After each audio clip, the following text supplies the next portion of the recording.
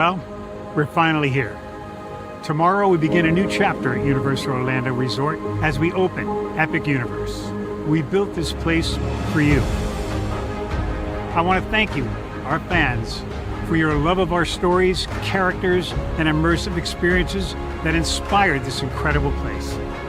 Epic Universe represents over 8 years of meticulous planning, immense creativity, and innovation, combined with unmatched craftsmanship and operational excellence on the part of thousands of people who have brought to life the stories and characters that live beyond each of Epic's portals. But it represents so much more. Your love of Universal and the deep connections we've shared together here in Orlando over the past 30 years inspired us to dream bigger and to push the boundaries to create something extraordinary for you and for generations of fans and families to come. And tomorrow, as we open Epic Universe, I can't wait for you to experience this place for yourself. Now it's your turn to step inside, to lose yourself, and to share this place with the ones you love most. As we open this park, we hope your world becomes a little more epic. Tomorrow, Epic Universe becomes yours.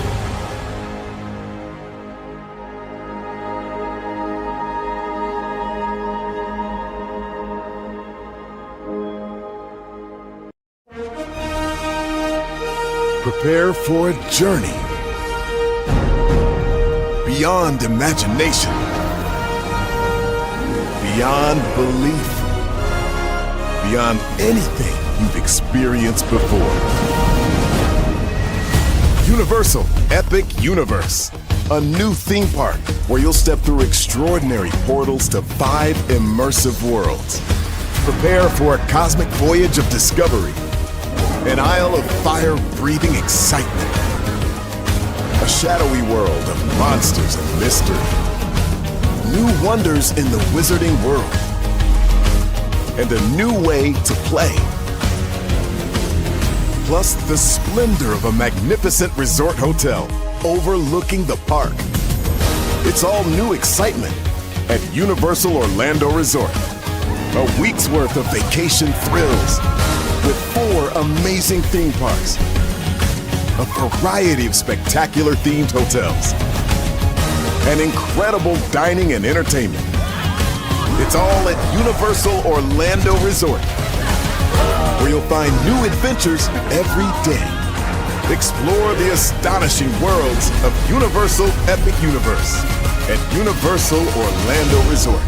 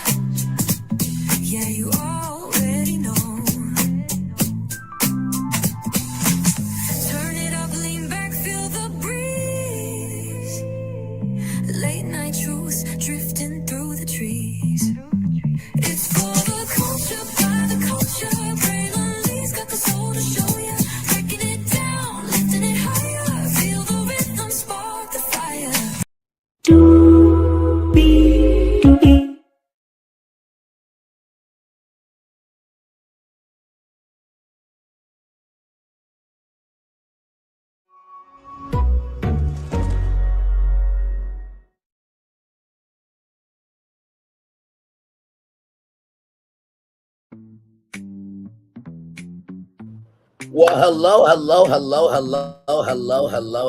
to you, and you. Welcome into another edition of Brainley's Virtual Tour Live. Glad to have all you here on this Friday. Glad to have all you here, like I said, once again. Shout out to the 6 people that were here, 5 people, 4 people. Either way, glad to have you here, Liddell. Still a good to see you. Forward to good to see you. BFP Imagineering Trio, good to see you as well. Love the logo there. Tonight we're going to get into Epic Universe. As you guys know, when it comes to BFP Imagineering, and of course when it comes to Brainley's Virtual Tour Live and all the amazing concepts that we have pitched over here, we love to take what is happening in the world in real time and bring solutions utilizing the resource of AI. And so we're going to do that tonight. Attraction ideas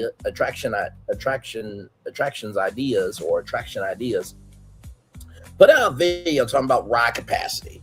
And, you know, he was so, how can I put this? He said it so much he turned into a Goomba about it. And so I'm just like, let me help in some shape, form, or fashion to see if I can bring some Brainly virtual tour magic to this thing here. So we are going to do that. Okay, so let's make it do what it do, because higher is waiting, lower is available, but either way, we got to go on tour. Yes, indeed, we do. Let me take down this iconic intro here. You see that virtual tour background? Yes, you do. You hear that virtual tour music? Yes, you do. And then there is me. Hey, everybody, welcome in. Glad to have all you here. Let's get to it, because we got a whole lot to talk about, a whole lot to get through. So as you saw, we have not one, not two, not three, not four, but 5 different concepts, okay, for all those spaces on the thumbnail. And for that 0.9 acre space, I have not one, but 2 solutions. So really, you can count it 6, actually. But for the purposes of the video and for the thumbnail, it is 5. But before I pitch those amazing things there, I gotta show you attraction ideas video so you can understand where we're about to go. So here we go.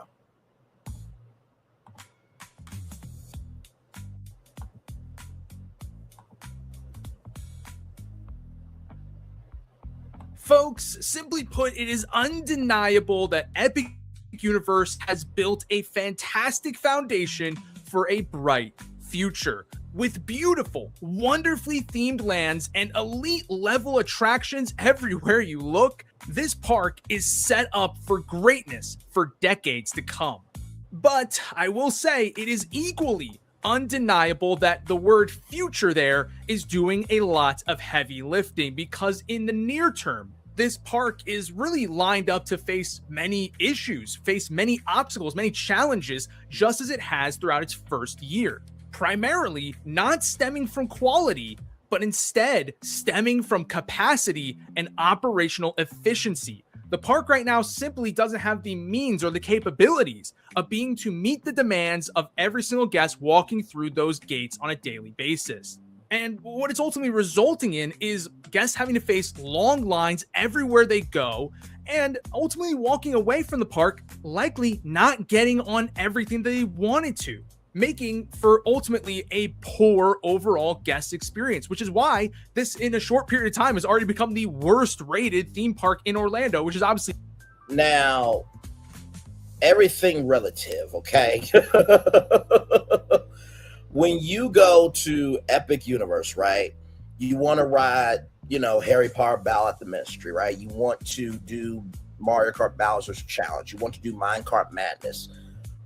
Those rides, you have to be in the park at the top of the morning, because those are the ones that get the longest lines. So that's why Epic Universe, you know, cushioned the park with a lot of dining and a lot of bars. And one of the former Walt Disney Imagineers, who I think probably at Disney interviewed, actually said, and I quote, "It is a park where it's more about the environment than the rides." But like I said to Florentin and Phil in our group chat, there is no way in hell I am spending tons of money to sit down on a park bench. Okay, so with Epic Universe, if you do get only one day and you don't get to ride the big rides, you do feel slighted about the ride capacity. Now, of course, I'm bringing up also too How to Train Your Dragon, right? And you think about Hiccup's Wing Gliders, you think about you know, the Fire Drill ride, and those are high capacity. But out of all the lands, How to Train Your Dragon Isle of Berk is so fleshed out. Like, you could just really be of the environment. And then let's not forget Monsters Unchained, right? In the beginning, a lot of people didn't go to that because they wanted to go to Harry Potter. But as time goes on, they realize how epic, and pun intended, the ride is. And so that also has high capacity issues. So what Attraction Ideas is going to do here is try to tell us why ride capacity is important, but operational efficiency of being able to make sure the throughput rather is succinct, right? So everybody feels like they had a great day at the park. Let's keep going.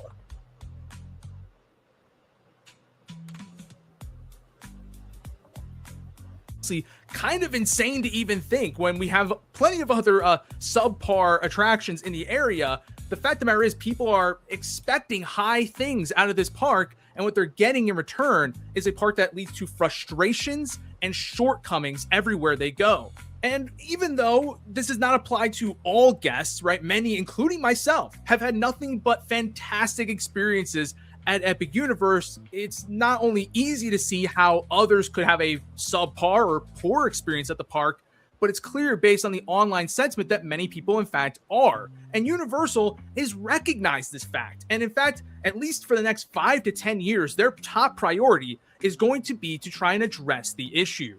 So this is all to say that Universal clearly recognizes the issue and they are planning to address it. But what are they doing to help with the capacity? I mean, as we know, the reason why the capacity is so bad at Universal is not just from a lack of attractions, it's because the new attractions at this park are not operating at their full potential capacity, their full theoretical capacity. And though this is not uncommon for new attractions and typically isn't even that big of an issue for new attractions in and of themselves, when you have a whole park full of new attractions that are all facing this issue at the same time, well, it becomes a pretty major problem.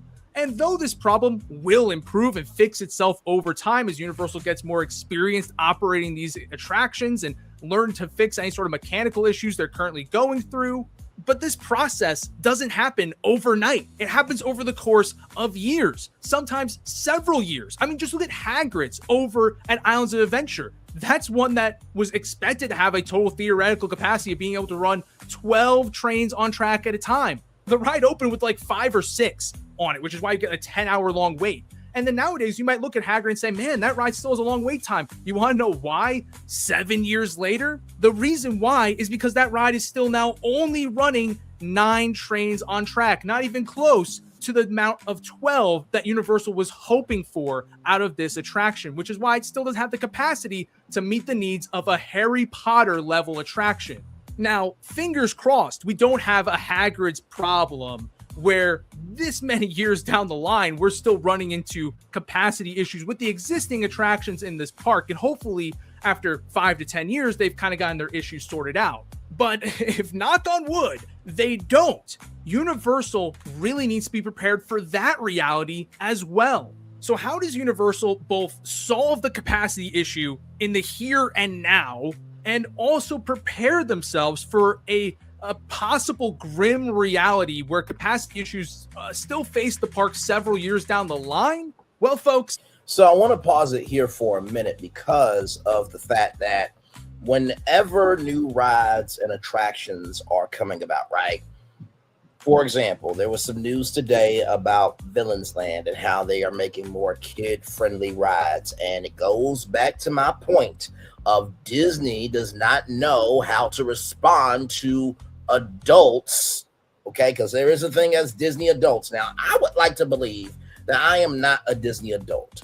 I am a Disney fan that is an adult and can appreciate the outlet that Disney is for people, but I also understand that most of the rides are for the audience that they're catering to. That's different than a Disney adult that makes their life all of their life Disney, where some of them have went into debt just to keep up with a Disney lifestyle.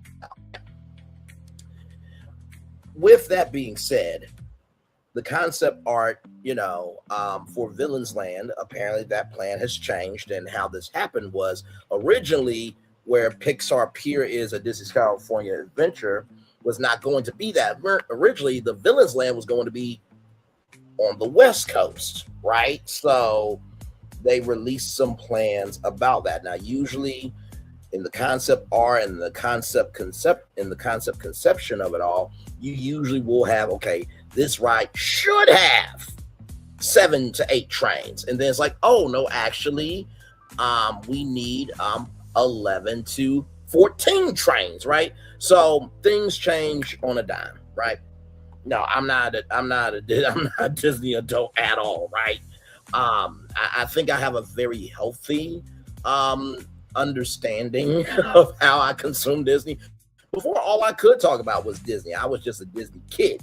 Of course, Nickelodeon as well, of course, Nickelodeon Studios. But I think whenever I talk about theme parks, I have a very healthy balance of how to go about this, because like I said, I don't talk about theme parks like the rest of the theme park sector does. I talk about it from the media perspective. How people view it is how they consume it, right? So if the videos of like the different lands that we saw from Epic Universe excited you from media perspective, that will entice you to go. That's how I break down theme park commentary, or how I give theme park commentary and break down the minutia of what's going on. Now listen, funny story about the Disney store. We actually had one in Little Rock, Arkansas. I will never forget. It was at Park Plaza Mall, and it was on the second level of Park Plaza Mall. We actually had a Disney store in Little Rock, Arkansas for the longest time, but unfortunately it went away. I think the last time I went to a Disney store, I think it was in an outlet mall with my family while we were on vacation. But yeah, so Disney stores are still out here. I think if Nickelodeon was smart, I think Nickelodeon stores would have been a huge thing in the 90s. Of course, with Nickelodeon, they did a lot of merchandising, for, Walmart and Target and, KB Toys and Toys R Us to sell the Nickelodeon toys. But I think if Nickelodeon stores were around, oh my God, it would have been amazing. But then again, it would have, actually, because Disney stores and Toys R Us stores and KB Toys stores, they all coexisted at the same time, right? So, yes, indeed. Let's go back to the video here. The solution is actually pretty straightforward. It's to, of course, add more capacity. And how do you add more capacity? You add more attractions to the park. And we already know that Universal is bringing one new ride, at least in the near future here, to the park, with a new Harry Potter ride that's supposed to be absolutely massive, getting added onto the Ministry of Magic section of this park.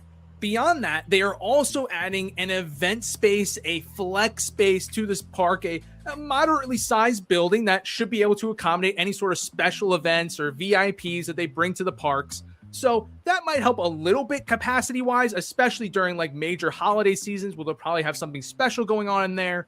But otherwise, it won't necessarily have the biggest impact on overall capacity, at least in the same way that the new Harry Potter attraction will. Plus, there was also supposed to be 2 new restaurants that were supposed to open this year at Epic Universe, in an Italian restaurant and a Mexican restaurant, but it seems those plans have been scrapped, with any sort of signage or reference to those restaurants since being removed. But folks, this is just everything we know for sure Universal is doing. But if I'm going to be honest, I don't think this is everything Universal is doing. It simply can't be. The Harry Potter attraction is not supposed to open until the earliest, probably late 2028. That's a long ways away for this park to still be dealing with capacity issues. Not to mention that we have no idea, one, how operationally efficient this ride's going to be when it opens in 2028. It could also be facing its own fair share of issues when it opens. And 2, it's far too early to make any sort of predictions about what the capacity of the existing rides will look like once that attraction's open. They could still very well be running into issues of their own. And ultimately, there's a very real reality where this ride maybe even could come out of the box perfect and be operating at its total theoretical capacity, which pretty much never happens. And this park could still be facing capacity problems, especially... By the way, if you are drinking, you could probably do a drinking game of how many times attraction idea says capacity. Just have water next to you, because he's going to say it a lot. Okay. All right. If Universal plans to have the attendance of this park grow over time. So I simply not only can't believe that this is everything that they're doing in the next few years, I simply refuse to believe that this is everything they're doing in the next few years, because it won't even come close to solving the issues that this park is currently facing. So on top of the new Harry Potter attraction and the event flex space, what else? By the way, just as a side note, Universal, this is to you.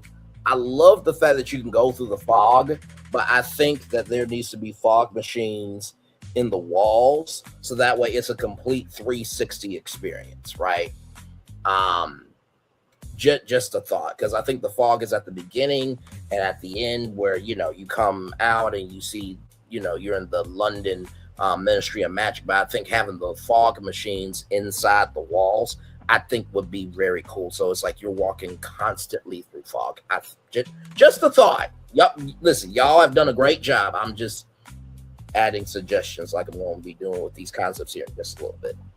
Will Universal do to help Epic Universe? Or at least what should they do to help Epic Universe in the coming years? Well, folks, I think that where they're going to be looking, especially since they're already spending so much money on this massive new Harry Potter attraction, and keep in mind, are doing a whole bunch of other projects at their other Orlando-based theme parks, they're going to be looking for quick, cheap, and easy fixes to help not only increase and improve the capacity this park has, but to give some capacity relief to the big attractions in this park. Basically, give people more things to do and find rides that can sort of eat up capacity and hold on to people for a decent amount of time, so that way they're not stuck waiting in line for all these major attractions. And let me tell you, folks, this is not Universal's first rodeo with this. They went through a very similar thing with Islands of Adventure. Though Islands of Adventure opened with what could be argued was an excess of overall attractions and theoretical capacity, because the attendance was way lower than what they anticipated, the bottom line is pretty much no attraction actually worked at its full potential. And that's very similar to what we're seeing with Epic Universe here. So what did Universal do to help improve capacity in the near term for Islands of Adventure? Well, in 2000, its first full year of operation, Universal went ahead and added 2 new rides, Stormforce Acceleratron and the Flying Unicorn, which has since been rethemed to Flight of the Hippogriff, which, one, not only means, yes, they did their job in helping the park capacity-wise in those first few years, but more importantly, here almost 3 decades later, these rides are still at the park.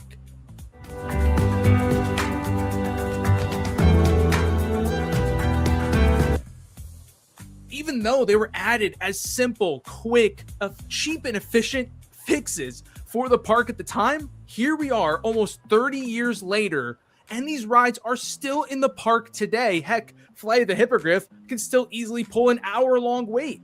These are popular and successful attractions, even though they were essentially added as bandages to help the park in between major additions. If you are Universal, I say, loud and proud, embrace your past and learn from it, because the decision you made with adding those 2 attractions to Islands of Adventure was absolutely a game-changing move that has paid dividends now here almost 3 decades later. Take that playbook, copy, paste it, and bring it to Epic Universe. Let's add some small attractions, some flat rides, maybe even some small coasters into this park to really bolster its capacity and relieve the burden that these major attractions are having to face as far as the number of guests walking through their entrances every single hour. Spread those crowds out and spread them thin. Now, that certainly was a rousing speech for what, sounds like a quick and easy and cheap solution for Universal to help improve capacity here in the near term. But the reality is, do they even have room for this stuff? I mean, obviously we know they have massive room for expansion in this park, plenty of expansion pads, but those are being reserved for full-on lands and major massive attractions. They're not just going to plop down a flat ride in one of those spots and call it a day because, we need more capacity in the near term. Like, no, that's not something Universal is going to do. It'd be colossal waste of space and would cost them more money down the line when inevitably they'll have to move that ride somewhere else or just get rid of it. No, if we're going to add any sort of ride whatsoever, even if it is a quick fix, we need to have assurances that that ride's going to be able to stick around for decades to come. But is that really an option for Epic Universe as far as adding new attractions? Did Universal have the foresight to leave behind expansion pads or small plots of land that we could put flat rides in or small attractions in that won't interfere with any of the major expansion pads? Surely they didn't actually think to do that, right?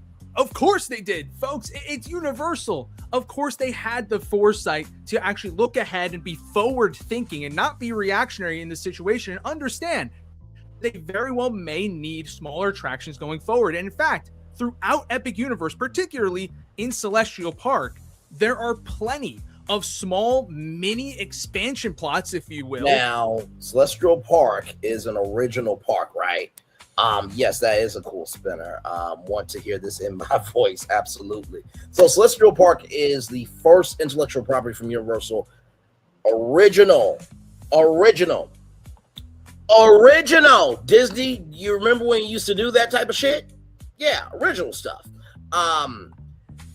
That is the park that seems to be the not most how can I put it? Celestial Park seems to be not the most fulfilling part of the park. Out of all the lands, like I said, you have How to Train Your Dragon, Isle of Berk. There's like no notes, right? You have Wizarding World of Harry Potter. That is check marks for the Harry Potter fans, but you know, it's more of, yeah, exactly. Celestial Park is not a movie or film. Although, if you look on the back of Stardust Racers, there's a thing called a flux capacitor that is from Back to the Future. So technically, Celestial Park's been in a film, but that's neither here nor there. But with that being said, the Wizarding World of Harry Potter Ministry of Magic is more about the majesty of transporting you back in time. So it's more of like a world showcase. Like if we took the world showcase of Paris versus Harry Potter's Paris, right? And then, of course, you have Darkmoor, right? Darkmoor is where all of the Universal monsters live. Now, of course, for those of you who remember the concept art, there was supposed to be an amphitheater in Darkmoor. Turns out they did not do that. A lot of people said that the Curse of the Werewolf is underwhelming and that they need to add something else to that. And then, of course, Super Nintendo World is very tight, obviously, because you feel like you're in a video game, right? So everything has to be tight and has to be surprising and you know, out of whack, but has a sense of wonder. So all of those different parks have different functions, but Celestial Park was designed and created with the park back in theme park. So let's keep going. That could easily enough house small attractions.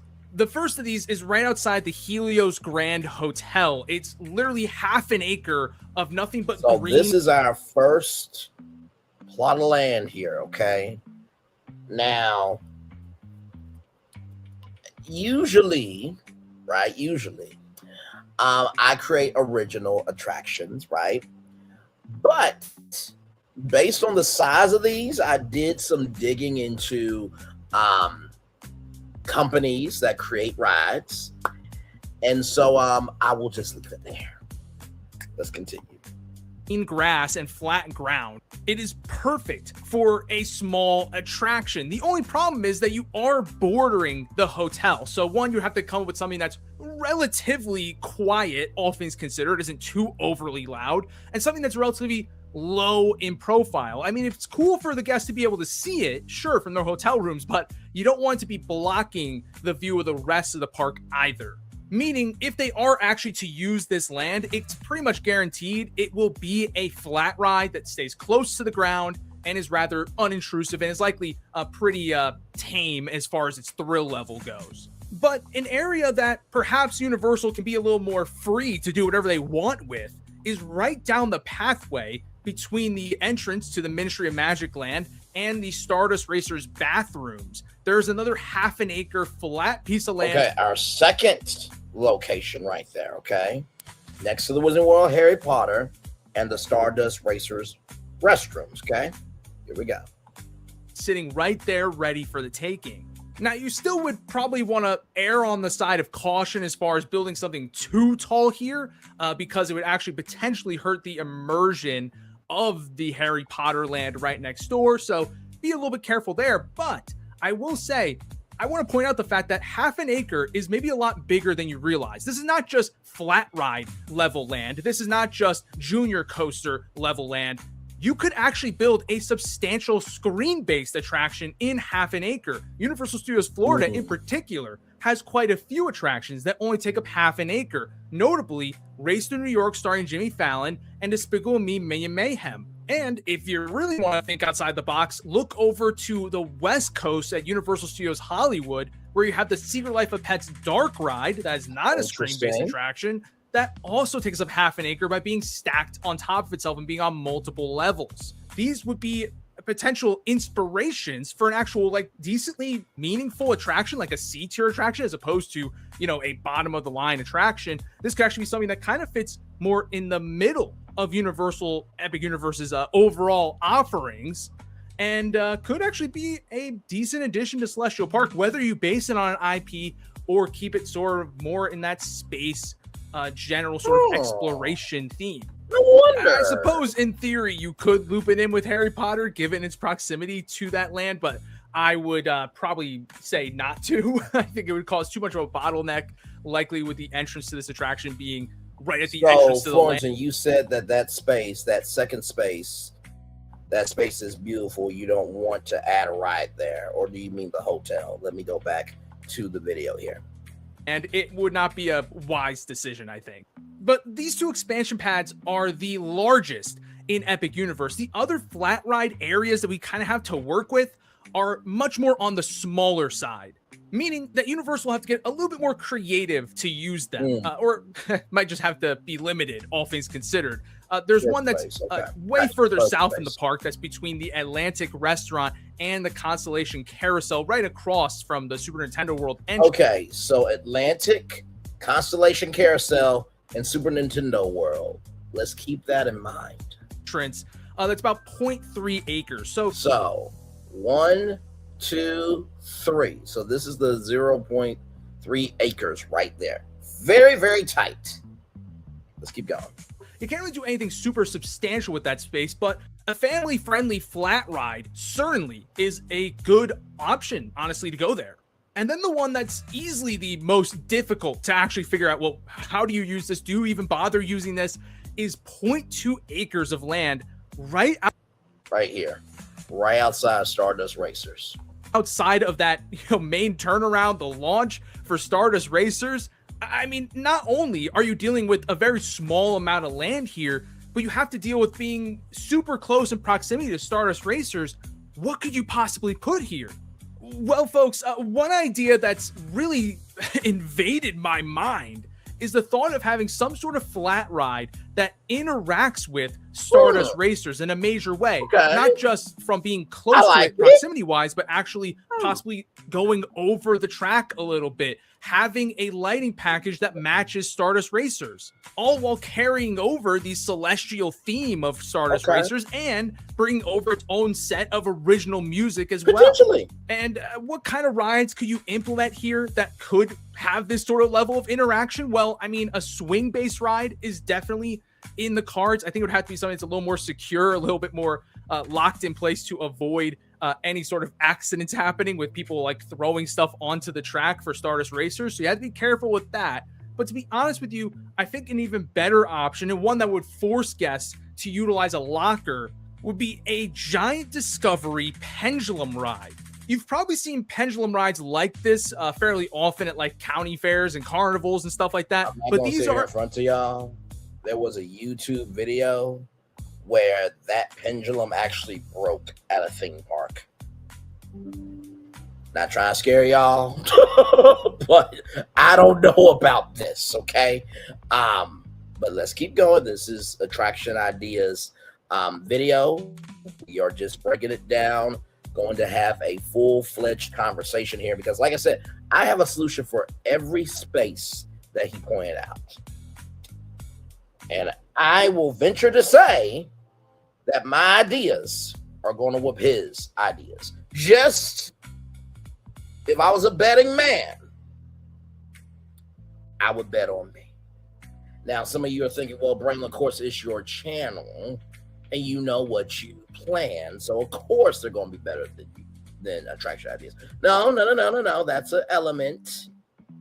But also, too, what we do at BFP Imagineering and what I have done with all my concepts is I have been feasible within the reality of what has been given to me.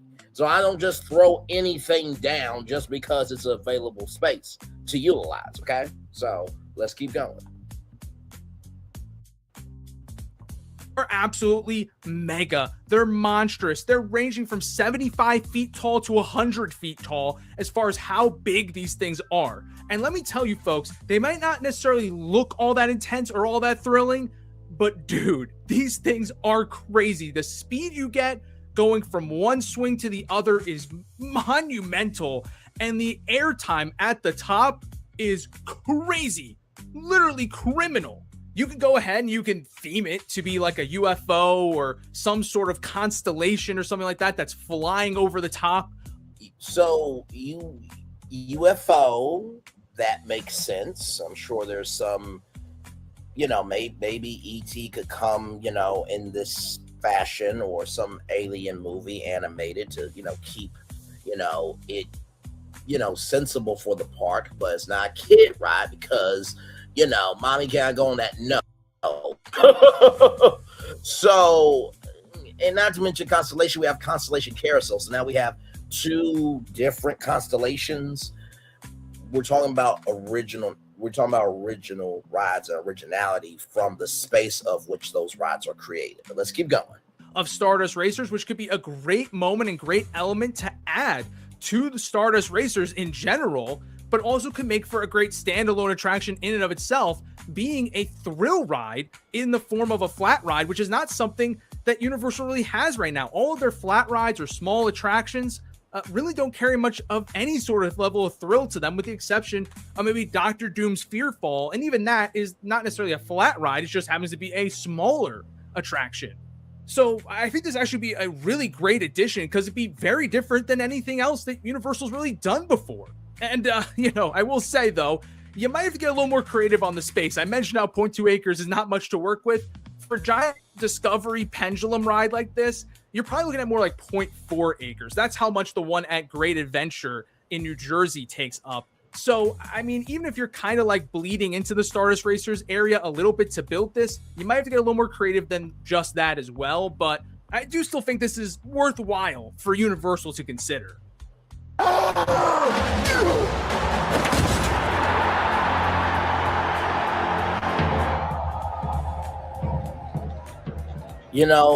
This thumbs up or down is basically social media. And there's no wiggle room with social media. When it's a down, it's a down. When it's an up, it's an up. Moving on. Now, these are the 4 expansion pads that Universal... So these are the 4 expansion pads. So from smallest to largest, right? So 0.2 acres is the smallest. Second smallest is 0.3 acres. Now recognize 0.2 acres is right there at Stardust Racers. 0.3 acres is Atlantic, Constellation Carousel, and Super Nintendo World. 0.5 acres here was in World of Harry Potter, Stardust Restrooms, and here, right next to the hotel. And back here is the pool and everything in between. Let's keep going. Universal have left in place that could very well be used for small attractions, or could be used for more shopping or retail or dining, potentially in the future. But more than likely, I would say most of these will eventually be used for small attractions, just to add to the capacity this park can handle. But I want to kind of introduce a new little wrench to all this, because there's actually one other thing that I've already mentioned in this video that I think could actually be another place to look for not necessarily expansion, but perhaps a replacement. I know, kind of an insane thing for me to even mention that we're already talking about replacing something at Epic Universe when the park isn't even a year old. But hear me out, because I mentioned before that Universal has either scrapped or indefinitely postponed the 2 restaurants in Celestial Park, the Italian restaurant and the Mexican restaurant, that were supposed to come to this park this year. That building takes up 0.9 acres. After all, it was supposed to house 2 full-on restaurants. But if those plans are out the window, I'm wondering if they could use it for something else, perhaps for an attraction. Now, before we get carried away with this, I do legitimately think this is a possible reality. Do I think it's highly likely? No. But I do think it's a possibility because Universal, we mentioned how they're having issues with capacity with their rides and their attractions and how lines are crazy. You want to know the one place where lines are not crazy, where they're not necessarily having operational issues? It's with the dining experiences. It's with food. They are doing more than okay with food. This park has been overbuilt with dining capacity. I mean, dude, there are so many restaurants in this park you can literally walk into and there will barely be anyone in there, or even on the busiest days. Le Goblet Noir in Harry Potter, I swear, I've gone there like 3 times and the place has been completely empty. Das Steakhouse in Dark Universe, same thing. That place can be a ghost town. And it's not to say that these restaurants suck. I mean, dude, Le Goblet Noir might even be the best restaurant in the place. I'm not even kidding, dude. That place rocks. Nor is it because everyone's just piling into the most popular restaurants. No, even Toadstool Cafe and Cafe de la Sirene, the major Harry Potter restaurant, the main ticket headliner, even they don't necessarily get super, super packed. I've seen sometimes where they can be busy and maybe you have to wait. By the way, if you're wondering what that is, that's a croquembouche. Look up your food history, everybody. Moving on. Table for a second, but I've never seen a line for these things ever. And that's in contrast to 3 broomsticks and the Leaky Cauldron in Universal Studios Florida and Islands of Adventure that can get waits that are 30 minutes long just to get a table around peak lunchtime. Epic Universe, simply put, does not have that problem. And you have to wonder if Epic Universe is actually doing better from a food capacity standpoint than even your existing parks. Does it really need 2 more restaurants? The answer is probably not. So I have to wonder if this is not just a simple postponement because they don't need those restaurants right now. Catherine, welcome in. Glad to have you here. It's farthers. Do you mean like it's farther away from attractions, or what do you mean by that? Welcome in. Glad to have you here. We're almost done with the video, guys. Here we go. But maybe feel like they need them in the future. Or if maybe this could be like, hey, we're actually just going to get rid of those altogether, those restaurants, and then we're going to replace them with an attraction, which is what this park perhaps needs even more. It would be perhaps borderline mentally deranged to get rid of much of the infrastructure that's already been constructed here and replace it with a ride. But the good news is they really haven't touched the inside of this building whatsoever. It's pretty much just an empty, vacant space, more or less at this point. And it really is just the exterior that's there. You could keep much of that exterior in place and just build inside of it a new attraction. And with 0.9 acres, again, you might not think that's a lot of space, but the fact of the matter is, folks, you could fit what, in my opinion, is a fantastically high-level attraction. Because you want to know what else is 0.9 acres? With Intuit Enterprise Suite, we have more robust reporting. Okay, Intuit Enterprise Suite is not 0.9 acres, everybody. Okay, that's just a commercial. And financial information and insight. Transformers the ride over in Universal Studios Florida. You could actually bring that beautiful, wonderful ride system that has created some absolute banger hits like Spider-Man to this park in this space. Now, you could go ahead and you can keep that in Celestial Park and theme it to some space-themed media franchise that you have. Or, keep in mind, this building is bordering the How to Train Your Dragon land. If you really wanted to, you could make whatever attraction you put in here to be themed to How to Train Your Dragon and have the entrance be inside of that land instead. I mean, it's certainly doable. I don't think it's really necessary, but you could do it if you really wanted to. But one of the reasons why I say this is unnecessary is because How to Train Your Dragon already has a small expansion pad of its own at 1.45 acres. Now, when we did the live for the Universal Epic Universe expansions, I said, what about a snow dragon ride or a cooling off area here? Because everybody kept saying it's so hot and they need shade. So all of the different areas, if you go back to that live, I pitched cold attractions there, just to give some breathing room for the park. You can either put in, a Transformers level attractions or something bigger in that space as an addendum to How to Train Your Dragon. And given the fact that How to Train Your Dragon already is the land with the most amount of attractions in it, I don't think we necessarily need to loop in this 0.9 acres into it either when we already have that expansion pad to work with. So if I'm Universal, here's what I'm thinking for the next few years. Obviously, we're working on the Harry Potter attraction that's set to open towards the end of 2028. We know that's going to help capacity-wise in a major way, but it may also kind of have the adverse effect of adding on attendance to this park, which could just compound the issues further. So we're going to go ahead and we're going to add in some flat rides, some small attractions, maybe even a junior coaster into other areas of this park. I would say 2 of those probably is a good place to go. Go the Islands of Adventure route, and then you get that major attraction in 2028. And, listen, if you're running into that grim situation we mentioned before where capacity still is not drastically improved on the existing attractions, well, hey, you play it by ear and you can add more flat rides if necessary. Otherwise, you keep going, you keep rolling, and then you move into these major expansion pads, right? You expand How to Train Your Dragon into that 1.45 acres. Now, here I did a, what did I do here? I did an Animal Crossing snowy place there. Here I did like a winter edition of Paris, you know what I mean? And I had to make $1.15 for that one, but let's keep going. Add on to Super Nintendo World, and that's 7 acres. You go ahead and you the Creature from the Lagoon attraction in Dark Universe, and then you go ahead and you build. Over here, I did like a cold art gallery over here.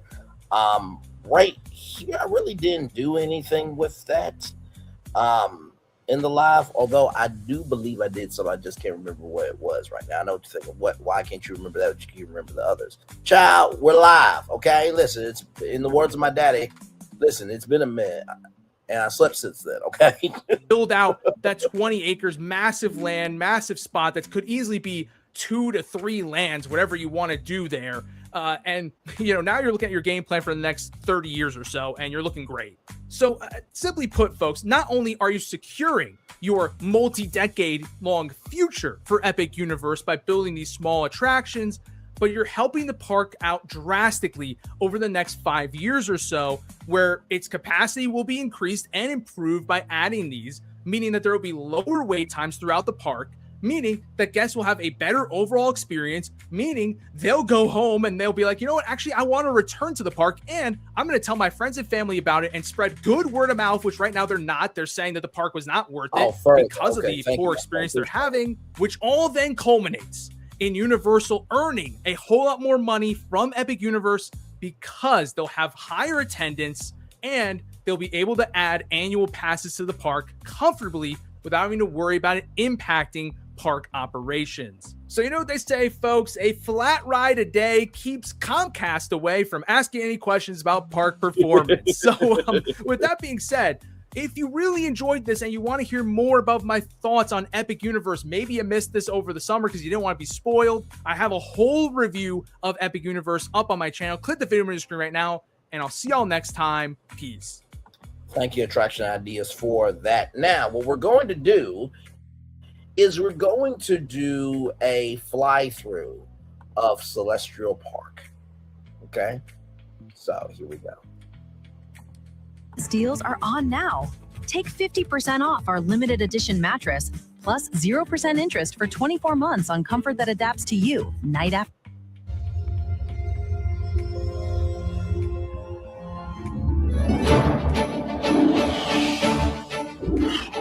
Celestial Park.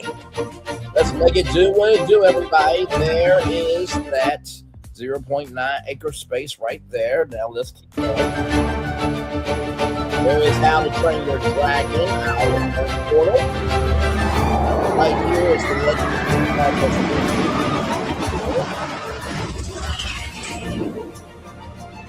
of Helios Hotel. Wizarding World of Harry Potter. Portal there, Mystery of Magic. As we continue on through the pipeline, we are at Enchanted Mountains and Constellation Carousel right there.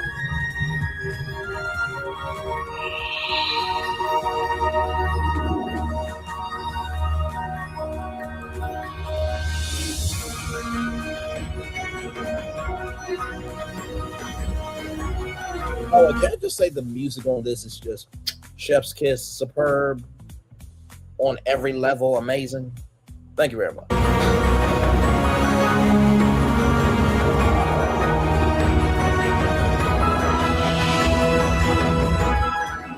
Super Nintendo World right there. And let me go back for a little bit. And right about there is the Superstar store. Which, by the way, Universal, if you're not selling Nintendo Switch 2s out there, I don't know what you're doing. But just a thought. Moving on.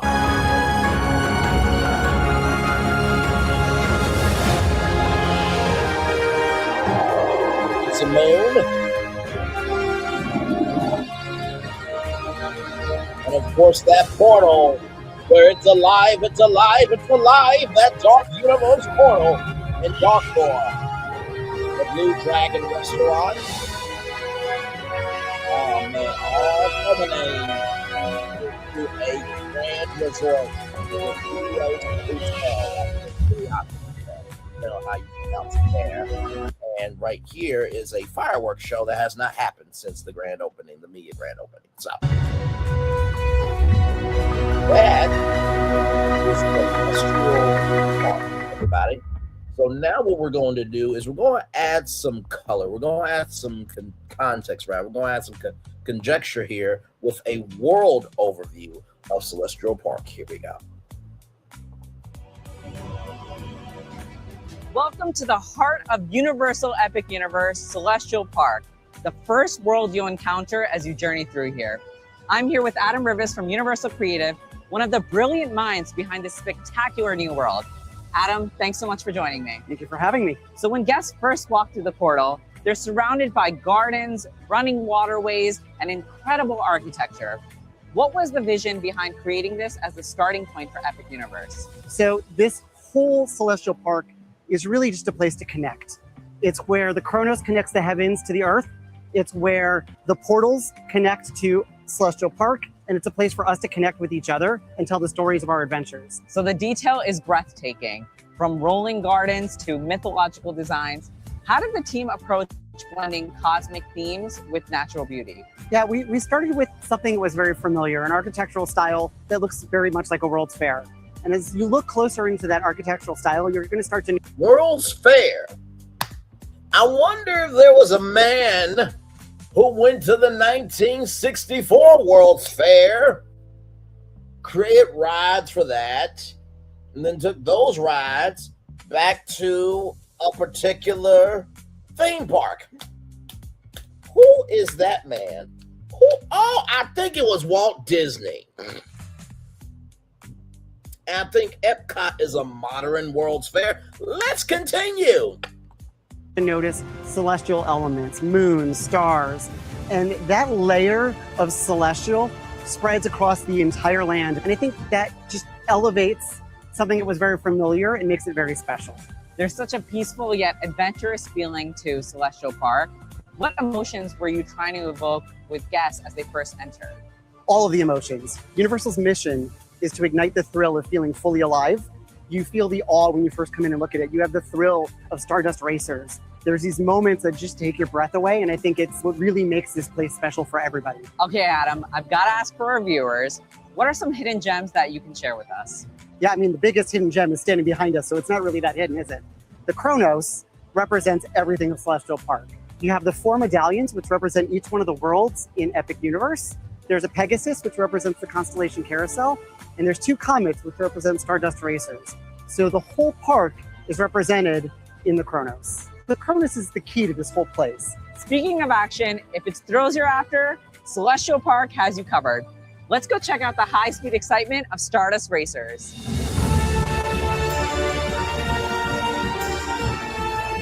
Adam, this dual launch coaster is already making waves. What makes Stardust such a standout experience at Epic Universe? I absolutely love this ride. I am so happy with the way it turned out. It delivers a level of thrill that I don't think anybody was expecting. I mean, I'm obsessed with it. And one thing I'm specifically obsessed with is the celestial spin. Can you tell me what's going on during that midair crisscross? Yeah, it's the coolest feeling, right? You come off the second launch, up to the top of the hill, and then both trains are in a downward dive of a double helix. Amazing. So you can literally be upside down and look and see the other train below you. It takes your breath away. After a high-speed race through the cosmos, it's time for a different kind of spin, a magical ride on Constellation Carousel. Adam, this is no ordinary carousel. How did the team come up with the idea of constellations coming to life? Yeah, it's so fitting for the center of Celestial Park. The plaza in front of it is called Constellation Plaza. We've got stars everywhere. Why not bring them to life and let us actually climb on them and ride them through the Milky Way? What design details might guests not want to miss? Yeah, if you look closely at each animal, you're going to notice small points of light and large points of light.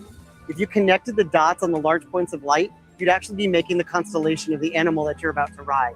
So if you went on the bear and connected the dots, you'd actually be making Ursa Major. My favorite thing about the Constellation Carousel is that it's never the same ride twice. There are 7 different music tracks. Each one is different choreography. Constellation Carousel is such a vibe at night. It comes alive with lighting. You literally feel like you are in an otherworldly space, just gliding through the Milky Way. Celestial Park is amazing all on its own, but it's also your gateway to even more adventures.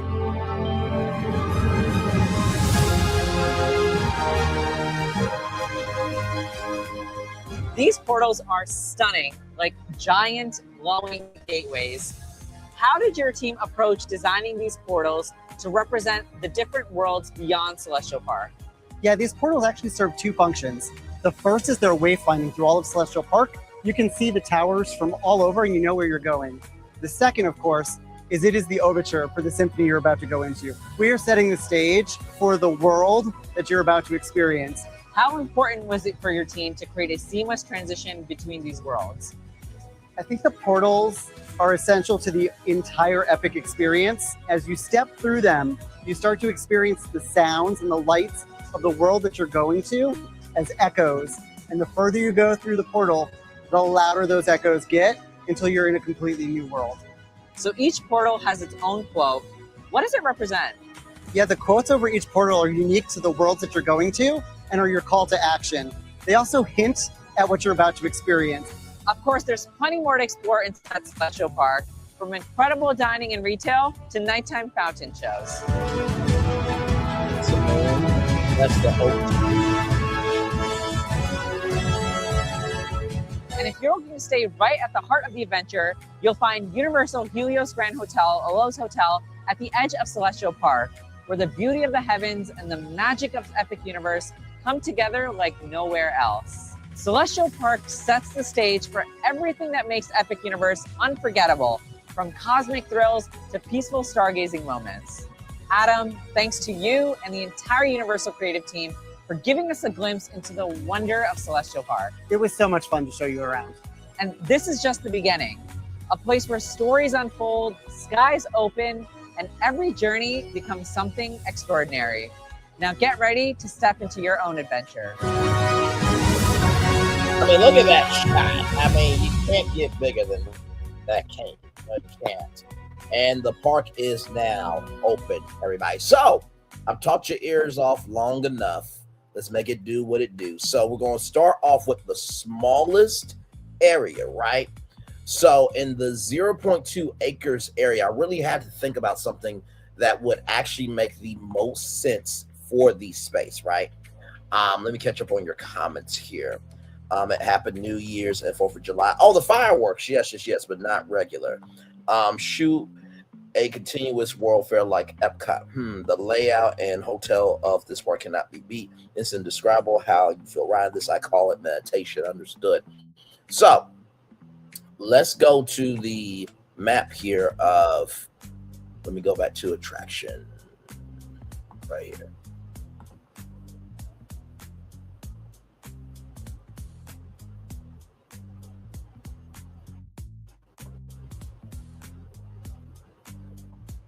Okay, so here we go. We're going to start with 0.2 acres right there. Now, that was a tight space, but I think I found something here. Here we go. So in the 0.2 acres area from Attraction Ideas video, can this ride from Fabari Group, it's a family ride called Copernicus, fit and theme it to Stardust Racers, but call them Comet Pods. Okay, wait till you see what this looks like. I'm so excited. Yes, the Copernicus ride from Fiber Group can physically fit within a 0.2 acre footprint. Here's how it breaks down. Ride footprint diameter, 11 meters, 36 feet, approximate area with a circle with an 18-foot radius, 1,000 square feet, 93 m squared. A 0.2 acre site is 8,712 square feet, 810 m squared. So the ride's footprint is roughly 1/8 of that. You have ample space for not just the ride itself, but also for queuing and shaded waiting area, ride interest, theming, and signage. A small interactive or photo zone tied to your story and theme in ADA compliant access paths and clearance safety areas. Theming to Stardust Racers as Comet Pods.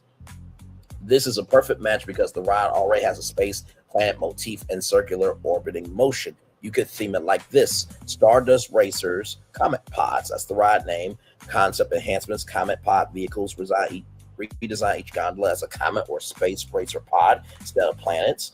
Central Star Unit, the theme the Central Sun piece at the Stardust core, a glowing cosmic engine, pre-ride queue starfield path with projections or LED line that feels like entering hyperspace, audio and effects, space ambient sounds, warp cues, and comet trail light on the pods, interactive touch points, panels that explain the race narrative, choose your comet and race with the Stardust Nebula. Why the ride works: the ride's motion, pods orbiting and rising and falling already evoke space travel.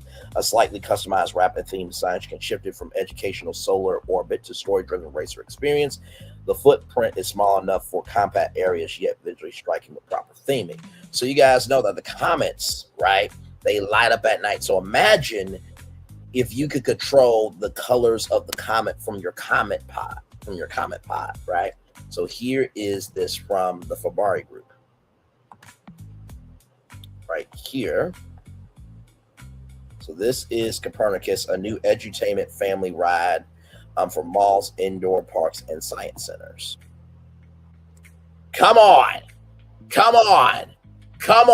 Does Braylon not know what he's doing, or does Braylon not know what he's doing? Okay, all right, let's get into it.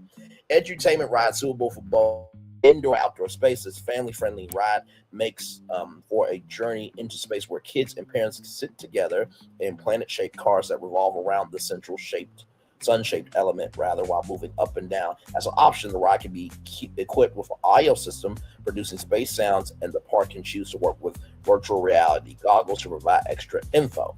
Solar system theming: 8 planets turning around the sun. They are Earth, Mercury, Neptune, Uranus, Mars, Jupiter, Saturn. Earth, Mercury, Neptune, Uranus, Mars, Jupiter, Saturn, Venus, and Pluto is still a fucking planet to me. Oh, people, shout out to Pluto. Damn it. Yeah. So here is what the pods can look like, right? I don't know if I can zoom in on it or not. There we go. That's what I'm looking for. There we go. So you have that there.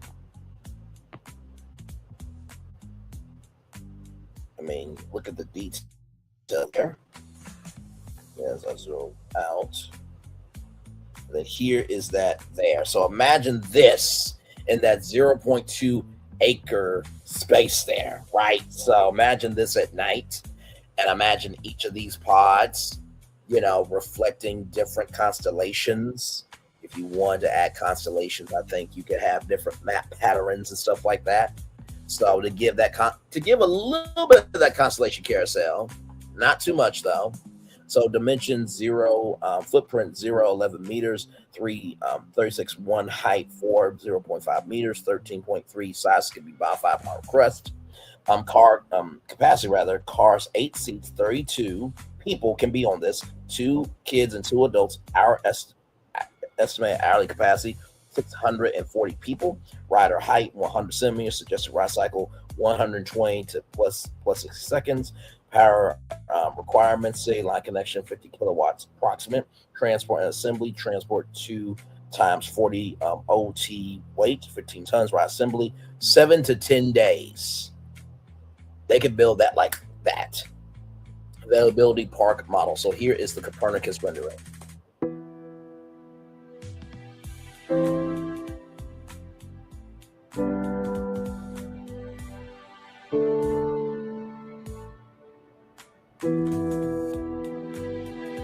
Like,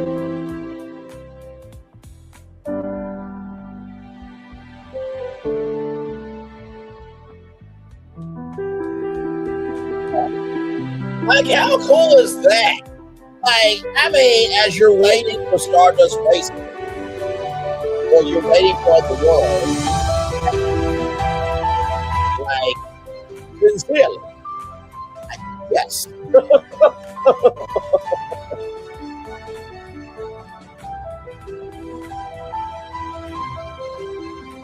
And that's all doing it by itself, right? So imagine how cool that would be to be riding in a planet next to Stardust Racers. Okay, so shout out to Fabari Group for this one here.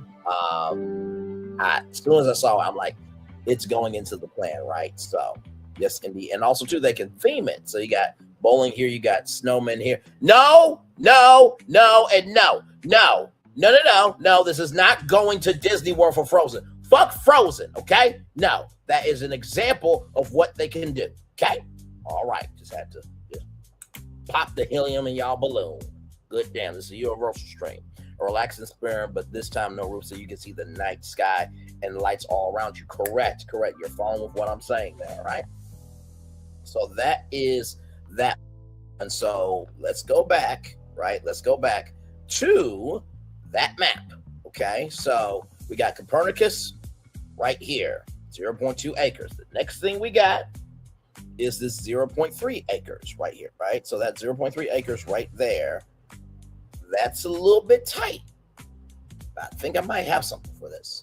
Now, remember what Attractions Ideas said, that this is Atlantic, right? Super Nintendo World, and also to Constellation Carousel, right? So what can we do with this? You like the bowling one? The bowling one is cool. And I love snowmen, okay? Just snow women, okay? Snow women are thick because, you know, it has to be compact for the snow. Anyway, moving on. So what can we do here? I said in the 0.3 acre spot from Attraction Ideas video, can this ride, arm rides for projects, drop tower, virtual reality fit? And could this be themed to a Mario original adventure in the world of Super Mario Galaxy? Yeah. I gotcha. Yes, I did. Here we go. Yes, a ride like the Drop Tower VR virtual reality attraction specs and description based on arm ride super shot Drop Tower VR can physically fit within the 0.3 acre site and can absolutely be themed to original Mario Galaxy style adventure. Here's a breakdown to help you visualize how it works for your attraction idea. 0.3 acres equals about 13,068 square feet of the total area. The arm ride super shot base dimensions, for example, the super shot 400 VR approximately 38.4 feet long and 20.6 feet wide, just over 790 square feet for the ride's footprint. Even with the extra space for guest queue lines, themed decor, and entry plazas, access passes, safety zones, you are well within the 0.3 acre footprint. You'll likely use a small fraction of the 13,000 square feet. 13,000 plus square feet available. Drop towers themselves are tall and narrow rides, making them ideal for smaller plot attractions in tight spaces. Theming to a Mario Galaxy style adventure, the ride's built-in virtual reality component is a big advantage for theme because custom virtual reality content can be developed for the attraction, not just generic visuals, but bespoke environments and storylines. This means your ride can take riders on an experience through galaxies, around planets, and into Mario-like space adventures, all synced to the motion of the drop itself.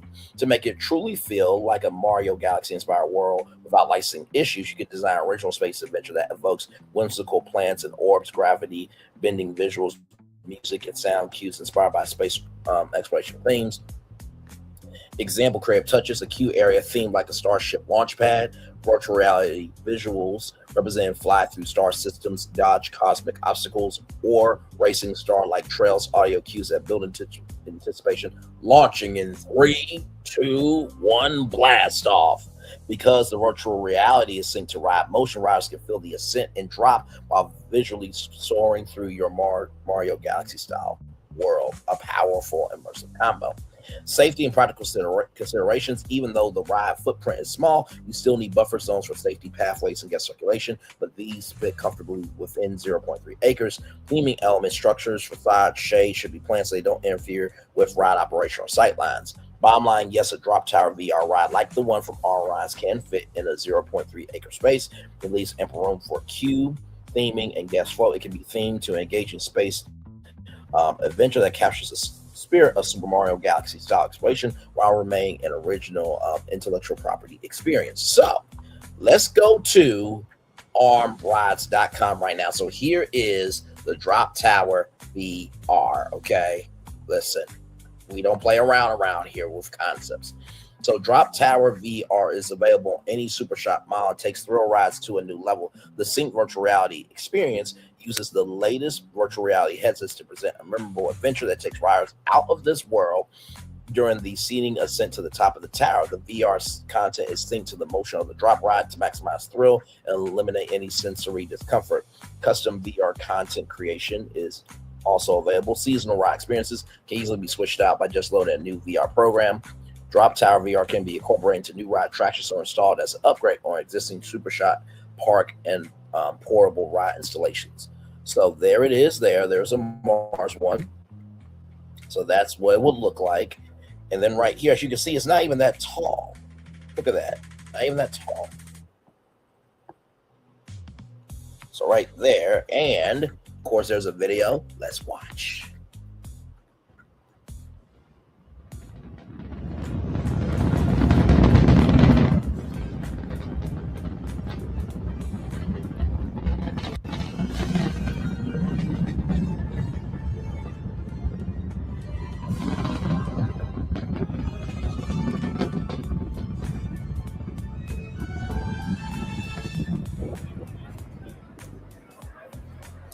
Oh, wait a minute. Let me pause it for a minute and go back. Oh, my Lord. What was that? Hang on a second. Let's play it again. Is that Lockheed Martin I see? Wait a minute. Oh, hold on. Wait. I think that is Lockheed Martin. What a shocking coincidence. Let's keep going. There's Lockheed Martin right there.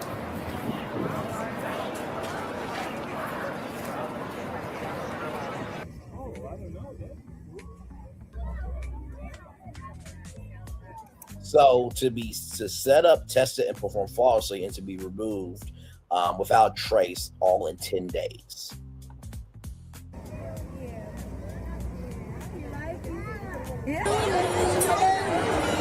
A 2-hour queue enhanced by informative graphics on the Mars mission and multiple interactive opportunities. Look at the kids there, just smiling, having a good time. That's what's up. Kids deserve to be. A safety and restrictions video played in the pre-boarding area. Of course, medical conditions, high blood pressure, heart, back, or neck problems, bone conditions, motion sickness, surgery, illness, or other conditions. Something mother should not ride this ride. Must be 48 inches tall. Walk onto the platform. 27,000 incident-free rides. Cool down shoulder harness. Lock the safety clip. Clip on the virtual reality headset. Parents, hang on, let me go back because that's important. Parents assist children first. There's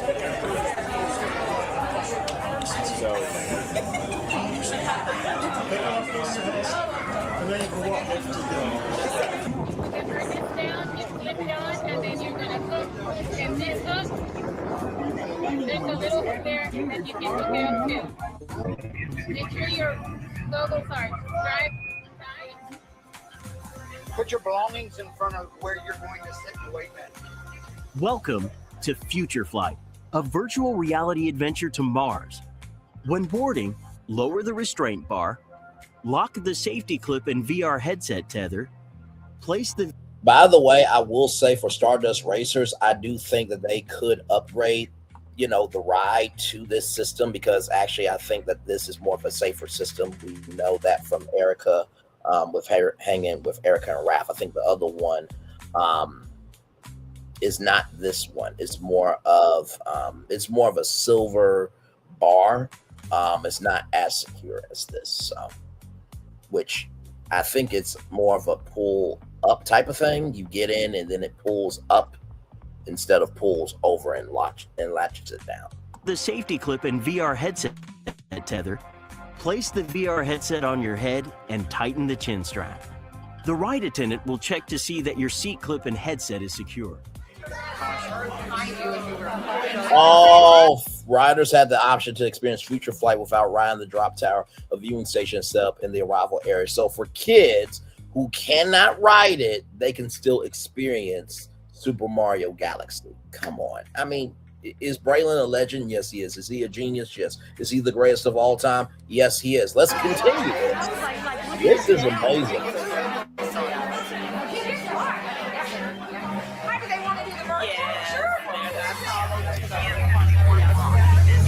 So what you're seeing here is all virtual reality.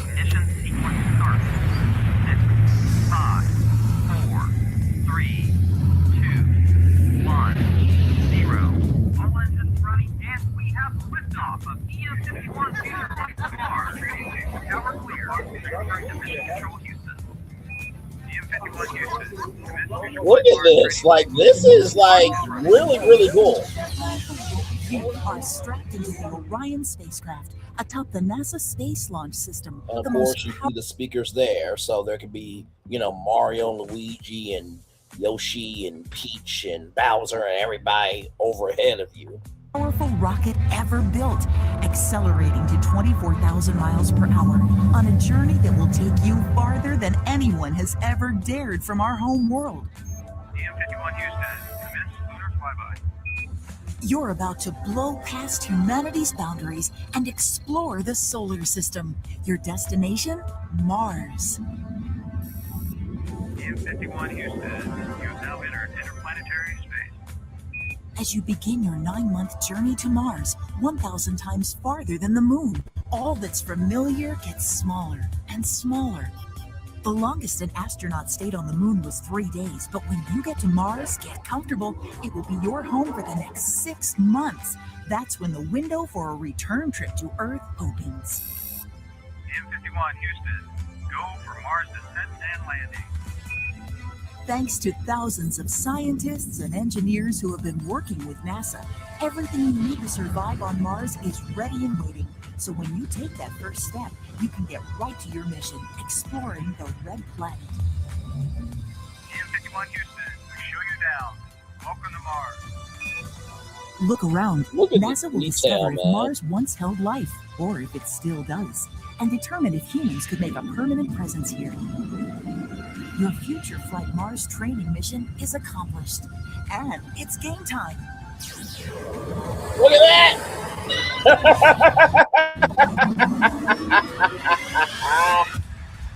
How cool is that? Thank you for riding Future Flight. Carefully loosen the chin strap and remove your VR headset. Unclip the VR headset safety tether, then disconnect the seat strap and lift up. Look at this, 0 motion sickness, 0 injury. The shoulder harness. A ride attendant will assist you as needed. Please proceed to the exit gate to return your headset.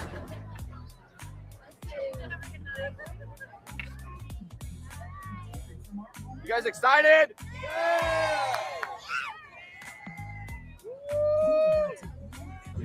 I'm Don Spratt, a 32-year veteran of the Houston Police Department. Took the little ride. That ride was like being in a car chase, chasing the bad guy, the adrenaline going. Outstanding. Thank you, Thank you. That now that's a happy fellow right there. That's on rides, HD interactive, GES and Ideas Media Expertise Design. Shout out to you guys for making that. So imagine that, right? Imagine that in this area right here, this 0.3 acres right there. Okay, so we have 2 rides down. We have 2 rides down. No. I did not smack Mission Space. Oh my God. No. Why are y'all doing this to me while I'm live? Like, that was an original idea that had nothing to do with Mission Space, okay? We're talking about virtual reality and Nintendo, okay? That's never been done before in that fashion. Now, I know what you're thinking. What about, Mario Kart Bowser's Challenge? Those are augmented reality, okay? Listen, that was an example of what they could do, okay? So let's roll on. Now, the next thing we're going to do is, actually, before that, thank you, good sir. Before that, would y'all like to see how this ride would look? Yeah, you like that? Yeah, that's what it would look like right there. That right there is what it would look like.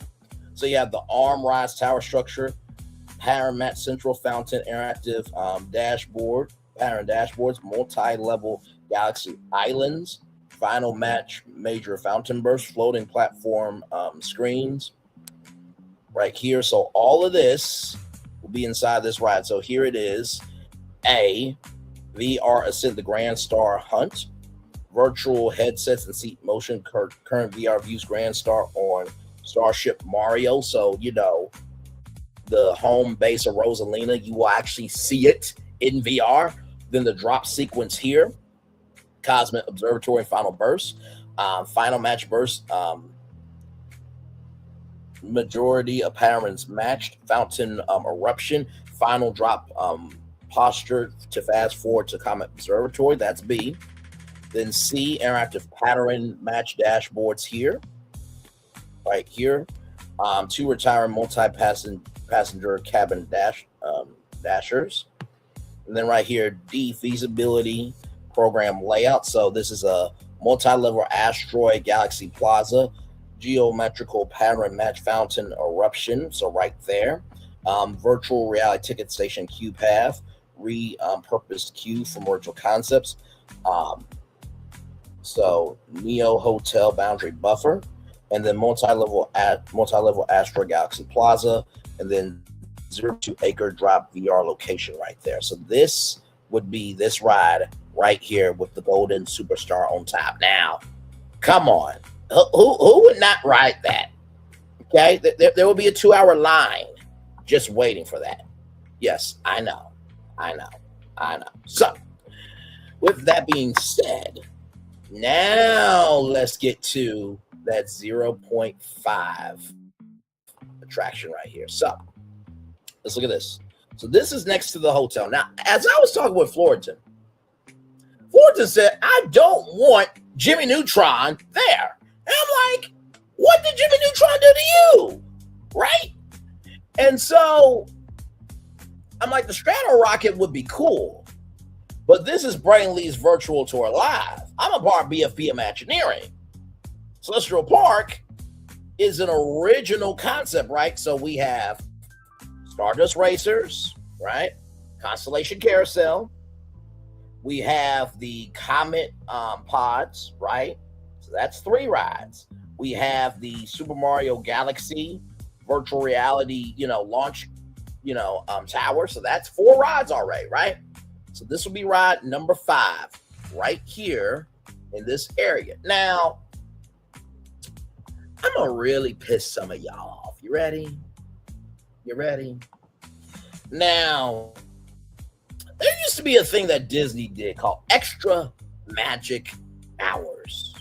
For those of you who don't know what Extra Magic Hours is all about, unless you stay at a deluxe hotel, it was a perk, and it was a perk for everybody else, but it is a perk if you stay in a deluxe resort, that you get to go into the parks up to an hour or early, rather, or stay in the park for up to an extra 3 hours after everybody else goes home. How about this? What if you're staying at the Helios or Helios Grand Hotel and you have unlimited access to that ride for up to an extra 3 hours after everybody else goes back to their hotel? Mm. Mm. Mm. Oh, I know. I'm very mean. I'm very mean. I am very mean. I know. Even Disney has not thought of something like that, okay? But in order for a ride like that to happen, I had to really bring it. So let's make it do what it do. Okay, so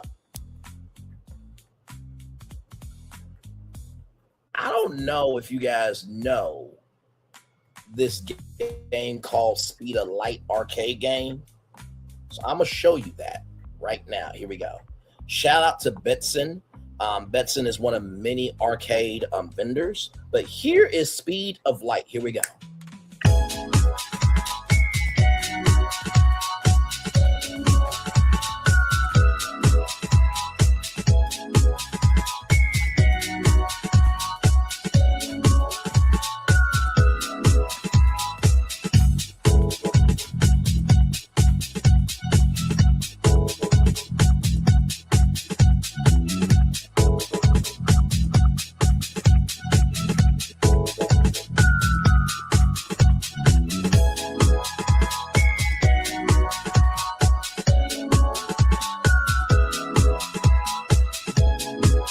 It's one of the coolest games that you will ever play. Anyway.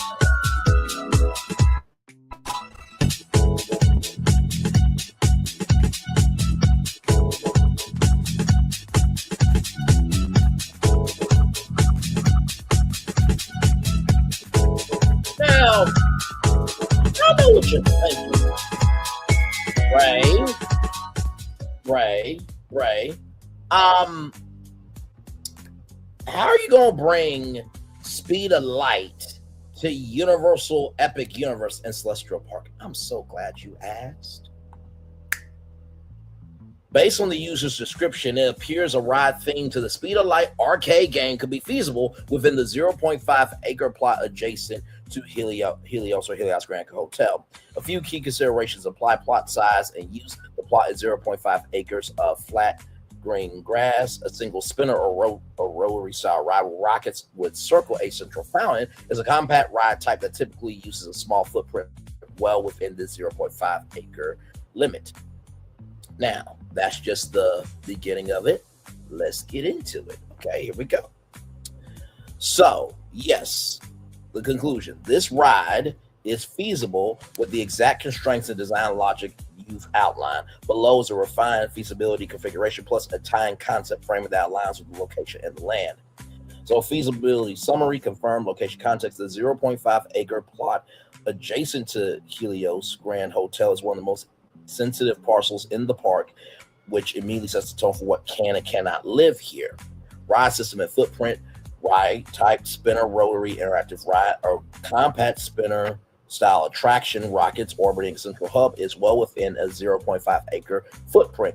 Comparable rides typically occupy 0.2 or 0.35 acres, leaving room for queue and pre-show, themed landscaping, water buffing, architecture, and water effects infrastructure. Translation: arcade ride. Inspiration: the ride successfully adapts the core mechanic of the Speed of Light arcade game: pattern recognition, reaction speed, competitive scoring. On-ride interaction. Each rocket features illuminated panels or touch targets. Guests match rapidly changing color light sequences. Real-time scoring is both individual and team-based. Central fountain payoff. When a majority of the rockets successfully complete a sequence, the central fountain erupts in a dramatic vertical water burst. Just like the fountain in front of the Helios Grand Hotel. Ding, ding, ding, ding, ding, ding, ding. Everybody, it's Cindy. So lighting effects simulate energy release. Missed sequences result in reduced or softer effects, reinforcing replayability. This mechanic is highly readable, visually satisfying, and family friendly. Hotel adaptive design constraints handled well. Noise control, electric ride system only. No compressed air launches. Water features act as white noise masking. No loud countdowns, explosions, or high decibel audio stings. Sidelight preservation, low ride height, rockets stay below tree line. Fountain just designed to be vertical and elegant, not chaotic. Central iconography kept sculptural rather than towering. Thrill profile, mild rotation, rotational motion, no sudden acceleration or drops, designed for all ages, all-day repeatability. This makes the attraction route ideal for hotel guests, families, and nighttime ambiance. Thematic integration with Celestial Park. Because the plot is part of Celestial Park, the ride benefits from the thematic reframing rather than a direct arcade overlay. Suggested thematic wrapper, working concept, comic velocity, a celestial speed challenge, visual language, gold accented rockets, star map floor patterns, luminous constellations embedded in the ride arms, fountain styled as a stellar energy core. This bridges arcade competition, celestial elegance, and luxury placement adjacent placement making. Final verdict: physically feasible, operationally appropriate for a hotel adjacent site, thematically compatible with Celestial Park, and strong replay value with minimum noise and visual intrusion. This attraction would function less as a headliner, more as a connect living sculpture that you can ride, which is exactly what this plot wants. Now, I wonder if at nighttime, could it interact with the show that's in front of the Grand Helios Hotel? I think so. Call it extra moon hours. You could definitely do that. Do it. More lights. All the emojis going off there. Extra celestial hours. Yes. Love both, but that's a beautiful tile field because everybody knows the celestial carousel, and I have believed it powers Epic Universe. Now, what would this look like? What could it look like? What could it look like? What could it look like? I think it might look a little something like this.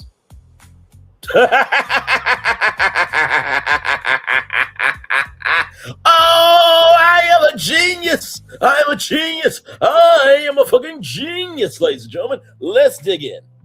So, central pattern match fountain burst. So, when the patterns achieve, that fountain will spring up right now. It won't get onto the rockets because, water technology don't mix, but you are literally interacting with this sculpture. Speed of light game board display, multi-passenger rocket, onboard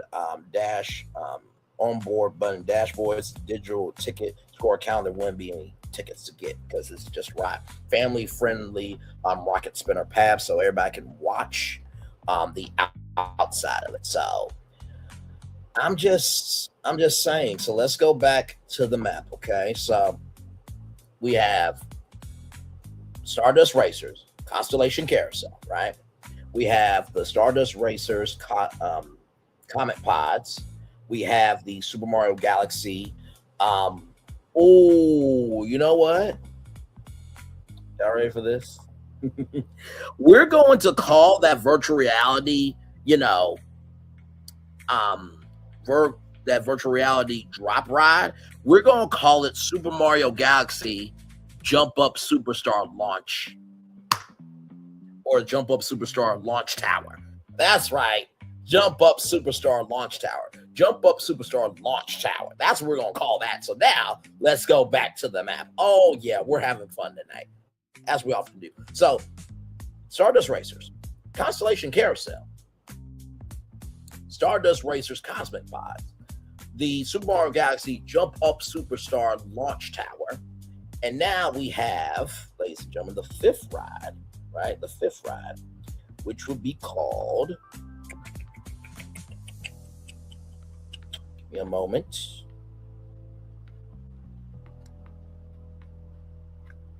Trying to find the name here, damn it. I know I just had the name here. Oh, Cosmic Velocity, a Celestial Speed Challenge. So we went from 2 rides to 5 rides so far. Okay. All right. Let's keep going. Oh, you thought that's all I had for you. No. Now, in this next one right here, right? In this next one, 0.5 acres is next to Wizarding World Harry Potter, next to the Stardust Racers restrooms. Something that hopefully the rockets and the AI image don't collide into each other. No, they will not collide into each other. So glad you asked that, right? So that's AI, okay? But all the rockets would be on its own thing. So it will be a constant loop that way. Okay, so very well said. We know AI cannot be the best, but you get the idea. Now, one thing to know and two things for sure. A lot of people really miss the Celestrians that we only saw during the grand opening. And I believe if you are going to build a park called Celestial Park, it would be nice to kind of know who these Celestrians are, where they came from, and how they came to be. So,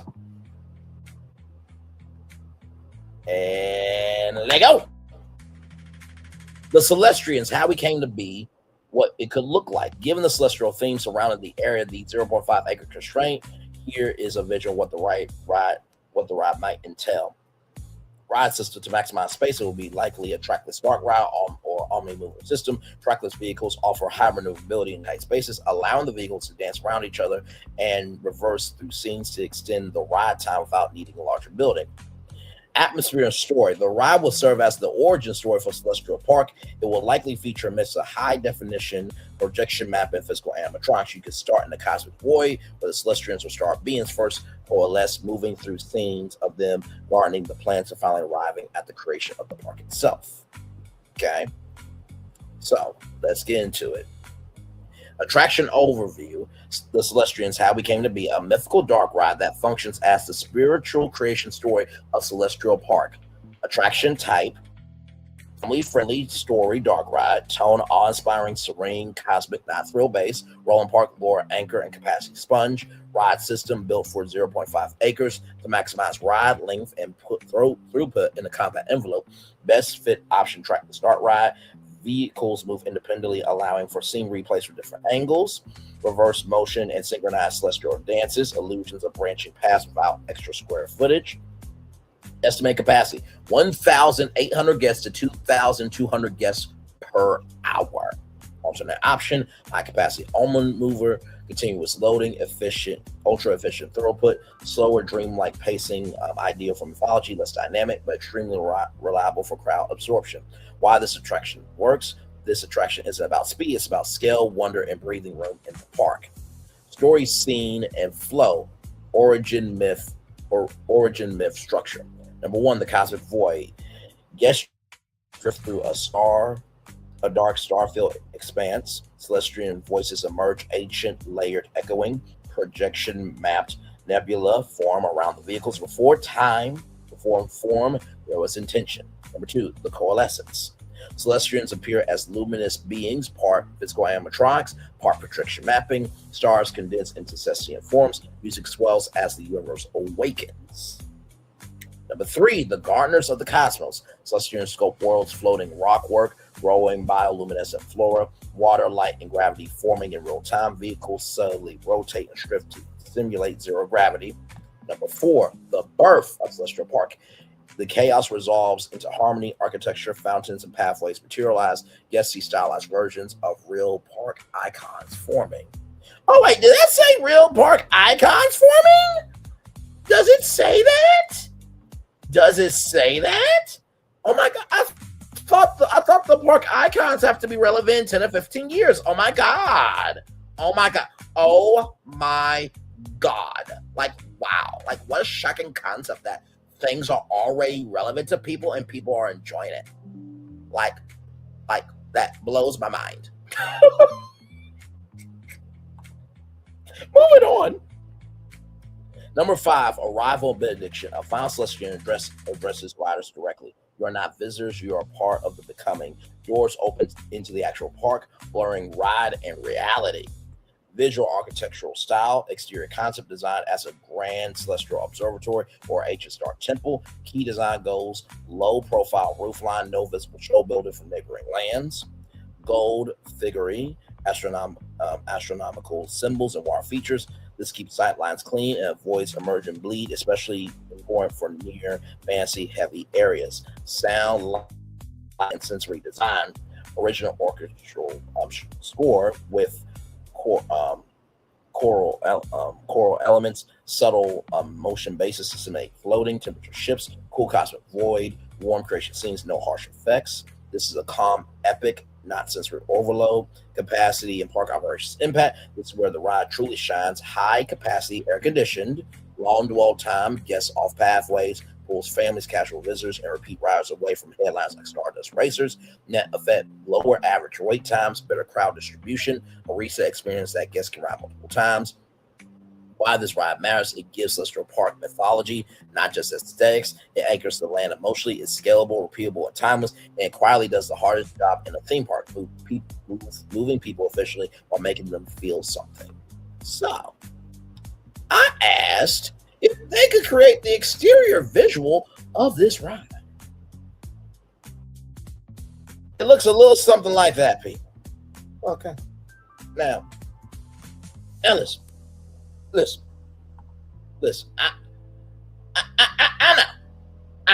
I know. Why is Brandon Lee not hired for Walt Disney Creative Engineering? Why isn't that division made? And why am I not doing the work right now? Why am I not hired at Universal Creative to make these ideas happen? You know, your guess is as good as mine. I have no idea. But I think that this right here be a very good idea, right? So now we have 6 rides. Let's breathe for a minute. So we have Stardust Racers. We have Constellation Carousel.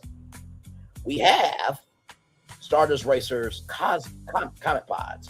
We have the Super Mario Galaxy. Or better yet, we can do Super Mario Odyssey Jump Up Superstar Launch Tower. Mm-hmm.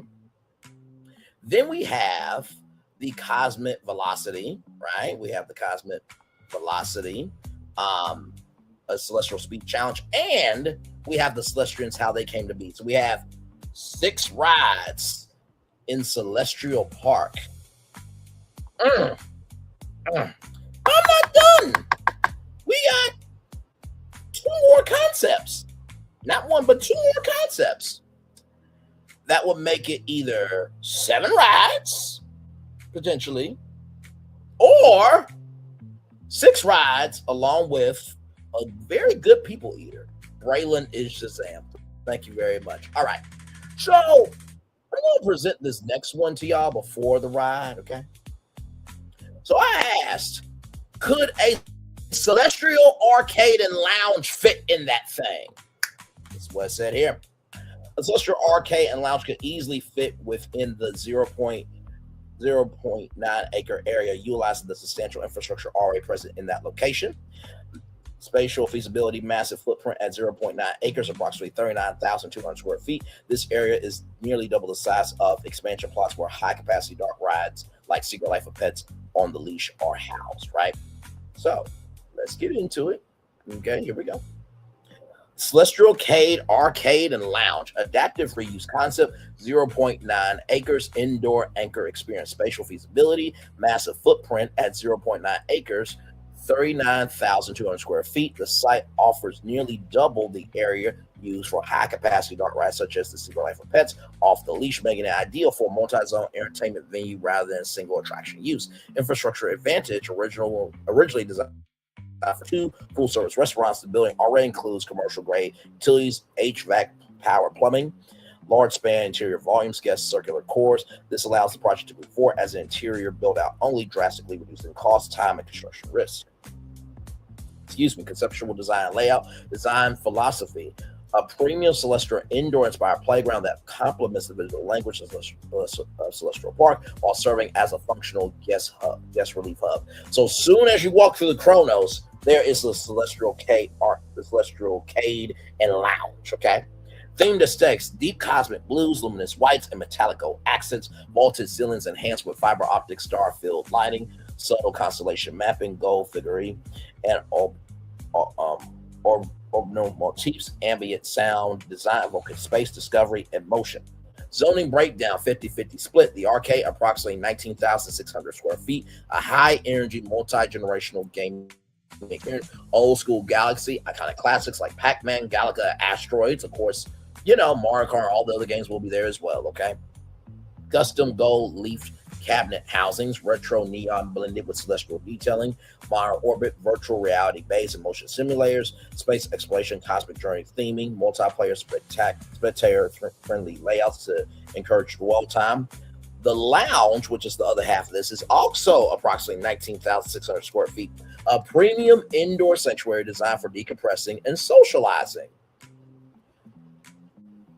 Now, I'm going to save that. Stay tuned. Celestial Bar, signature cosmic cocktails and elevated mocktails, utilizes existing bar and kitchen infrastructure, seating strategy, plush lounge seating, window-oriented layouts, leveraging existing large-scale glass, quiet zones, balanced for social energy, flexible enough to support nighttime ambient shift, live DJ sets or ambient performances, adult-focused evening programming, rather strategic impact, capacity relief functions as a major people eater, holds hundreds of guests simultaneously, absorbs overflow during peak ride wait times, weatherproof, value fully enclosed air-conditioned environment, because we know that Epic Universe is more of an outdoor park, so in case something happens, everybody can go into the Celestial Cade and Lounge. Critical refuge from Orlando heat, humidity, and rain, like I just said. Increased guest satisfaction and length of stay year-round. Revenue and brand lift, high-margin arcade play, premium beverage sales, strong merchandise crossover appeal, enhances Celestial Park identity as both immersive and livable. Bottom line, the Celestial Cade is not just feasible, it's strategically smart. By leveraging existing infrastructure, it delivers high guest capacity, weather resilience, multi-demographic appeal, strong revenue per square foot. This makes an ideal anchor experience that balances thrill-based attractions with comfort, play, and atmosphere, exactly what next generation theme park land needs. Now, I asked it if it could design the exterior, design day and night operational modes, in addition to mocking up a guest journey from entry to exit. So here it is here. Day versus night operational modes. Key difference: during the day, it's a family energy hub. At nighttime, it's an elevated cosmic lounge. Day mode, galactic playground, target demos, families, teens, and multi-generational groups. Operating tone, bright, connect, playful music, upbeat electronic pop, instrumental gaming tracks. Lighting, soft daylight, enhanced with shimmering star accents.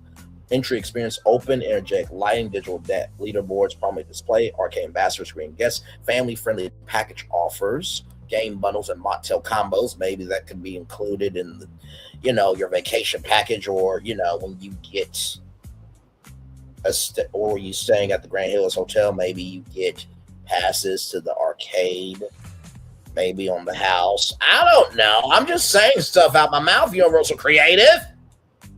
Number 2, arcade operations, old school Galaxy, high visibility of classic retro rumble, time competitions every 2 hours, prize redemption counter active, Fire Orbit, virtual reality experiences run continuously, 10 to 15 minute rotation cycles, staff managing queue efficiency, lounge operations during the day, mocktail forward menu, light bites and shareables, seating open to all ages, relaxation zone for parents while kids play, capacity strategy, encourages 40 to 90 minute dwell time, absorb midday ride congestion, strong air conditioning relief during peak Orlando heat, nighttime mode, after dark constellation, target demo 1+, couples, young adults, date night crowd, operating tone, luxe, immersive, intimate, music, deep house, chill, electronic, cosmic R&B, lo-fi music, lighting dimmed, star-filled gold accent upline, glowing bar centerpiece, environmental shift, 6:30 to 7 p.m. transition, lighting drops 30 to 40%, bar transforms with illuminated underglow,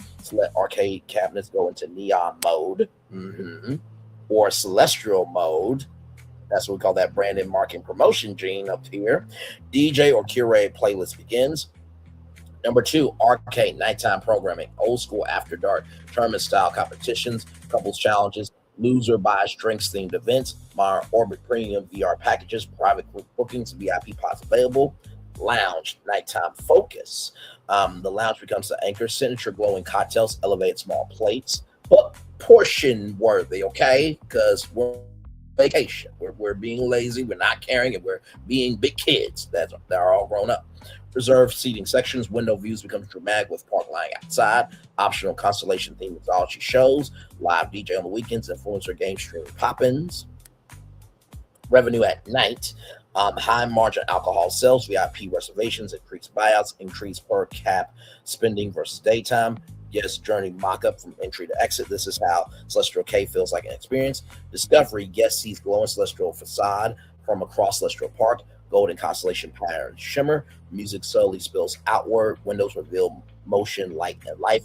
Curiosity triggers entry. Number 2, threshold moment. Doors open.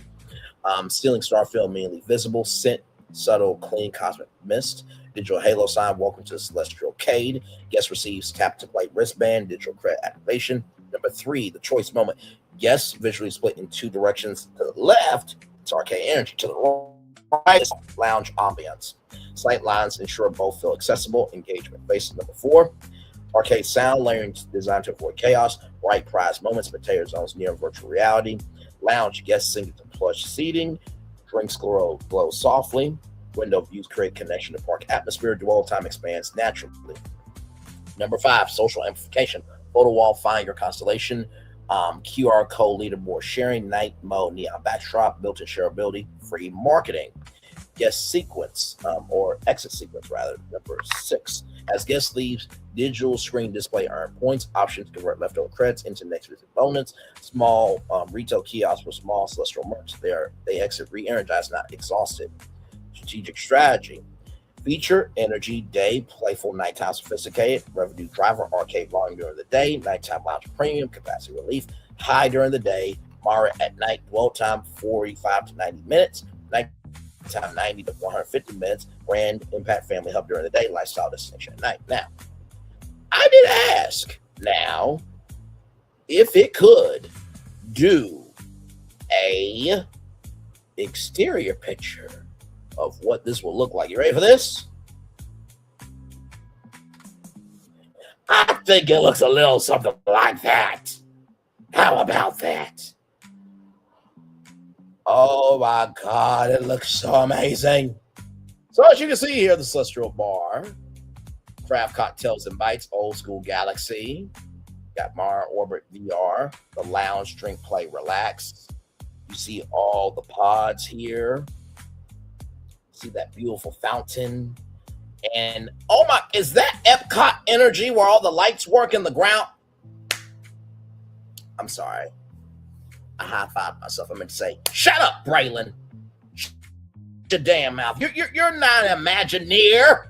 You can't have an opinion. You can't say shit. I would beg to differ with 1 million total views on the channel, but this is what it looks like.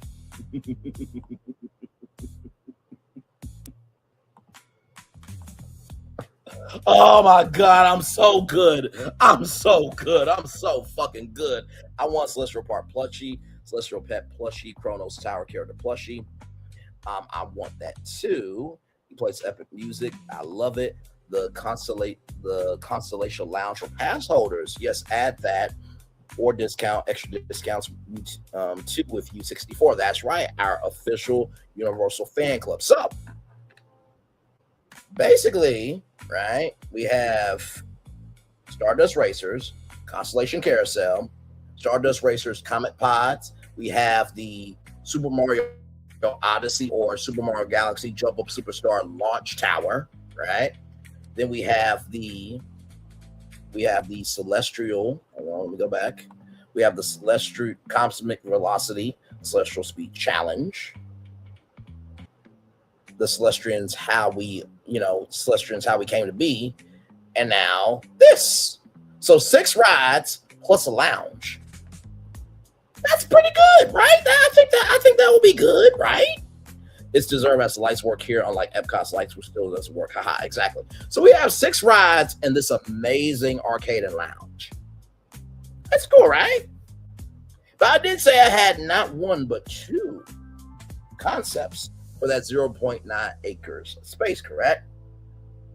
Now, Attraction Ideas said that, Transformers the ride is 0.9 acres. So I started to think, I'm just like, I know it's sick. I know. So to make this, instead of 6 rides in the lounge, could I make it 7 rides? And I'm like, could I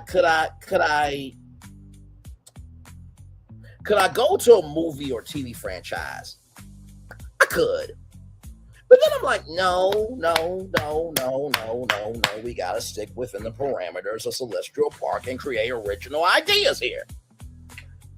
So I start to think.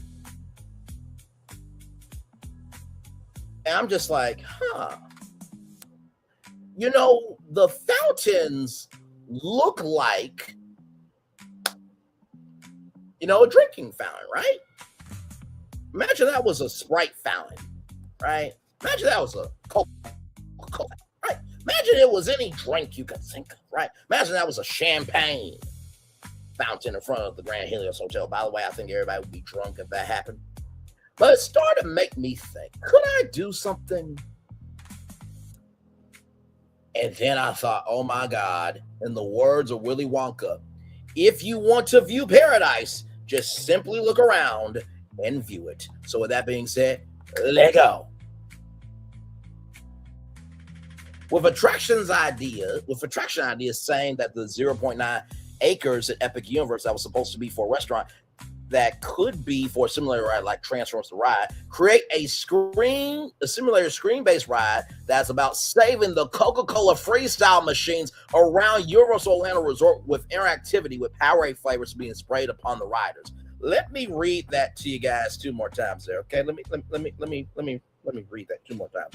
With attraction is saying that the 0.9 acres at Epic Universe that was supposed to be a restaurant that could be for a simulator ride like Transformers the Ride, create a simulator screen-based ride that's about saving the Coca-Cola freestyle machine around Universal Orlando Resort with the interactivity with Powerade flavors being sprayed upon the riders. One more time. With attraction ideas saying that the 0.9 acres in Epic Universe that was supposed to be a restaurant that could be for a simulator ride like Transformers the Ride, create a simulator screen-based ride that's about saving the Coca-Cola freestyle machines around Universal Orlando Resort with interactivity with Powerade flavors being sprayed upon the riders.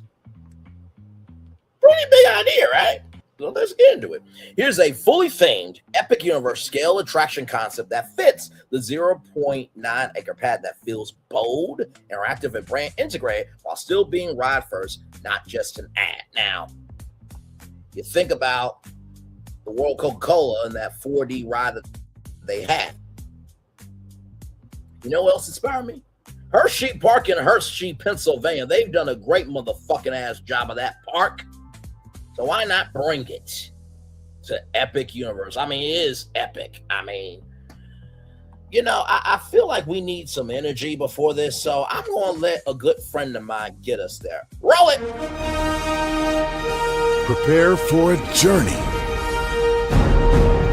beyond imagination, beyond belief, beyond anything you've experienced before. Universal Epic Universe, a new theme park where you'll step through extraordinary portals to 5 immersive worlds. Prepare for a cosmic voyage of discovery, an isle of fire-breathing excitement, a shadowy world of monsters and mystery, new wonders in the wizarding world, and a new way to play. Plus the splendor of a magnificent resort hotel overlooking the park. It's all new excitement at Universal Orlando Resort. A week's worth of vacation thrills with 4 amazing theme parks, a variety of spectacular themed hotels, and incredible dining and entertainment. It's all at Universal Orlando Resort, where you'll find new adventures every day. Explore the astonishing worlds of Universal Epic Universe at Universal Orlando Resort. Well, my good friend did say that you will find new epic adventures every day. Let's bring it on home with this one. Here we go, everybody.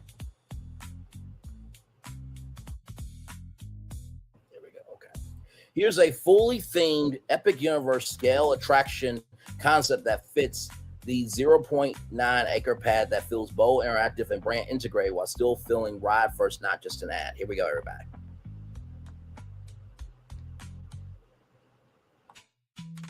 So this is called Coca-Cola Freestyle Flavor Force. Location, Universal Epic Universe, repurposed from the planned restaurant, approximately 0.9 acres. Ride inspiration, Transformers the Ride 3D style motion-based simulator with massive wraparound screens, physical sets, and environmental effects. Let's keep going. I'm going to take down your comment field so that way I can see everything else. Here we go.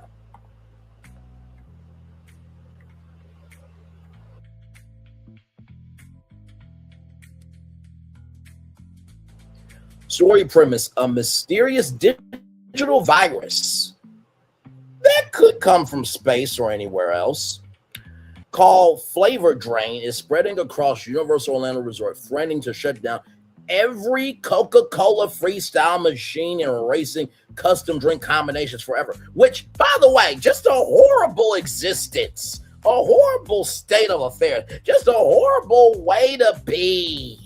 You're on vacation and you can't get anything that is amazing to drink. That's just a damn shame. But that's where we come in. Guests are recruited as Flavor Force agents, tasked with restoring taste, balance, and hydration across the resort before the system collapses. Ride overview, okay? Ride overview. Ride experience overview, rather. Here we go.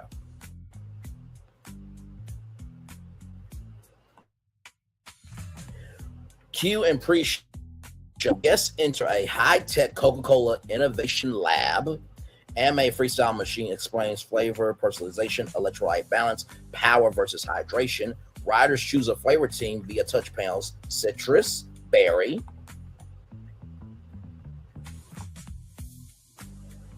tropical, or Powerade focused.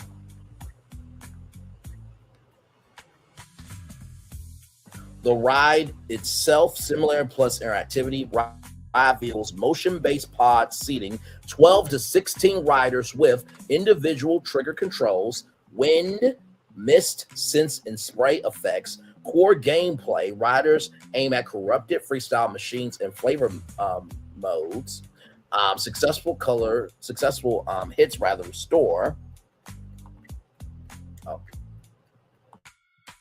Nodes instead of modes. So successful hits restore color.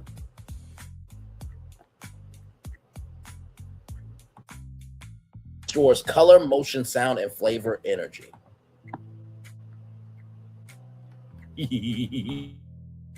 I'm excited about this one. Here we go. Powerade flavor spray integration signature feature. As riders activate power zones, they experience 5 missing sprays infused with Powerade flavor essences.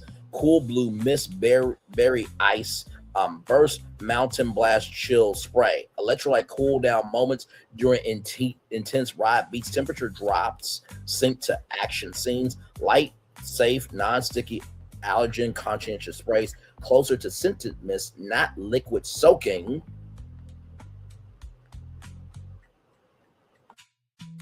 So here are the ride scenes. Number 1, City Hub meltdown of massive freestyle tower glitches, draining flavors across the park. Number 2, Universal Songs Under Siege, digital representations of lands across Universal Orlando lose color and motion. So that means Universal Orlando Resort loses color and energy and everything in between. Isles of Adventure loses color, everything in between. Volcano Bay, which is their 3rd theme park, by the way, loses color. And then the park you're in, Epic Universe. So all of these zones are under siege. The flavor core, a high-speed chase through a neon flavor matrix. Number 4, final power surge. All riders must activate Powerade core simultaneously, culminate in a full mist blast and victory moment.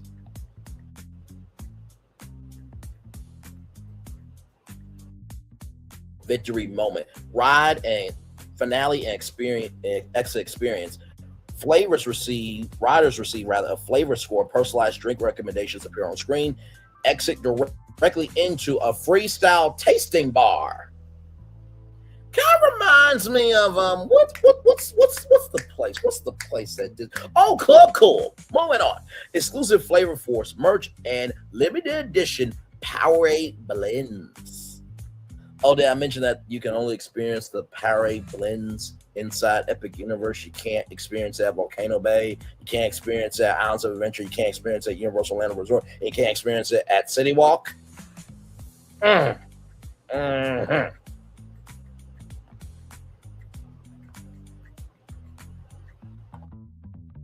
So why this works on 0.9 acres, compact footprint, small to transform style attractions, heavy reliance on vertical sets and screens, high hourly capacity, strong re-ride value due to different flavor teams, variable outcomes, and competitive scoring.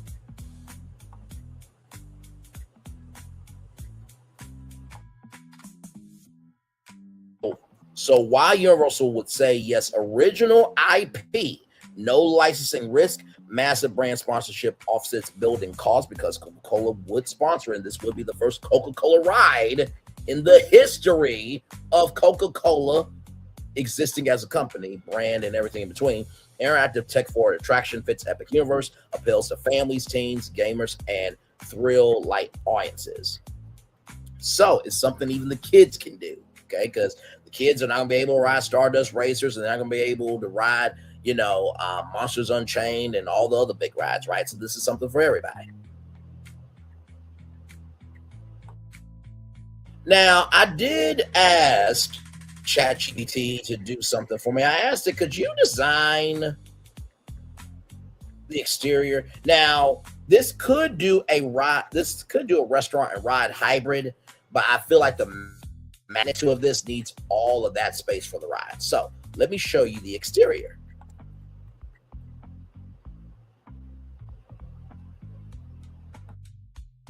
You guys ready for this?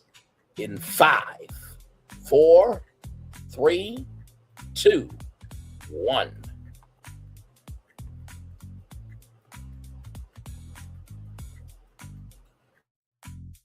But before that, I gotta read the visual description, okay? Here's a cinematic art. Oh, you know I'm a tease. Here's a cinematic art director ready visual description of the exterior of the attraction, so it can be handed directly to concept artists, architects, or Universal Creative. Exterior visual concept, Coca-Cola's freestyle flavor force.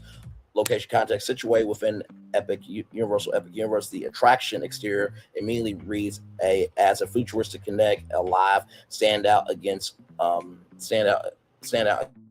traditional show buildings.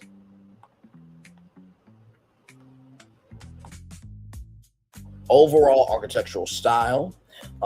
Futuristic and industrial with digital energy, inspired by high-tech beverage labs, neon lit city infrastructure, data centers and power plants. Color palette, matte charcoal and gunmetal gray base structure.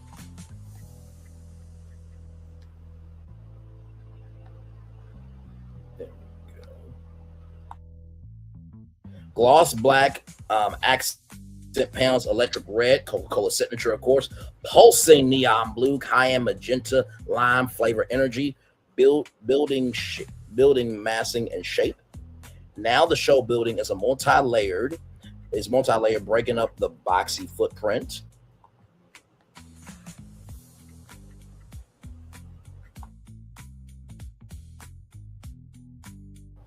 Angled walls, slanted panels, offset vertical towers. The silhouette feels in motion as if energy is flowing through the building. Signature elements, a central cylinder tower, the flavor core, wrapped in translucent LED bands that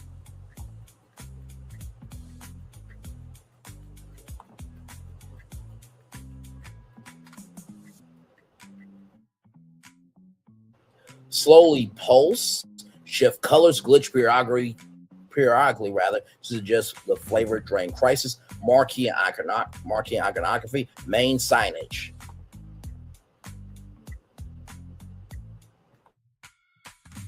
Large 3D logo, Coca-Cola Freestyle Flavor Force. Layers appear embedded in glass-like panels, backlit with animated light that ripples across the tile. Connect elements, rotating flavor icons, citrus slice, berry orb, lightning bolt, animated digital streams of light running across the facade like flowing liquid.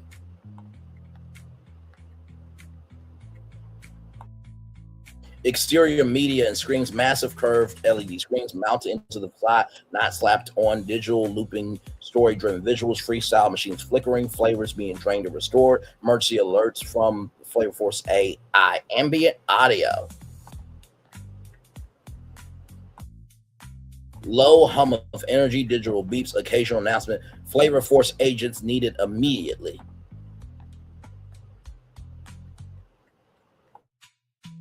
Entrance experience, entry portal, guests enter through a giant freestyle nozzle, inspired arch glows from within, cycling through flavor colors. Vapor mist gently escapes the portal, teasing the spray effects inside. Interactive cue, exterior touch sensitive walls where guests trigger color waves.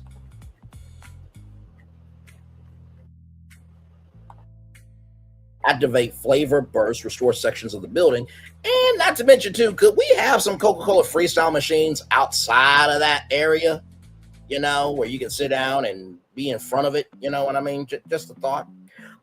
Landscaping and hardscape, sleek concrete pathways with illuminated in-ground lines, minimal greenery, mostly sculptural plants, metallic planters. Let's keep going.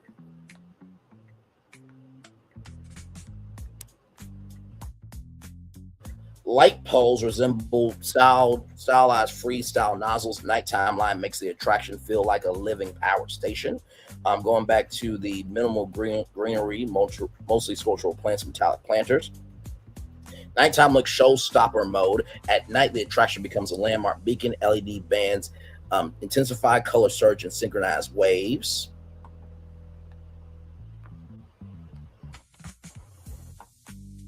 The flavor core tower pulses like a heartbeat, periodic power surge moments where the entire show building flashes and resets. This makes the attraction highly Instagrammable, visible across the land, a natural nighttime crowd magnet.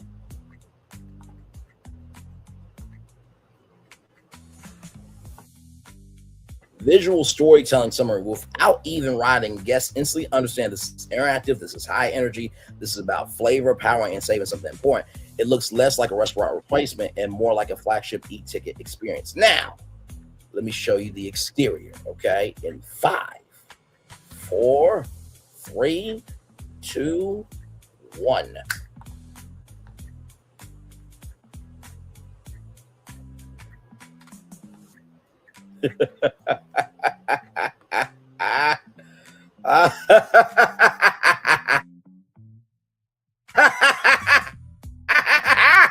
Look at this! Look at this! Look at this! Oh my God!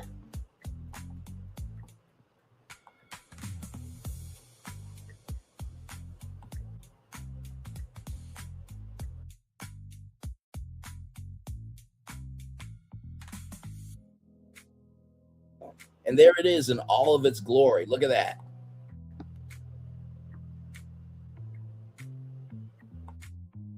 Just imagine this lit up at night. and it's just calling you. Like the colors. And let me tell you something. You got the How to Train Your Dragon Alan Burke colors in here. You got the Harry Potter colors in here. You have the Dark Universe colors. You have the Super Nintendo colors. You have the Celestial Park. So now, if we go back to the map. Okay, let's go back to the map. I just smacked Disney Springs West Side. I mean, listen. Let's go back to the map. So it took us a while to get here, but we have Stardust Racers, Constellation Carousel, Stardust Racer Cosmic Pods in the 0.2 acre space, the Super Mario Galaxy or Super Mario Odyssey Jump Up Superstar Launch Tower. That's 4. Number 5 is Cosmic Velocity, a celestial. Give me a moment here. Cosmic Velocity, a celestial speed challenge. The Celestians, the way we came to be, is number 6. And number 7 for the rides is Coca-Cola Freestyle Flavor Force or 6 rides instead, and Celestial Cade and Lounge. Ladies and gentlemen, I have fulfilled the assignment, the challenge, and the and the project that Attractions Ideas have done. Now, Attraction Ideas, you are more than welcome. You're more than welcome. You are more than welcome to review this live and let me know what you think. Did I hit it? Did I miss it? And remember how I said how if you're staying at the Grand Helios Hotel that you have access to that celestial velocity, a celestial light challenge? Let's go back for a minute to an idea that one of y'all had in the chat. Just for a moment. Extra celestial hours. If you're staying at the Grand Helios Hotel, those 7 rides are available to you for up to an extra 3 hours after everybody else leaves. And you already have the 1 hour early entry, okay? So, yeah. And Universal, those ticket turnstiles that are at each world. If you open up Celestial Park and you can sell, now Celestial Park will be free to walk around in, but imagine you adding a Celestial Park pass to ride all 7 rides for the full day and night? Are you kidding me? That's what the fuck we do around here. Can we get an Olympic stage for the Olympics at Epic 2089? Heck, Braylon just repurposed the Disney Quest building. You caught that, didn't you? Or where bowling is. Yep, that too. So, with that being said, I'm going to turn off my camera now because we've done the whole show for over 2 hours. Yes, we have.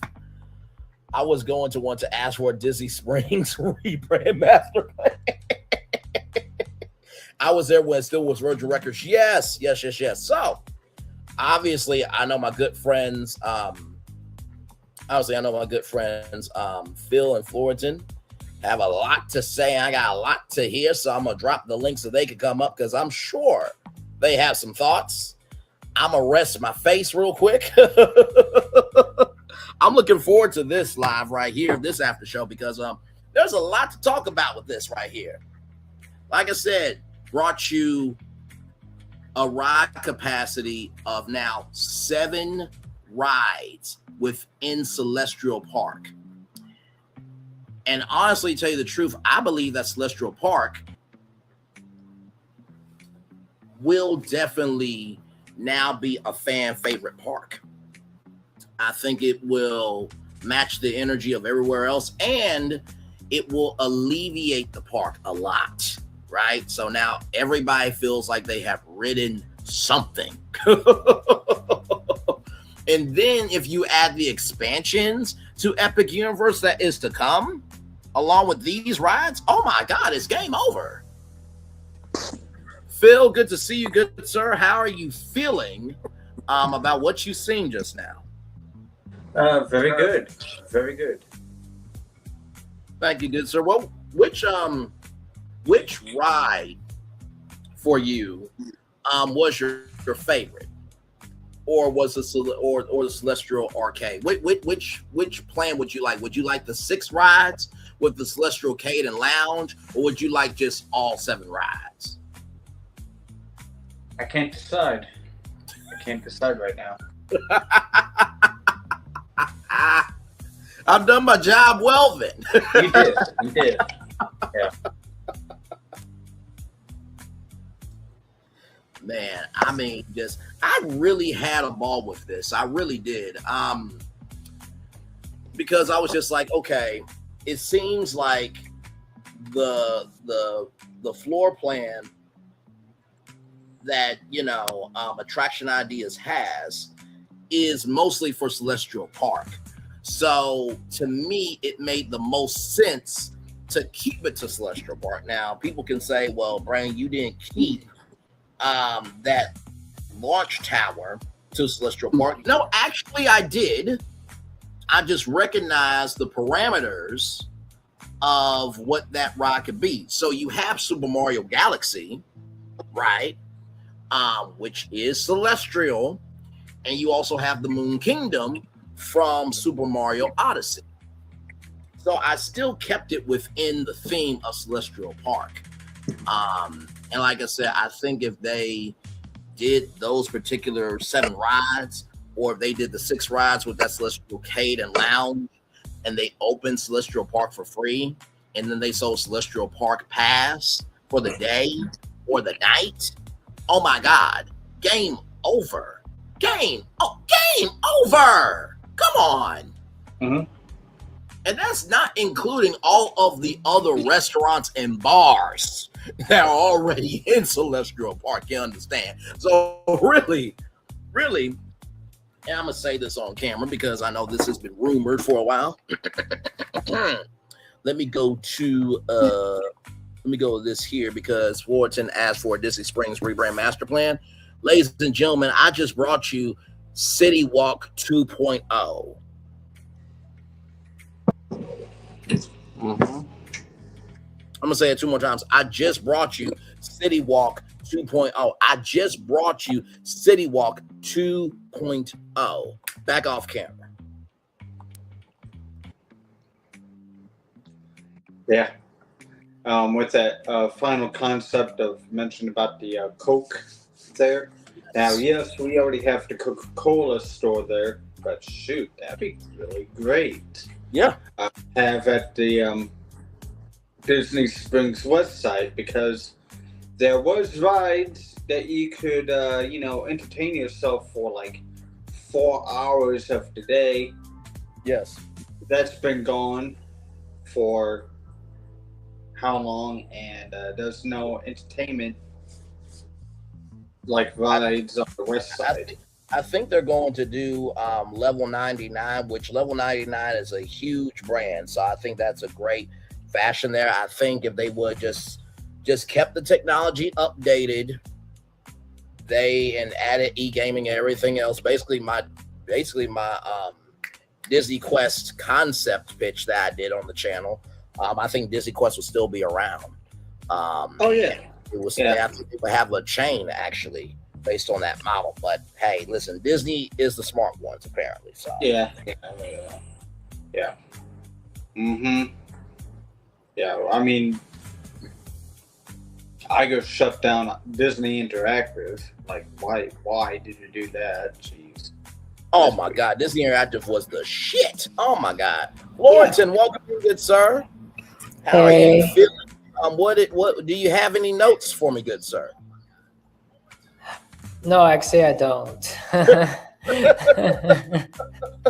What was your favorite part of it? Because it seemed like both of y'all, and to everybody who is going to be watching the replay, leave your comments below. And Attraction Ideas, you are more than welcome to review my live because I did your video and gave some solutions to it. Florentin, what was your favorite part? Like, do you want all 7 rides? Do you want the 6 rides in the lounge and the arcade? Like, where's your head at? Like, could you ever have thought that Celestial Park could be the park that I made with the additions that I included? It can be, but what I want is that building, that lounge building and arcade building. Oh my, that concept art is glorious. Chef's kiss. Yeah. Hang on, let me bring it up here, you guys. Hang on, let me bring it up.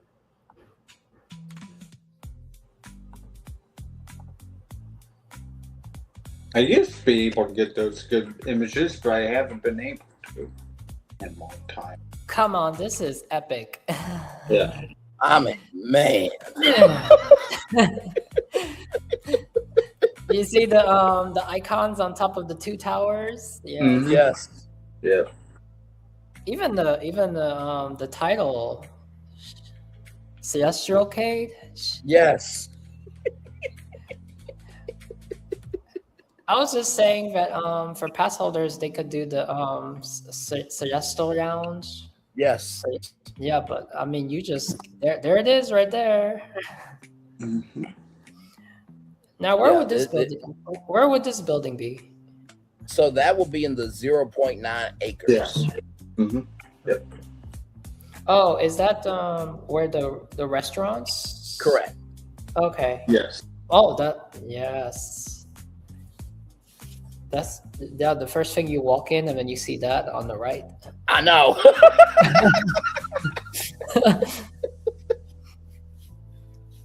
And not to mention too, I feel like if you add the Celestial K, which is the arcade and lounge, it gives you a chance for you and your family to be like, all right, y'all, let's go here. We just made it from Cabana Bay Beach Resort, Long Drive. We're here. Let's rest here. Let's talk about what we want to do. It gives them an anchor before they explore, if that makes sense. Mm-hmm.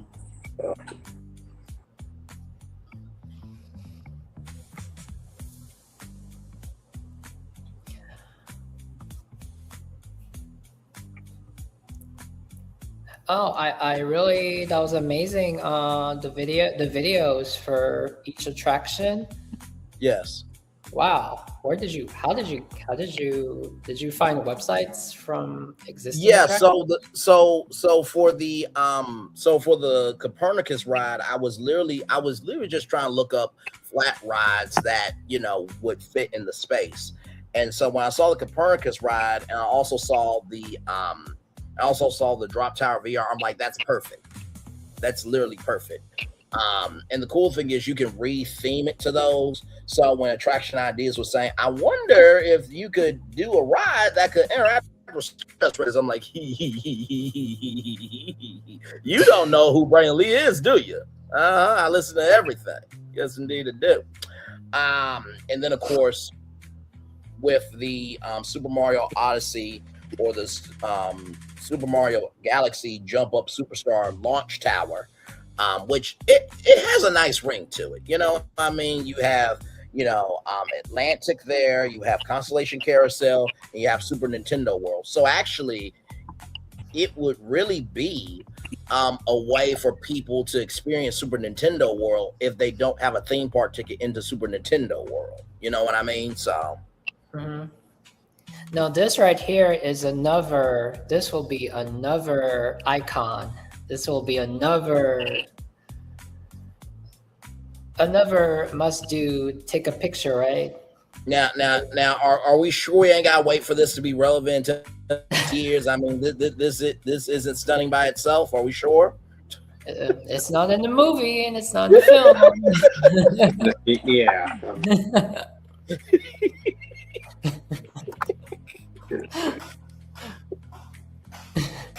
Oh man. But I mean, to Erica's point, it's another vantage point, right? Yeah. And not to mention too, like you guys said about the extra celestial hours. Imagine if you were staying at the Grand Helios Hotel and that perk was there for you every night of your vacation. Think about this: 3 times 7. Hang on, let me do this. 21. 21. Imagine 21 extra hours in Celestial Park for the whole week of your vacation. After everybody else goes back to their hotels, you have Celestial Park for 3 extra hours after the park closes. Every night of your vacation. Extra moon hours. Yes. Extra celestial hours. Yes. Like, can you imagine how game-changing that would be for your vacation? It's already a game changer. When I was the one time that I went and I thought I right at 9 p.m. Right now, 9 p.m. and I was standing there where Constellation Carousel, and I was like, next time we'll have an opportunity because it's 9 p.m. the park is closed. Yes. And then I saw people still going in, and I thought that was like a special ticketed event. Mm-hmm. And I was like, no, it's for you. You can go ride it. So I was like, what? So the fact that you can still go and do Constellation Carousel, that was amazing. Yeah. So, and not to mention too, let me just say this. You know that flex space that they're building? I'm gonna tell you right now. Hang on, let me see. Can I get us on the big screen real quick? Nope, I meant to do this here. Oh, there we go. Imagine weddings, anniversaries, birthdays, bar mitzvahs, quinceañeras. They are going to have so much event revenue if they did this plan. Can you imagine getting married in Celestial Park and then the after party is all of those rides? Or even those 6 rides in the Celestial Arcade Lounge? Come on now. How amazing would that be?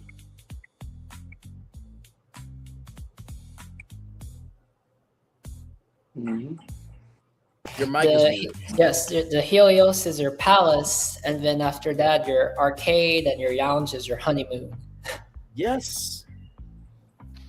And you would have the coolest wedding ever. Like you get access to all of those Celestial Park rides or the 6 rides in Celestial Arcade, in addition to all the other restaurants and bars being open just for your group. Imagine private events. Oh my God. Imagine the U64 Expo with extra hours or after parties happening there every night of the U64 Expo. Oh my God. Shut up and take my money.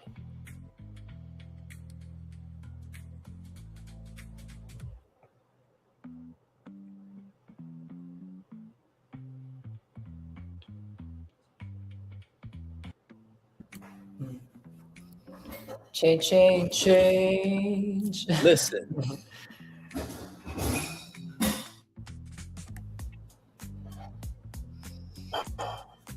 Pass holders would be getting a pass holder pass just for this. I promise you.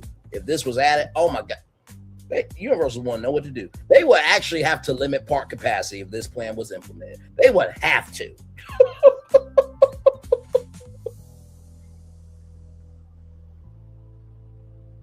On that cosmic train to Epic.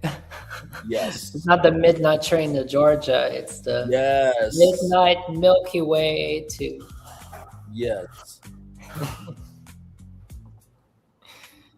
Hello, good sir. Welcome back in.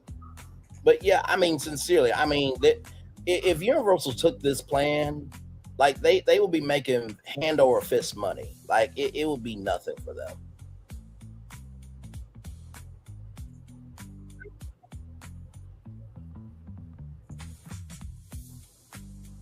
And not to mention too, you know the ride that I'm really proudest of? The Celestrians How We Came to Be ride. I'm very proud of that. I'm proud of all of it, but that particular ride, I felt like, how can you have Celestial Park? Is that a ride? Is that an experience like Spaceship Earth or something?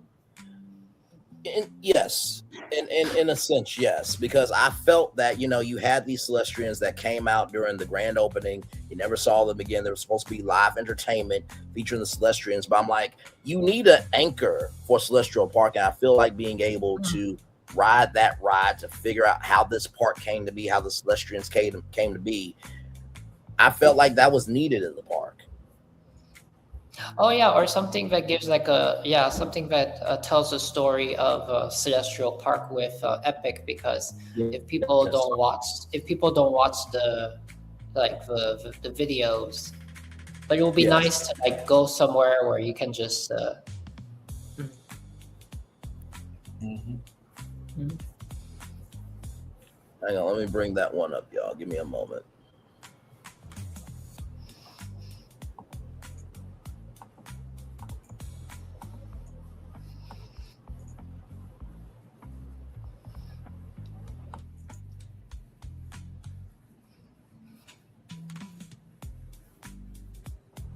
There it is right there. The Celestrians How We Came to Be ride.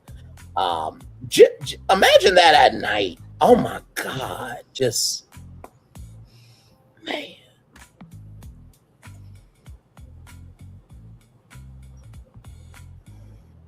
And you think about all these rides, they're very accessible for everybody. So if you got little kids and they want to experience Celestial Park, they can actually experience it and feel that they got something out of it of quality. And plus, can you imagine the bookings for the Grand Helios Hotel? They wouldn't know what to do.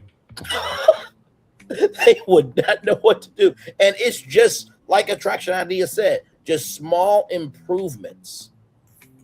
Just small improvements to expand the park. That's all it is. Mm-hmm. They're already building that event building. Yes. It's I think it's right next to Nintendo, and it's behind the bus terminal, the Universal bus terminal. So that's already a big building I saw on the graphics. So hang on, I'm looking it up now.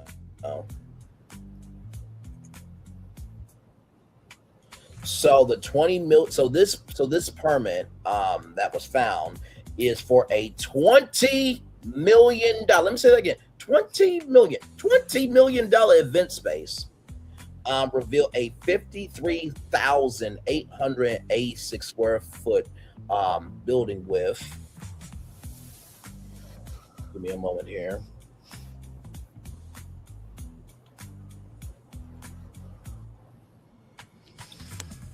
Let's see here.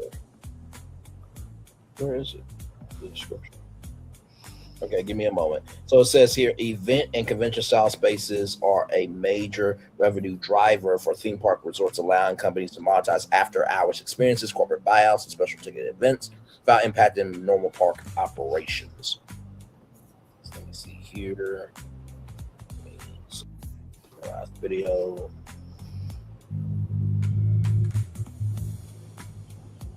Okay, so the space will include, so the 29,749 square feet space will be enclosed with a total occupancy ranging from 1,200 to 1,400 guests. Space will include storage closets, a break room, and a kitchen. Its roof will feature a hexagon canopy design with potential LED line matching the aesthetic of Celestial Park. This is a flex space primarily for corporate events and special ticket functions. It's unlikely to be a regular attraction for everyday guests, though it could host food festivals in the future similar to Epcot. So there is that. Annual passes are unlikely to be available until 2027 or 2028. So yeah, like I said, you add that event space along with all of this, my lord, listen. you just made Epic. I mean, it's already, that's what, for me it has like elements of like Dubai and elements of Vegas. Yeah. And so now with that, you just made Epic like you just made Epic the Orlando, Vegas, Dubai version. Yes. Very well said. Very well said. And if that already that building that they're building for the events is already, the cost is already that much, how much is going to be the cost of these two iconic buildings here? Yes. Oh no, for sure. For sure. And I think the other part of that flex space is going to be like a lounge, I believe, so people can like chill and drink and eat and everything else. So I think it's going to be a multi-flexible purpose space. So you add that plus the 7 rides or the 6 rides plus the Celestial arcade and lounge plus that flex space, it's game over. Mm-hmm. And also, too, can you imagine all these rides? Because all these rides can be different. They can change colors. Can you imagine during Halloween, Christmas, the overlays for all these? Oh my God.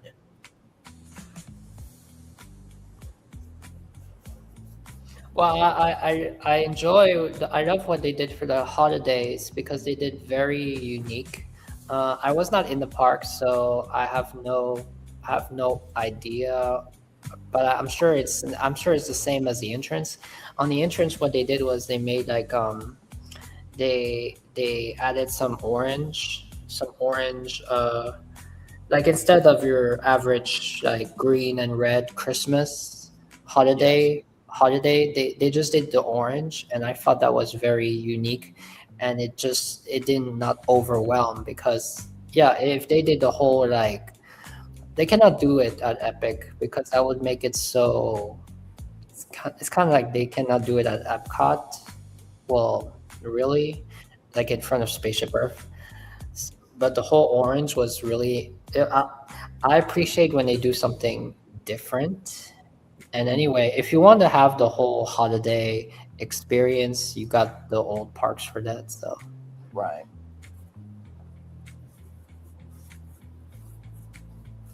No, absolutely. Like I said, Universal Creative, I'm available. I am available for hire. Listen.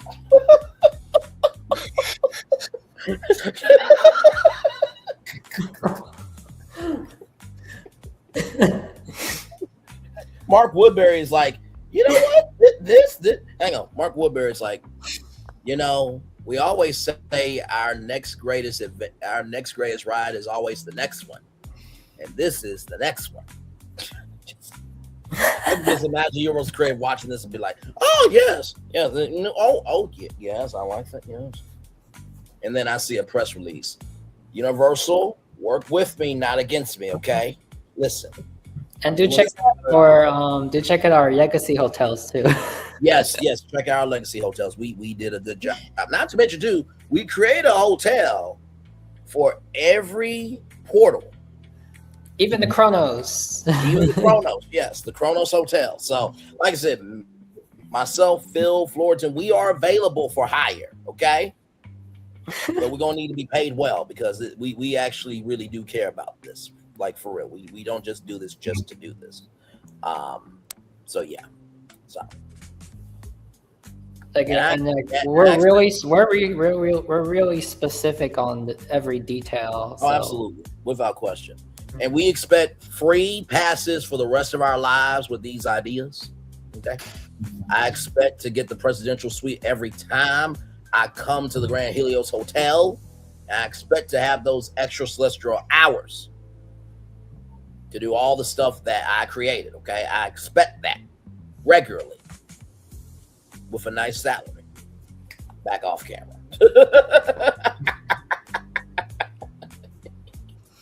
And if you want to meet up at the Helios, we'll just chill there and we'll just yay the foundation.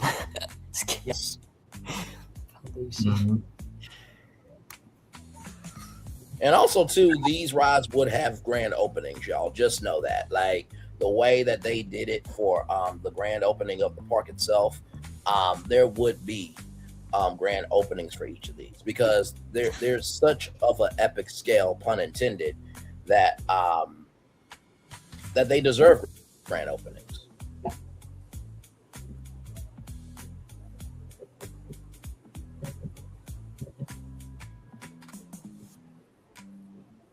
Oh, of course, these would have a massive dedication and openings, just like the portals.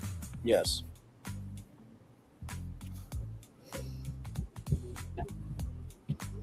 It's more it's a continual birth of Celestial Park. Yes. Mm-hmm. I mean, honestly, it really expands the park in a way that you probably never thought before. I mean, like, this takes it from, you know, a half-day park to a full day. Honestly. Mm-hmm. So you got 2 new grandbabies and Helio. Mm-hmm.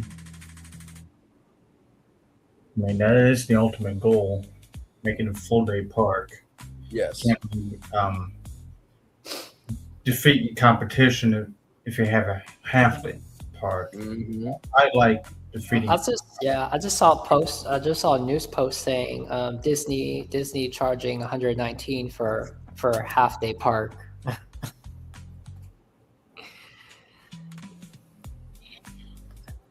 I think that's to do with Animal Kingdom? Yeah, Animal Kingdom and probably Hollywood Studios as well. Is there any pictures y'all want to see again from the concepts that I pitched tonight, or? How about is that like the rocket ride? Yes, this one right here. Hang on.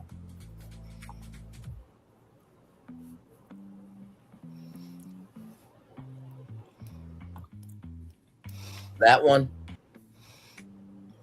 It's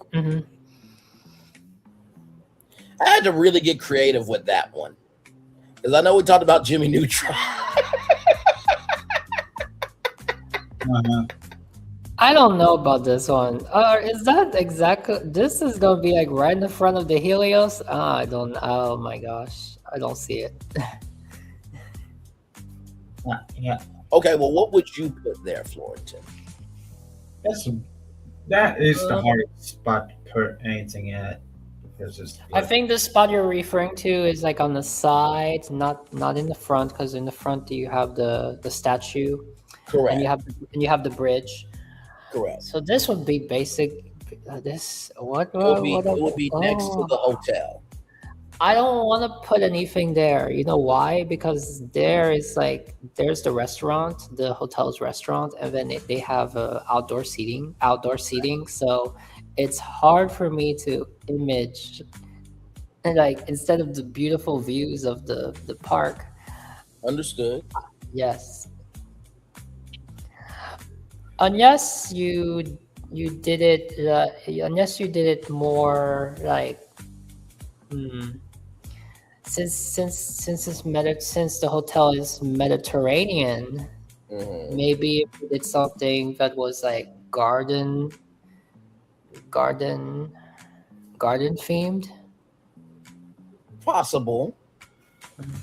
Because attraction ideas did say that also could be for like retail and dining as well. So he did say that. Because this rocket thing, I would rather put that on the other area where next to Stardust Racers. So then that way, the people that cannot ride Stardust Racers, they get to ride this one. Fair. I think that one is what 0. Let me see. I think it's 0.2 acres, so I don't know if it would fit right there. Oh, is that where Stardust Racers is? That's where you put that drop tower, right? No, that would be the 0.2 acres where I put the. No, that's where I put the 0.3 acres. The 0.2 acres is the Stardust Racer Comet Pods. Oh, okay. Well, maybe I would put the Comet Pods where Helios is, I guess. Okay. And then kind of I think it would be way better than the rocket thing. Understood. No, I think that's a great flip. The only reason why I did that in that section was because the fountain doesn't go off. That big show is only done at the last part of the night. So there it would be the hotel's fountain, because I feel like the fountain in front of Helios is park. Also, wait, because I'm judging by this image. So you're telling me that this attraction would go around the ginormous fountain? Let me show you where. Hang on, give me a moment.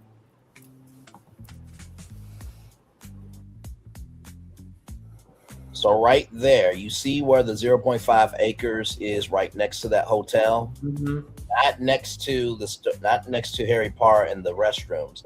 Not the one to the right hand corner, but to the left hand corner, right there in that spot. That's where that would go.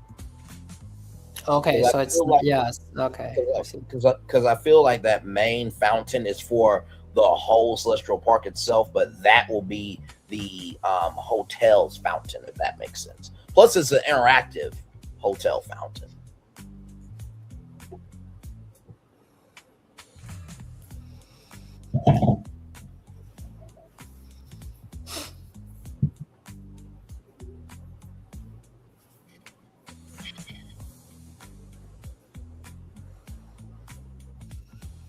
But no, when I saw that speed of light game, and then it came out to what it came out with for that, I was like, oh my god, that should so be a ride. Listen, sir, you rode this 5 times today. I'm gonna ride it 5 more times, okay? But I do agree that when you have Stardust Racers, if you have something else, if you have another Stardust Racers, but for the smaller kids, for the ones who are not coaster riders, that will be a huge hit.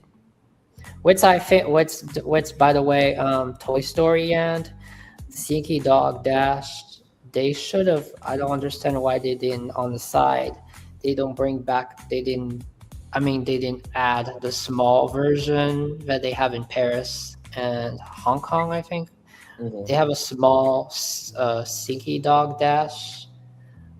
So then everyone can ride Sneaky Dog. Even the babies can ride, the toddlers, the small kids can ride Sneaky Dog Dash without having to do the insane coaster, which even me just standing by it, that thing is tall. That thing is way... That's for me. That they call that a do they call that a Femi coaster? That is a step higher. I don't know I don't know which is worse, Sneaky Dog Dash or the How to Train Your Dragon coaster. No, understood, my friend, understood. But I think the How to Train Your Dragon coaster seems more fun. It's not as tall. Yeah, it definitely flows with the land a lot more.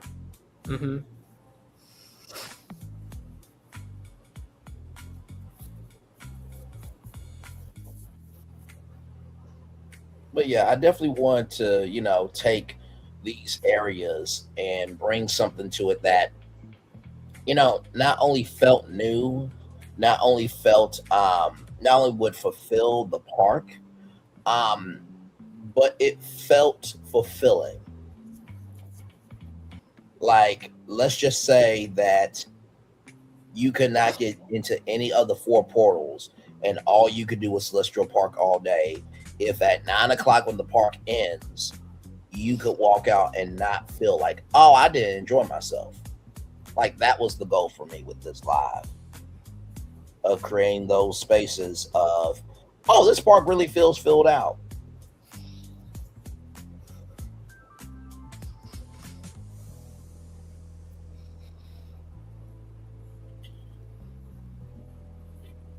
And I do feel, yes, and the lounge and the arcade in that really that really luxury, beautiful thing. It gives another section for, like, it gives another so people are not around. They're not around like one area. It gives another area. Yes.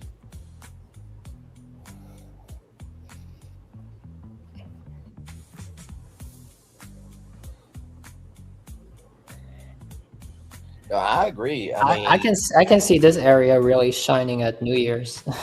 Oh yeah, for sure. And not to mention too, the Celestial K would interact with the fountain display as well at night, and also too that Celestial Velocity, Celestial Speed adventure or ride will also interact with the arcade and the fountain as well. So it's really about keeping everything connect dynamic, and also purposely insulated, but everything is connected. You got the Helios on one side, and then you got the Celestial Cade on the other side, with the Kronos Tower. Yes.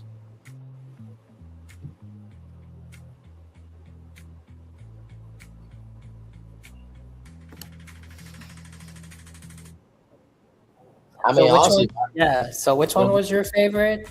Out of the Celestial Cade and the Coca-Cola one.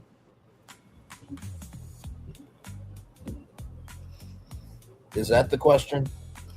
Oh no, I think you mentioned which one your favorite was. So Oh yeah, no, my favorite one out of all of them was the Celestians. How he came to be. Oh yes, you did. You did. I'm proud of all of them, honestly, but that one, Mhm. I felt like you don't really understand what Celestial Park is, and so if you had that ride, you would feel complete that you have not, how can I put it? You feel like you got your worth out of that story. You know what I mean? It's not like you walk into the park. It's like, who are these Celestians, and you never find out. So it's a purposeful finish. Yeah, I think it's the kind of that will be like the very. I mean, everyone can go wherever they want, but it's kind of like the signature first ride. Kind of like in Epcot, you would ride Spaceship Earth. Correct. Yeah, I will have to side with Brian Lee as well, with that being my favorite ride as well, for being, this is what it is and this is how it got here. Let's give cheers to the Celestials. Yes. This is how we do it. Mm-hmm. This is how. And honestly, y'all, to tell you the truth, like the Coca-Cola freestyle flavor force, that was just to be fun, You know what I mean? Just go from the window to the wall and just be silly.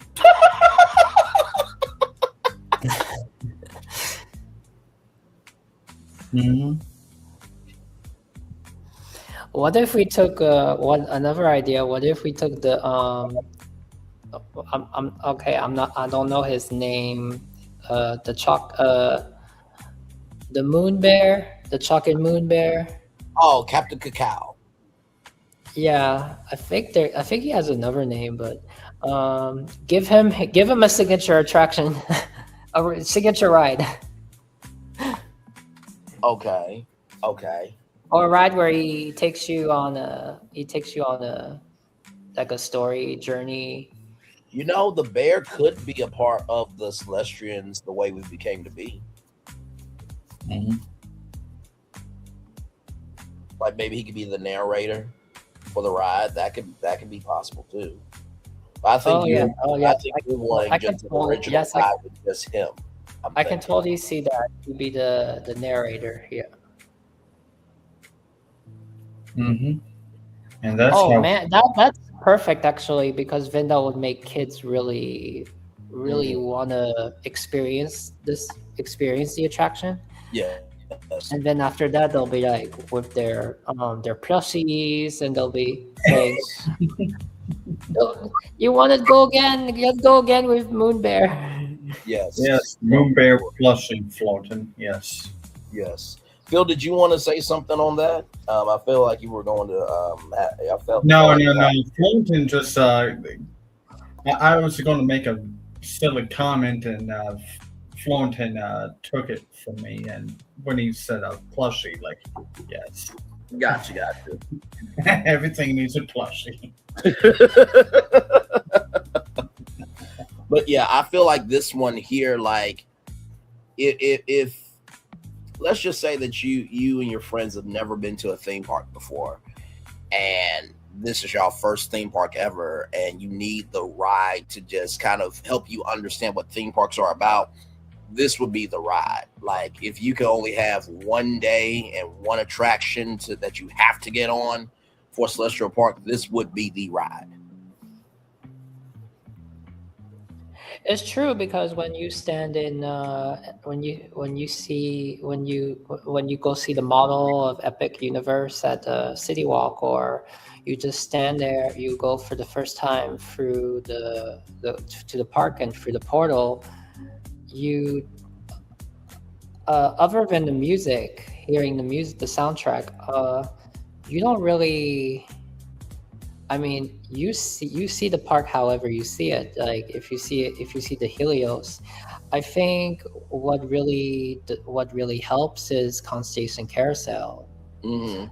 But other than that, you go to the Helios, and then they tell you, oh, it's inspired by the Mediterranean, and then Yeah, I think this park, if it has something, if it has something that really, even if it just describes to you like it does, like they described it in the Epic videos Yes. with that music. Mm-hmm. Or actually, what if the narrator was your favorite guy? Yes, yes, indeed. Now, with that being said, let's go back to that celestial animated fly through with all of the attractions, and also the lounge as well. Whether you are thinking the 6 rides and the lounge and arcade, celestial arcade, or all 7 rides, let's now have that in our minds as we listen to and watch this animated. Sorry, you guys. With all that in our heads now, whether it's the 6 rides and the celestial arcade, arcade and lounge, or all 7 rides, let's now think about that with this fly through and imagine that music in your head coming to life with those attractions now in the park and the rides. Here we go.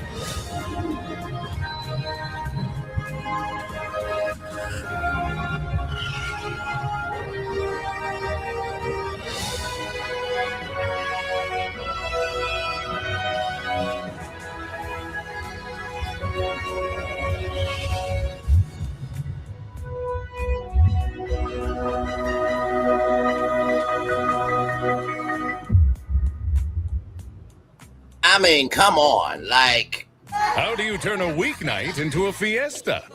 Easy, El Monterey. I mean, with that music now in your head, can you imagine like that emanating in the park now? I mean, just.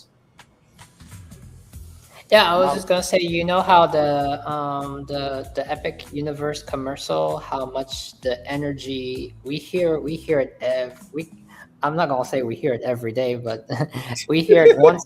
We hear it maybe twice a week. I don't know how many times you hear it. Doesn't matter anyway.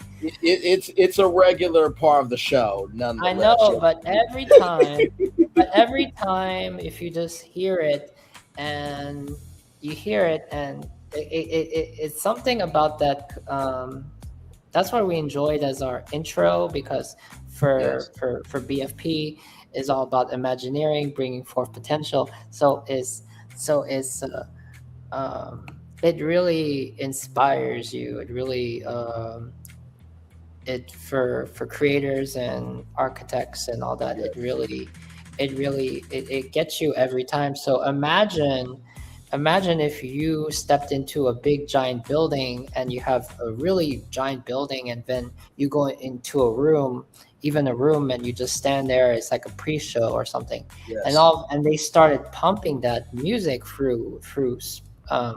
They're gonna have Boss speakers, I'm sure. They're gonna pump that music through speakers, surrounded Dolby surround speakers all around you.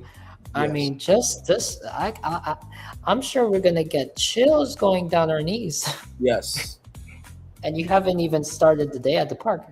No, exactly right. I mean, just imagine you're the first person at the gate, and you're going through the Chronos, and you're seeing Celestial Park in the morning.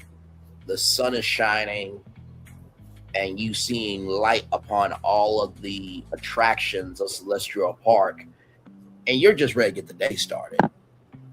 You know what I mean? And what I hope that Celestial Park, turns into for everybody is it's the hidden park that is on the down low, but it's available to everybody. You know what I mean? And hopefully it will be the park that will really unify all the portals, because it's like, oh my God, I've been to Mushroom Kingdom today, I've been to Darkmoor, and I've been to Paris, I've been to Burke. Oh my God, Celestial Park! Oh my God, I got to ride on the Celestial how we came to meet. Oh my God, I gotta go on Coca-Cola Freestyle Flavor Force. Oh my God, I gotta go on that rocket ride. What? I forgot about Celestial Park. Like, I hope that's what the park would become with what I've added to it tonight. That it becomes that park where it's like, oh my God, did the whole day I forgot Celestial Park, but it was like it was in front of you the whole time as a way for you to breathe throughout the day. So you're not missing anything. It's right there. It's not going anywhere. That's how I wanted to create Celestial Park with those attractions added. So since today's show is about Celestial Park, I have this one video that what I did was I took the concept art from this was created by the concept art of Helios. And the concept art of Helios was very much different in the beginning development. So this would have been the design before 2020, and then they changed it up. Now it's real. This video is really fascinating because this video is fascinating because when the art is just a sketch, but you get to see how different the hotel would have kind of been.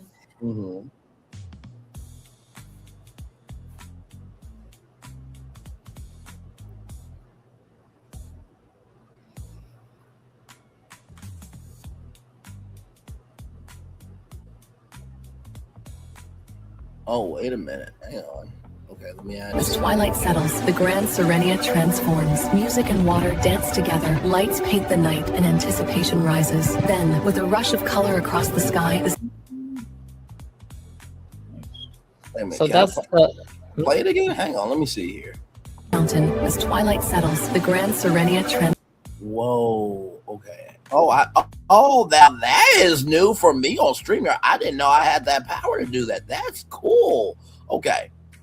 So right there's Constellation Carousel. So that's in front of the hotel, but it looks like, why does it look like Agrabah with the dome on top, or is that just me?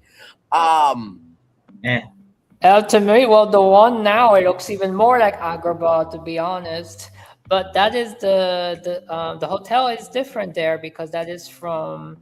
I used the image from Epic Universe. So apparently they changed the design of the hotel after 2020. But this gives an example of how the hotel may have appeared.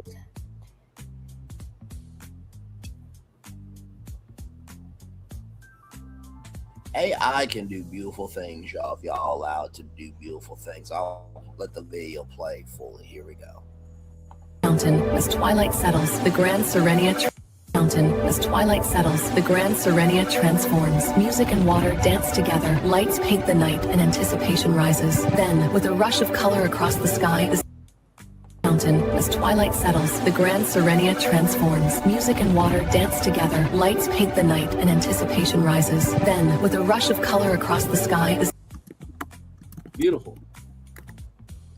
I don't. Maybe we can show. I'm gonna bring up the image. Okay, I'll remove that then.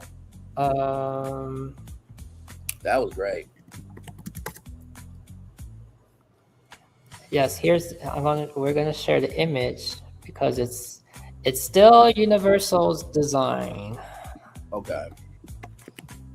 Now, Florentin, when you asked for a Disney Spring redesign, brother, I gotta sit down with that one because I gotta see where the thread is I can use to rebrand that. So you see, that was the image. It's not key. It's there's also, you can also see it from the map, the Epic map, but you see the image is not very crisp and clear, and I'm blown away by what Soar did. Yeah, no, that was beautiful. This actually, is giving, yes. In that Soar video, it actually expanded the fountains a little bit. Because the dancing fountains are in one particular area, a Constellation Carousel, but in that video, it looks like it expanded the fountains toward the hotel.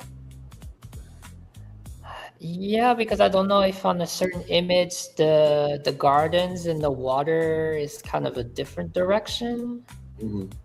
So, but this is giving more like a fantasy land. Sure. It's funny because the tiny dome is kind of giving Nintendo too. It's kind of giving like Mushroom Kingdom. Yes, Mushroom Kingdom. Yes. Mm-hmm. Now, especially now, when you see the Grand Helios, I think the one that they did now that isn't real is more grand. Mm-hmm. No, absolutely. I'm always curious about when I see a first concept art of a building. It's like I want to see the model. I want to see a flyover of this one just to see how it would have been different, and it would have been green. I think it would, not orange. So it's interesting.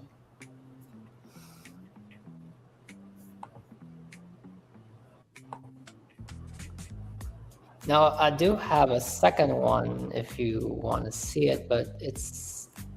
I think Hang on, I'm about to take this down real quick for a second because I do have that animated fly-through of the Helios. Give me one moment. Oh, actually, this one is even better. Okay, let me know when you got it. Yeah, this one here, I have an even better one, actually. Gonna remove it. I have a better one here. You want me to add this one to stage? Oh, this is the MB. Yeah. Okay, here we go. Rising from gardens of color and glass, the Grand Serenia welcomes you with timeless elegance. Its domed atrium glitters in the morning sun, while pathways and fountains. Oh, wow. Hang on, that went too quick. Hang on. Mm-hmm. Rising from gardens of... Wow. Okay, so there you can really see the design. Wow. Constellation Carousel is the same, but you can see the design of the hotel. Mm-hmm. Yeah, what is your guys' thought? What is your guys' impressions? Does this make, if this does this hotel design make it was it a right choice? I mean, is this a mistake? Is this a mistake? It's giving me Atlantis in the Atlantis in Paradise Island, the Bahamas. The color scheme is giving me that. Mm-hmm. Phil, what is it giving for you? Architecturally wise, it looks like the Atlantis resort building on the island. Yep. You want to know what? You don't want to know how I think? Where what is funny is the green works because there is green. There is green all around Epic. What is kind of giving is like it's kind of giving Princess Peach. A little bit. Mhm. Wait a minute. Why does this look like a question from a question block? Low key. Or is that just my interpretation? Yeah, it might be a interpretation, maybe. Yeah, it's a certain shape. I would, yeah, like a question mark. Yeah. Yeah. As we keep going here, I'm just going slowly. I think it's I think it's still unique. It's still nice. That rooftop is amazing. I don't know. Now we don't have those mountains in Florida. Oh no, that's not existent. But no, it looks amazing. There's that there. Now here is the animated fly through here of the Grand Helios Hotel. Give me one moment.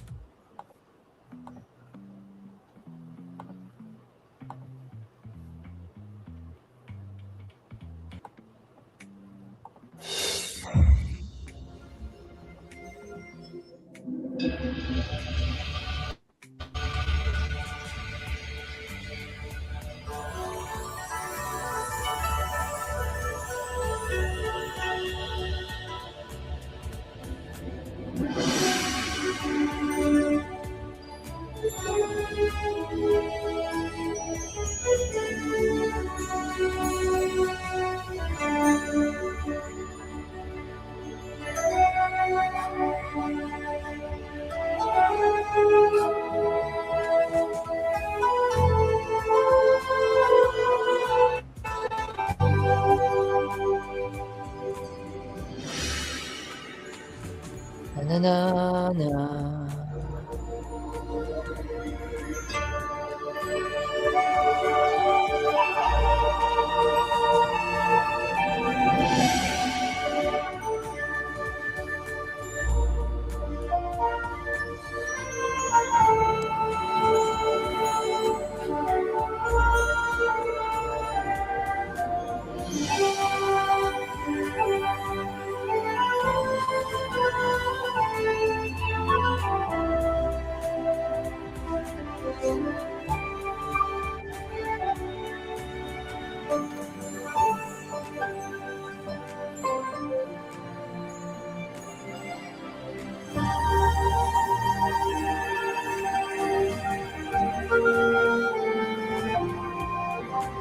I mean, it doesn't look like it's from this planet, honestly.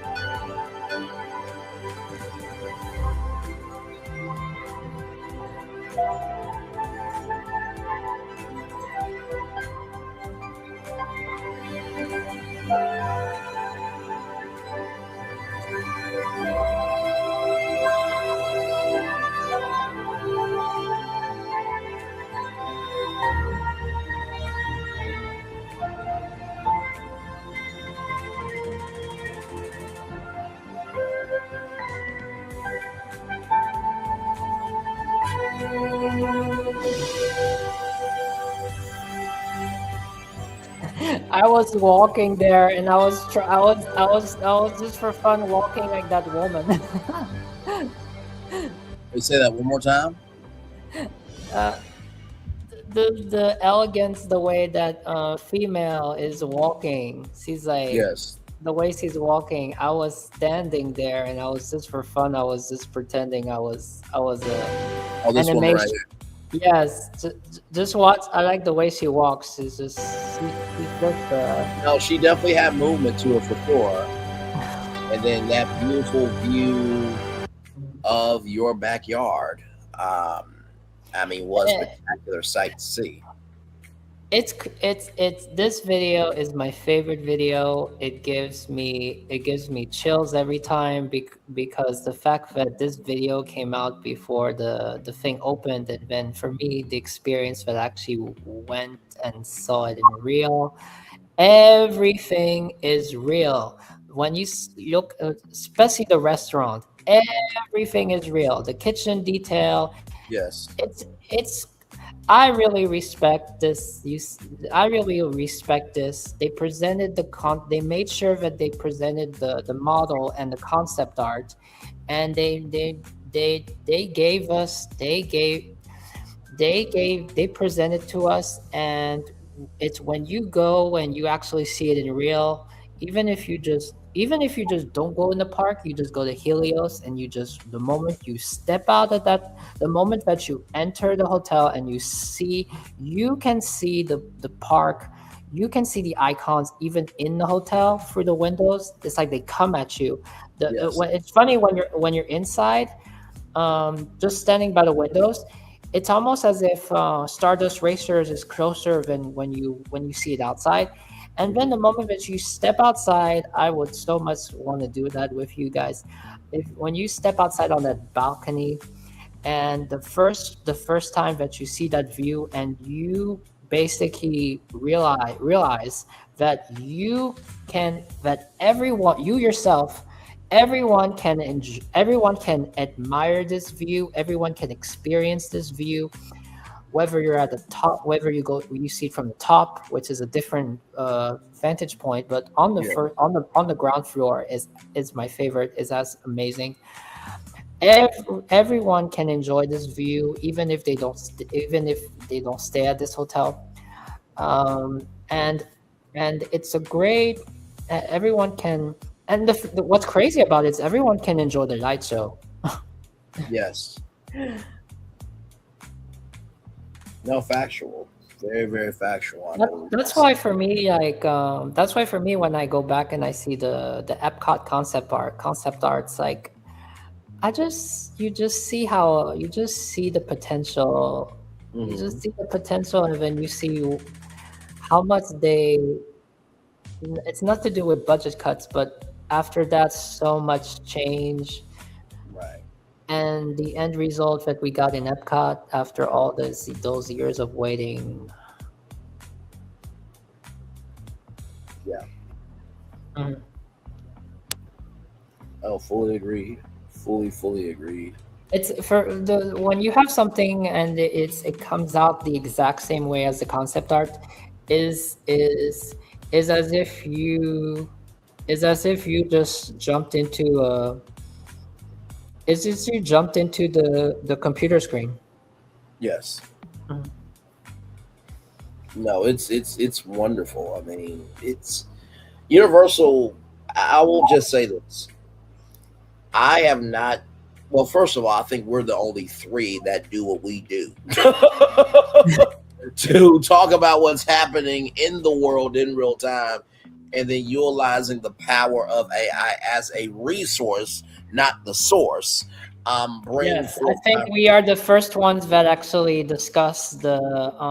I don't hear anyone really discussing. We're the first one that discuss the original concept of the original art form of Helios. Yes. And you here for the first time got to see an incredible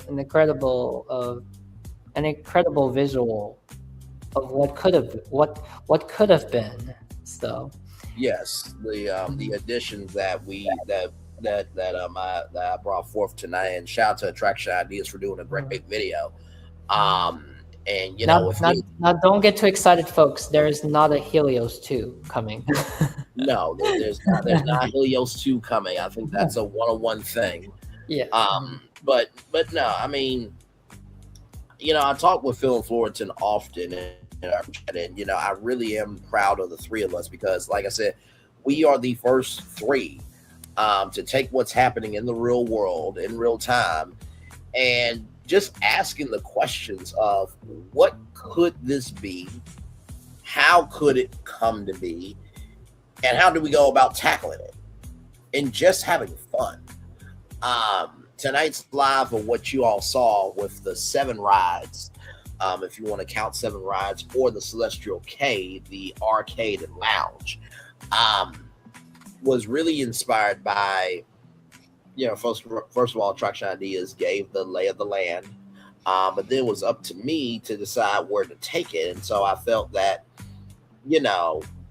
Celestial Park is the glue that holds this part together. So it should feel like a whole day park.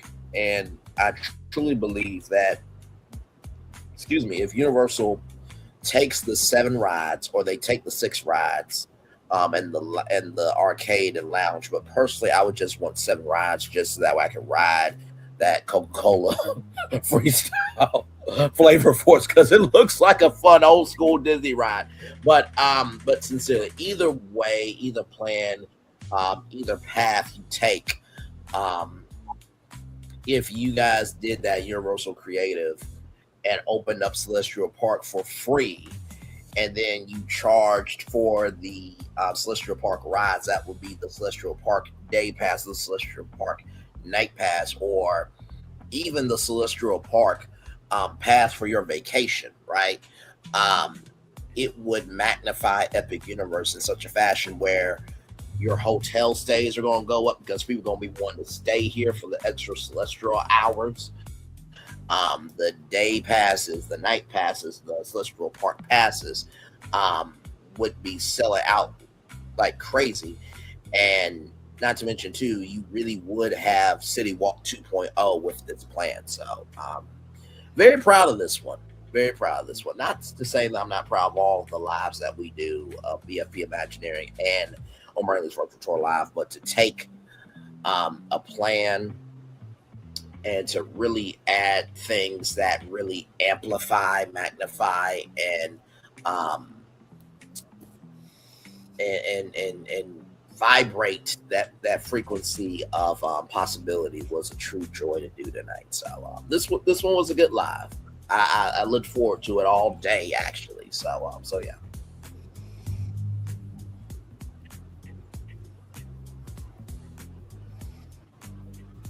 And we just naturally came together.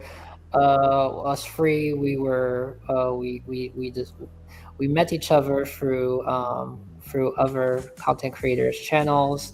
We were in the comment section, we were viewers, and we already were very friendly with one another. And yes, then then I popped in with Brian. It was just me and Brian, and then he was pitching about Epic Universe and what if we could do Epic Hotels, and so it was something that I look forward to do with him, because otherwise I'm always interested. I'm always this kind of stuff. I'm always I would do by myself, but to do it with somebody else. And then our good friend Phil came on, and I thought, Phil can be a special guest, and he can maybe do one project or something. And then what happened is he became the trio. So yes. So, and then of course, you add, and the thing was, I don't know how Phil feels about it, but when you said BFP Imagineering stands for Bringing Forth Potential Imagineering, it's just like, of course Florentin would do something like that. Like I didn't even think of that the initial BFP stands for Bringing Forth Potential. Like, no, because for a long time I was more seeking a title, a name, and you guys came up with BFP. Well, you just took it's our initials it's our first names. So in the beginning I was not so really into the BFP. I thought BFP was more like a signature name, but then over time I couldn't think of any name, and and this was meant to be. And then I was looking at the BFP, and the reason we do this, and I'm all about, just like that's why when we do Disney and Universal, we're not here to hate on them. We want the best for them. And so that's where potential is. We want the potential. So the potential was the P, and then F can be forward or fourth. And the B can be it can be the best fourth potential, or it can be bringing forth potential. Braylon is the one that bringing it, and Florentin is bringing it forward, and I'm trying to make it potential. Yes. Yeah. Like honestly, to tell you the truth, like I would not mind like BFP, Imagineering, or bringing forth potential Imagineering to be like an actual business with us, because all we would do is just do what we do and just get paid millions of dollars of like, oh, Universal Creative, you wait, you want to do what? Okay, well, what's the square footage? The first time I stare at BFP by itself, it makes me think about like a gas station, BFP gas. Yes. But BFP Imagineering is very professional. No, absolutely is. And like I said, if we get paid from Universal Creative and Walt Disney Creative, not Walt Disney Creative Engineering, child. Yeah, you want to put up this this logo that I came up with. Is it on the stage or? Yes, it's on the stage. Okay, hang on. Let me take this down then. It's really pretty. But yeah, if we could get paid from Walt Disney, Imagineering, and Universal Creative and Six Flags and all these other parks, and being our own firm, yeah, we would be making bank. Like we would be having multi-year deals just to do what we do, Oh wow, look at that. Yeah, so I didn't want it to be too much Universal, because it was in the beginning, it was like the Universal intro, and then somehow like Spaceship Earth is inside, because that brings the Disney the Disney aesthetic to it, and yeah, and by the way, the Earth, it kind of I wanted the Earth to be kind of like because we're all fans of Illuminations. Yes. The greatest Walt Disney World entertainment show, nighttime show. Yeah. And Phil, Fantasmic too, but it's on a different level of Illuminations. Oh, Fantasmic, yeah. Mm-hmm. Phil has his amazing logo too, which the Tree of Life holds every icon. Together, where I don't know where it's at. It's in the in our chat. I don't know how I can bring it up here. It's on your YouTube channel too, but it's on my YouTube. Yeah. I was wondering if I could bring up the rock here. Hang on, let me see something. Give me a moment. I have to sign in though. No, I think I got it. Hang on. I think it's on Phil's Instagram. It's the fastest way. Nope, I got it. Hang on. Yeah, I think it might have been on my profile videos. Hang on, you guys. Give me a moment here. Take that down.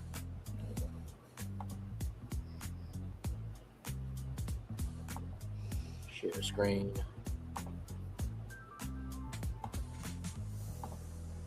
There it is there. Yeah, there it is. Yeah. Which is amazing, by the way.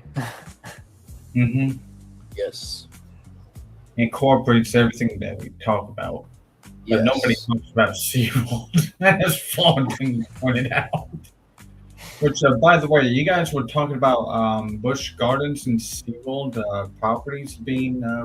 Yeah, I saw that article just browsing my Google app. By the way, if you're looking for like stories and I'm talking to all content creators here and just people who are just curious about the world, if you guys are looking for like stories that are like maybe those hidden gems, look on your Google app.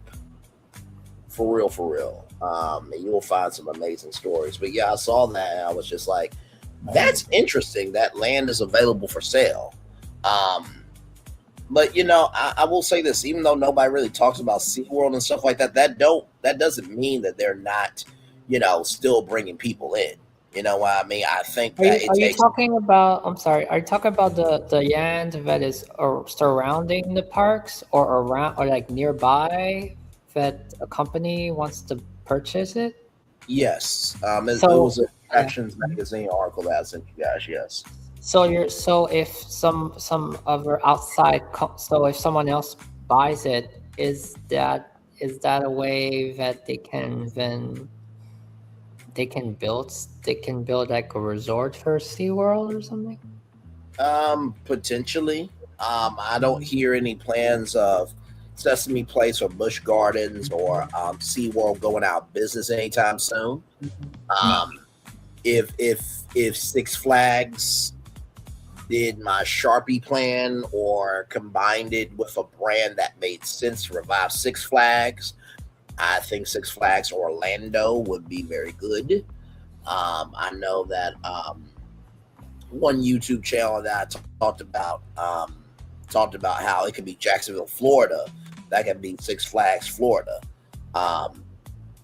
But like I said, that's just an idea. I don't think it's going to happen anytime soon. But yeah, so it was an interesting article, and I'll keep an eye on it. And if anything happens, of course we'll talk about it here. But it was just one story of many, but an important one nonetheless. By the way, yeah, we don't talk about SeaWorld, but have you ever guys seen the concept art for? There was a time where they had concept art for an entrance hotel for SeaWorld, and it was amazing. I'm not surprised by that, and I will say this, right? With SeaWorld, the one thing that they do very well is they know how to bring water to life through their rides. If you need to cool off in Florida, you go to SeaWorld because they have roller coasters that will go through water, literally on the water. And I think that they are really, really amazing at understanding their audience. So no, I think SeaWorld is a great brand. I know that they had their controversy. Okay, not and I'm not dismissing the controversy, but also too, Universal has had controversies before. Six Flags has had controversies before. Disney has had controversies before. So he or she who has cast the first stone, right? People are still going to see where I think La Renee Creole said that they actually have better season passes because they actually care about their season pass holders. So, for people ragging on Busch Gardens and Sesame Place and SeaWorld, they are consistently still bringing people in, and that is a successful business. Yeah. Just because you don't go to it doesn't mean the other people don't love it. So. Now, if everything was crap and SeaWorld was pricing everyone out and giving F about their pass holders, then we'd be having a different conversation. Yes. Hey, did you want to see some short videos from the Instagram? I just did pull mine up, so we can animate this logo here. Yeah, sure. Then I think I'll probably head on out here pretty soon. But yeah, let's see. Let's do it.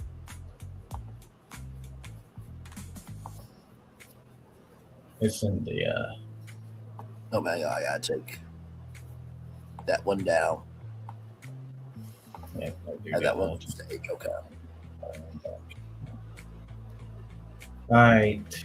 I'll play this ride here first.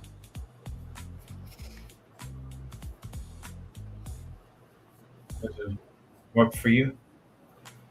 Now, what ride is that? That is for Greece. Greece? Yes. Okay, that is way better than Frozen Ever After. Oh my God, that's just.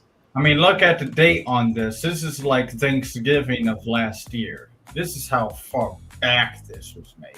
It was Disney, do that shit, please. Okay. Yes, ma'am. Yeah, it's like a second Mexico pavilion. Yeah. Mm-hmm.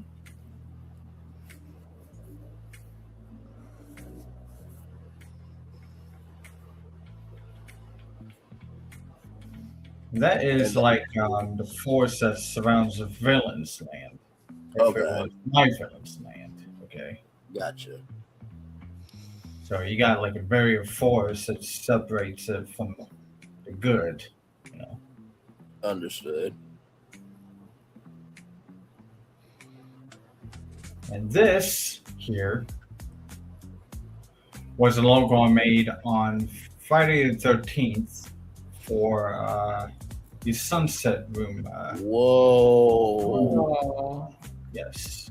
Bro, that actually looks really cool. Like, I'm not even going to sit here in front of that. Oh, so basically what's cool is, so every time you have a whatever, so if you're doing a episode on the Hollywood Tower Terror or Haunted Mansion, like it's the same logo, but it would like have a different strike every time. Look at that. That's wow. Super cool that the lightning comes out of the tower, because that's the subject and you know what famously happened to the tower. Yes. So like I couldn't ask for anything better. No, well done. Well done. And by the way, y'all, we will do another project together. Phil sent a idea to us as we were chatting up here. Yeah, well, you can present maybe a little bit of it if you wanted to. Give me a moment. Now, I don't know if this plays music here, but this plays music, as you see. Oh, there we go.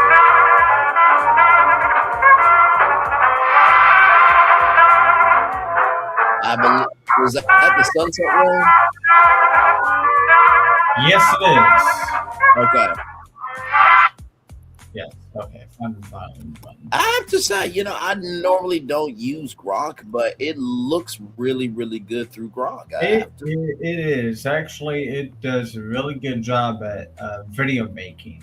Maybe images it may need some work, but it makes really good videos. You know what? I'm gonna try the what I did with the Helios. And I'm gonna try it on Grok to see. I'm just curious to see what the difference is. From the Gemini to Grok, and Grok does wonders. No, I'll definitely have to play around with it, but no, like I said, y'all, we will do another project together here soon.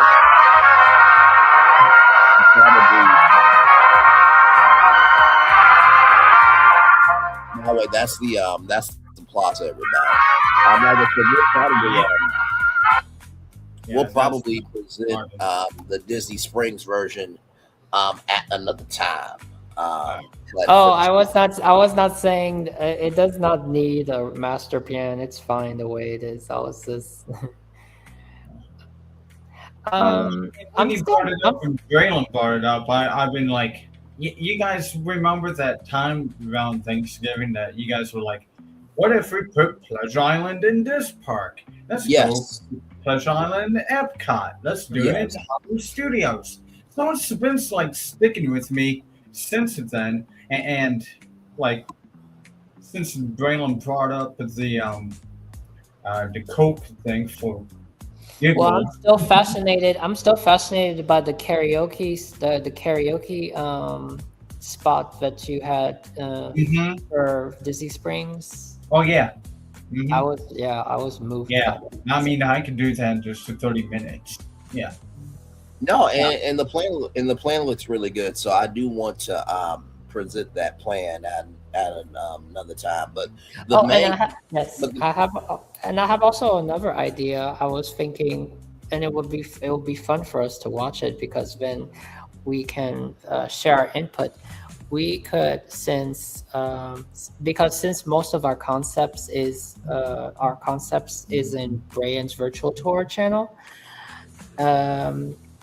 If me and Phil we did if me and Phil we do sometimes a stream with Brian, we can do some rewatching of the episodes from that we did on like we can rewatch the Epcot resort. We can rewatch the Epcot resort with Phil that Phil was not present, and we can rewatch it. And I think it'll be very interesting to rewatch it because you know, like to have new eyes on. I think that would be interesting. You know, I'm definitely down for that. And by the way, y'all, that idea of putting one club from each part of Pleasure Island, I came up with that idea because I felt like, you know, the Adventurers Club was so meaningful to so many people.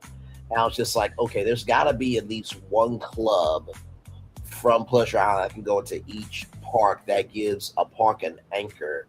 And then you could do like the Pleasure Island Pass where you can go to each park to see each club. And then at midnight, because, you know, there's not Pleasure Island anymore, you can celebrate New Year's Eve, but maybe but at midnight, Cinderella Castle is New Year's Eve, right? Something to that degree. I thought the Pleasure Island Pass would be cool, right? And also, too, Disney, I know this will be very controversial because of the VIP tour. You still have to buy a theme park ticket. With the Pleasure Island Park, with the Pleasure Island Club Pass, that would also include a theme park ticket.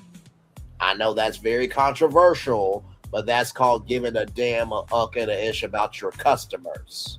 Okay? All right? Moving on. Yeah. Since I have discovered sound, I'm going to replay the BFP Imagineers introduction for welcome, esteemed guests, to the Tower of Terror. Keep your arms and legs in the elevator at all times.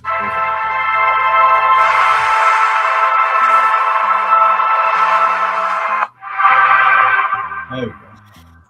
Like I said, that was really, really cool.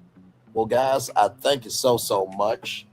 Another great live tonight. Attraction ideas.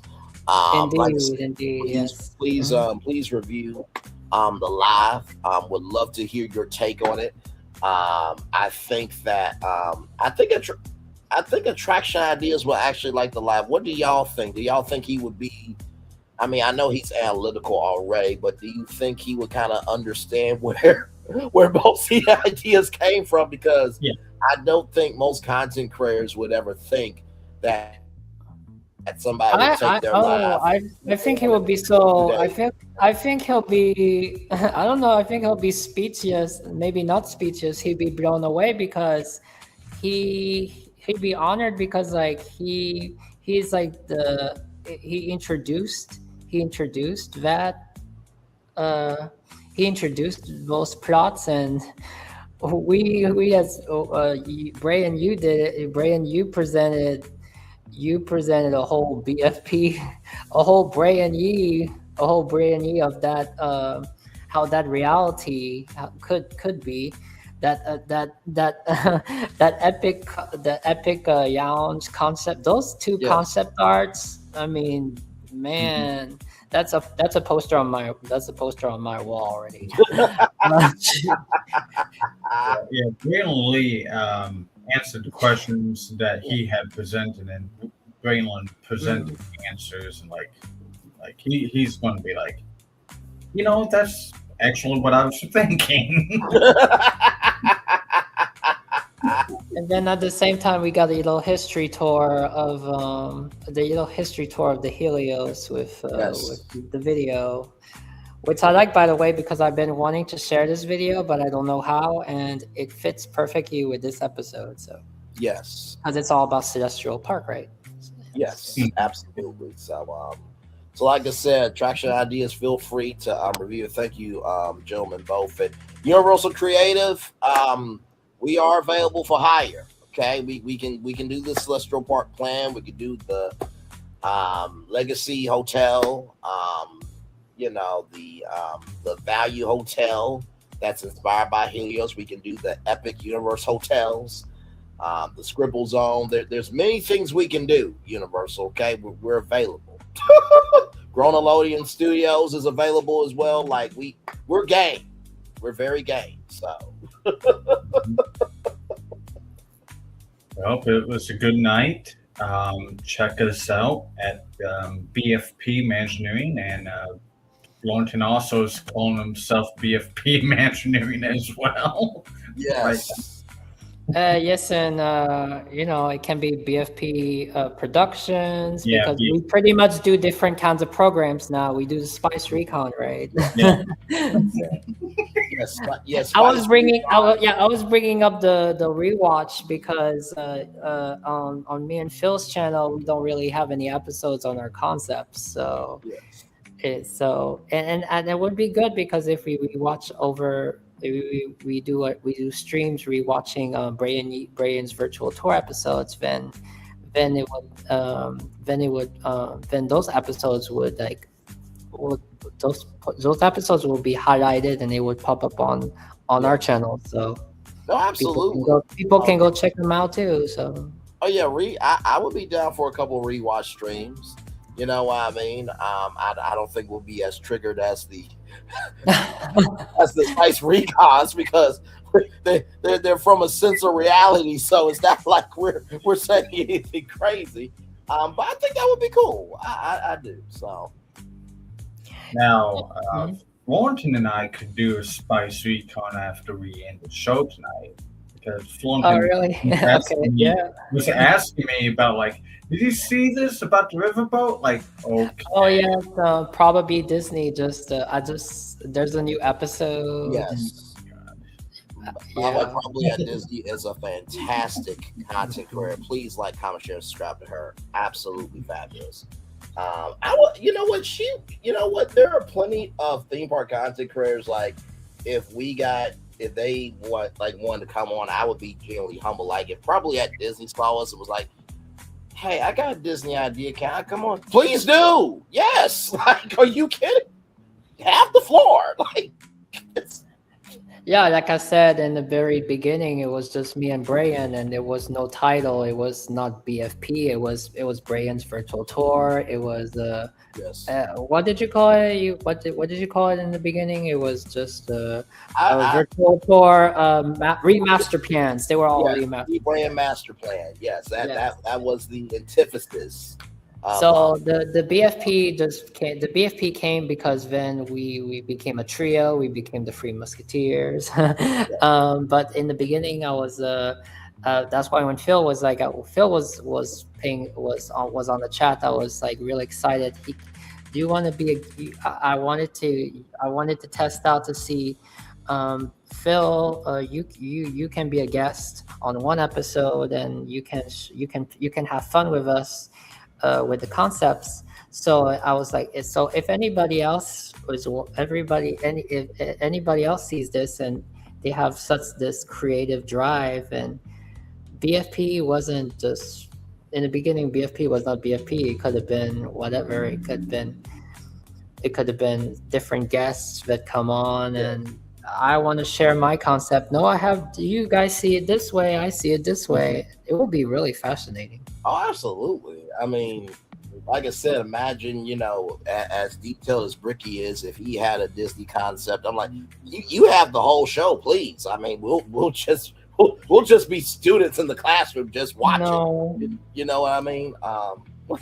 It would be so interesting. I mean, who knows if like Adam the Woo, like he was so really passionate. It's like, I have this dream concept about this. I feel like Adam the Woo really would have enjoyed us quite immensely.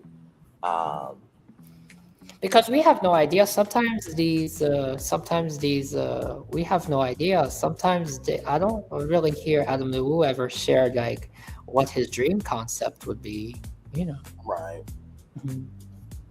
And like I said too, I like the fact that we're diversifying our programming too. So like you have the concepts on, this show here. And like I said, Brainley's Virtual Tour Live is just the vehicle, right? We do after show reviews. Ro is coming back in March, so we'll be back on that here soon.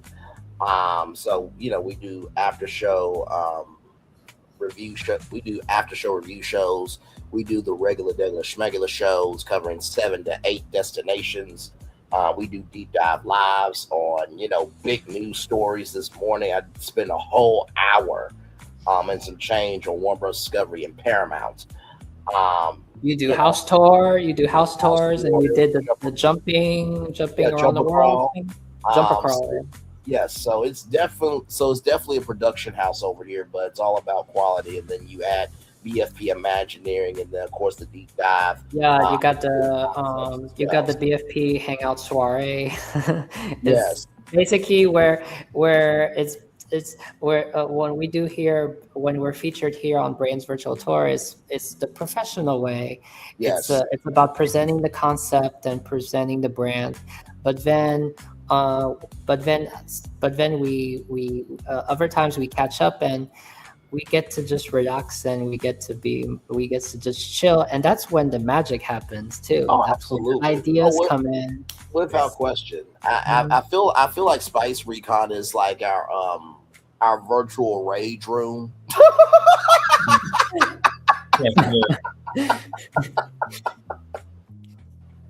It's just like, I just need to go into the Spice Recon rage room real quick just to get some feelings out about I gotta say that really became something, for one reason, because it was to do with Epic Universe of all parks. It wasn't because it was Hollywood Studios. It wasn't because it was SeaWorld. It was Epic Universe. Yes. Are you kidding me?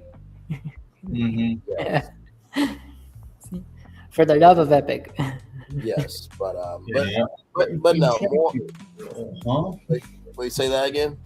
In 20 years? No. Oh God. But more good things to come for sure. And like I said, I feel like eventually, and I said this to Phil Florentin, like I see the three of us, doing our own panel at the D23 Expo, or if U64 ever comes to fruition. And they have the U64 Expo or U64, the Ultimate Universal fan of it, and we all get our invites, and we're all at the Helios hotel rehearsing of what we want to talk about and how we want to talk about it, and I just APA and all the other conventions and cons, and a con is basically a convention, but all the conferences rather, and cons and everything in between. I really do believe the three of us are doing something quite special. Oh my gosh, can you imagine a convention of just a bunch of people just like us, and it's just a whole like 4 hours of meeting people and everybody's concepts about Disney World hotels, yes. redoing Universal, redoing City Walk. That would be mind blown, and everyone has their concept arts in. Yes. And like I said too, I think the meet and greets would be humbling. I mean, just imagine somebody like cried over, even this live. Like, you got like, what Braylon did with, Celestial Park. Like, how did you do that? It was amazing. Right. It's like, hey, calm down. It's okay. I know people would be crying off of a concept art, or crying off of they'll be crying over a concept. It's that deep. Yes, and I'm just like, hey, listen, I'm right here with you. Listen, hold my hands. It's okay. I know that concept art was a mental security blanket for you, because you got to feel something positive. That's why we do what we do. Look, you guys see behind Phil. That's one of his concepts there. Yeah, it is. It's really nice. IHG TV, the Polynesian Town Resort. We fixed it. And it looks wonderful. Well, you guys, I'm going to go ahead and get off of here and do the daily motivator, but love you guys very much. And like I said, Traction Ideas, it's your call. Please review it and let me know. And like I said, if he does a reaction video, I will react to that. And listen, he's got 50,000 subscribers, so that could bring in a lot of traffic, and maybe we might go over to attraction ideas. You know what I mean, and do a live over there, and you never know what live could be the thing. So I have not thought about being reacted. Very cool. Well, Very yeah. cool.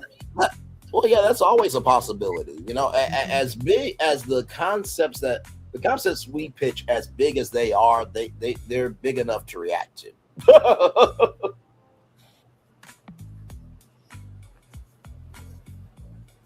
But yes, indeed. Eventually, Florentin will be on OG 55 Live, so we're looking forward to that, and that should be a good time. So. Yes, of course, yes. So yes. All right, y'all. Let me get the Daily Mover up here, and then we will head on out of here because I got the Ox collab. It starts now, but I gotta finish out the show here. So let me get that together. All right. And by the way, Florentin, you're kind of a bit true. I have presented one thing on my channel on BFP Imagineering. It was a pilot episode. It was the early concepts of Edison Square.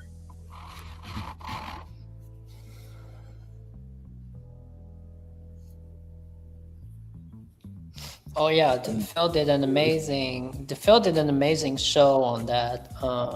It was just Phil and I, but that was It was my pilot episode, first time ever recorded. Yeah, yes, it was, and we really dive deep.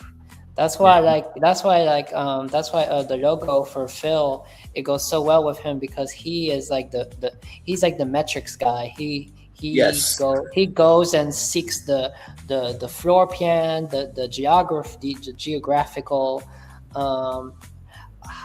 Is the size big enough? He's the engineering of the team. I was about to say I think that Phil is definitely the Roy of the group.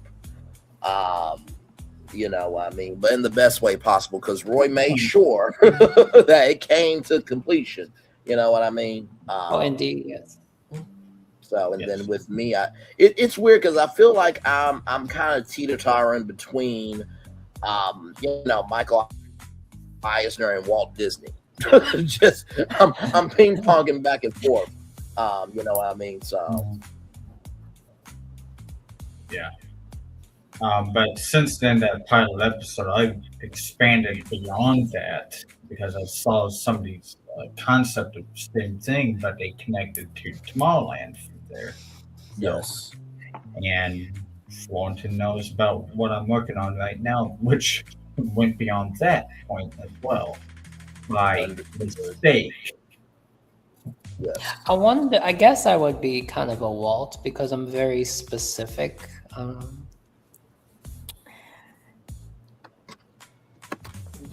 you definitely have Walt energy.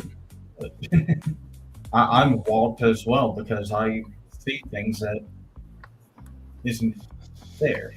So, that's yes. I think we all. I definitely think we all have some Walt energy for sure. Mm-hmm. So, well, all right, here is the Daily Motivator, everybody. Sometimes your joy is the source of your smile, but sometimes your smile can be the source of your joy. Fifth Nat Hatch. Very, very, very well said there. It's time for the Daily Motivator, everybody, for today, Friday, February 27th, 2026. Give me one moment. Away from frustration.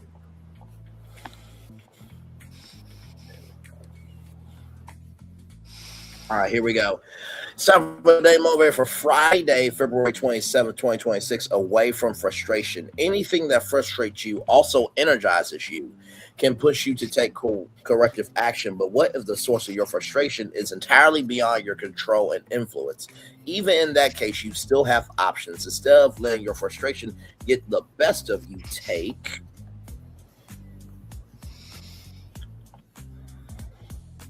time to examine, to calmly examine the situation. Is there a possible path for you to gain more control over what's creating the frustration. If so, develop a plan, put into action, and get yourself positioned to fix the problem. Yes, indeed. Here, if that's not possible, another option is likely more accessible. You can take steps to remove yourself from the influence of whatever's causing your frustration. Look for alternatives such as different products, providers, services, processes, situations, or routines. Though a change might cause temporary inconvenience, the ultimate benefit is freedom from the source of your frustration. Rather than being dismayed, look realistically for what you can do about it. Assume you have options. Give yourself the chance to get permanently away from what frustrates you, Ralph Molson. You know, I feel like sometimes my mom has always said this, you know, it's one thing to be frustrated with something. It's another thing to just quit something, right? And so I feel like we deal with this with BFP Imagineering, and especially when we're, you know, coming up with our projects. And it's funny because sometimes projects will come about from chilling out, other times from a spice recon, other times from when we're pitching one concept to you all, another concept comes out of that live, right? And whenever we are in the lab, you know, working to figure out how to pitch something to you all, sometimes we do get frustrated because it's just like, I know this makes sense, but the angle that I'm going about is really irking my nerves. So the first thing I will say is that, you know, rather than being dismayed for frustration, we'll look realistically for what you can actually do about it. So maybe that might be going to read an article. That might be, you know, taking a walk.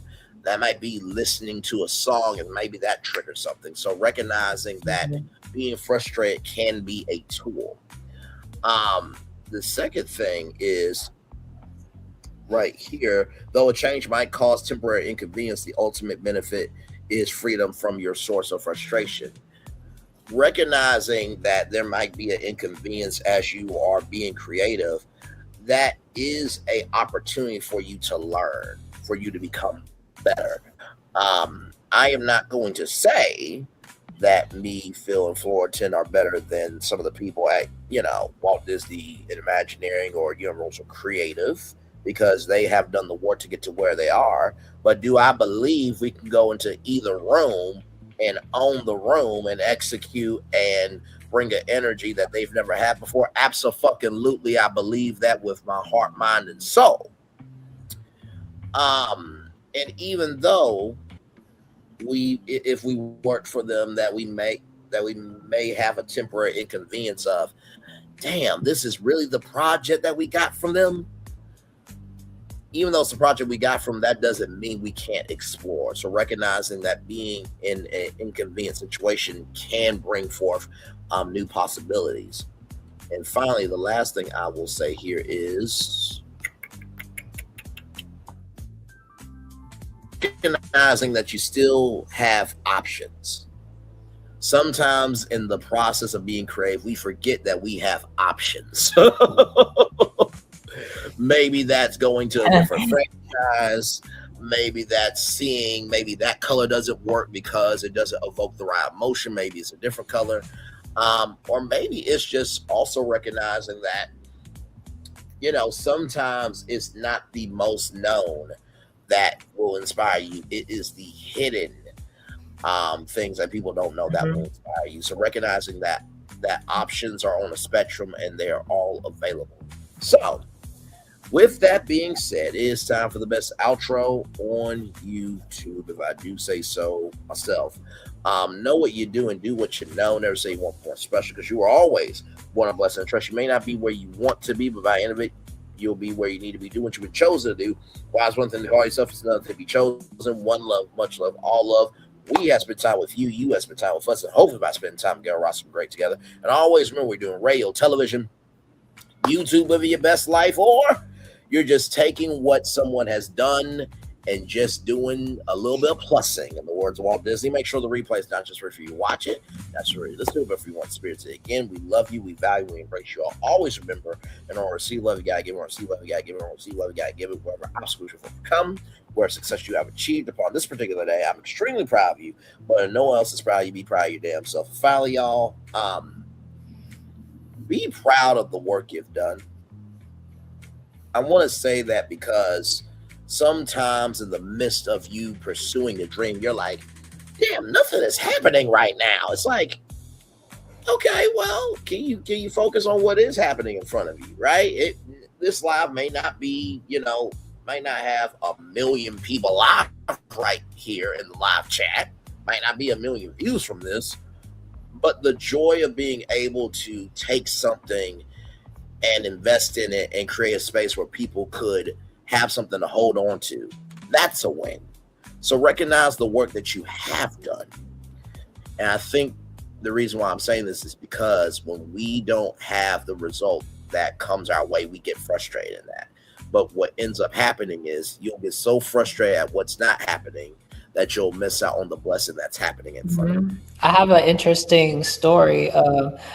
I'm not the kind of person like, well, we all get frustrated even once because we're human. When we've done amazing concepts, and that's for every project that we do. Someone is a shining star, and it rotates. So one project is Brian is shining out of the three. One time proven for the Ice Age, that was Phil.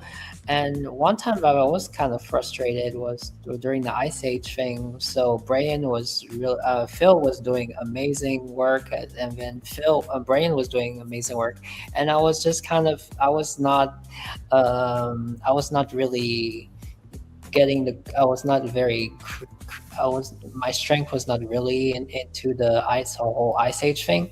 So I would say I was a little bit frustrated not because I was frustrated about it, because I felt like when y'all were doing amazing work, I felt like I had to catch up. But that's the mistake. Sometimes when we do projects and we're not, it's not our strength, and it's okay. But then, you know what, I took my frustration and I decided, I'm going to do something that I feel good doing and that works. And that's why I did I worked on the Australia plot. And it's funny when we read back now, we read people's comments and articles, they're bringing up Ice Age, and now Buoy came out and people are all talking about Australia. Mm-hmm. No, and I think that talking about the 28 acres as well. Yes, no, for sure. The 28 acres that's next to Animal Kingdom Lodge. And that was a great example, Florentin, because I believe that sometimes that's more of us being our own worst enemy, right? You feel like, damn, like they're just able to, just make it happen. But also, too, we, me, myself, Phil, all of us in our own way, we all get mental block, right? But also too, with what you did with Australia, that is an extension of Animal Kingdom. It was just in a different fashion. That's it. You know what I mean? So it all works together. No, it's like when we did the Epcot resort, and in the beginning I did the Epcot City. Like I was going to do the Epcot City the same way as you all, and then Phil saw the concept art that I did, and I think I didn't mean to put Phil down because my Epcot, as you know, looked like that one guy who I don't want to quote him. He was using design language as lingo. The shape language. But he had concept work that looked like mine, and I didn't like mine, especially when it seemed to magically disappear on me for a day or two, which similar incident happened to the Sunset Room.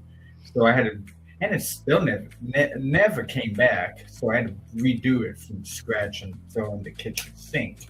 Right. But my Epcot resort seemed to be very good and stuff. But then when it came to hotel rooms, it started making the hotel rooms look like a bunch of bushes. That's too much greenery for me.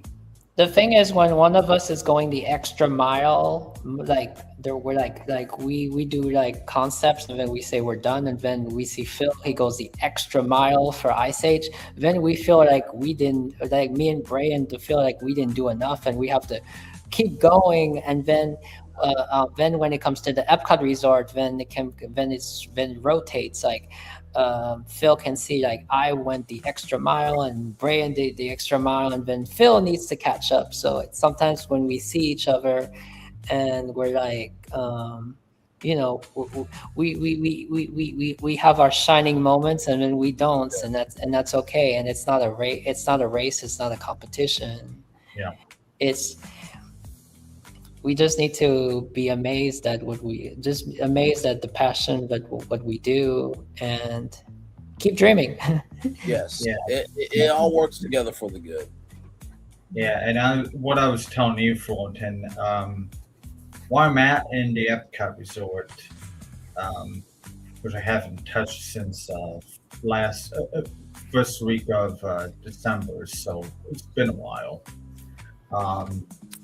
I'm so like 10% done with it that it will be practically one of my last ideas. Indeed. And that's okay. I mean, it's not probably necessarily true. It'd be something like almost like my final dream before I, so if anything happens, that will be my.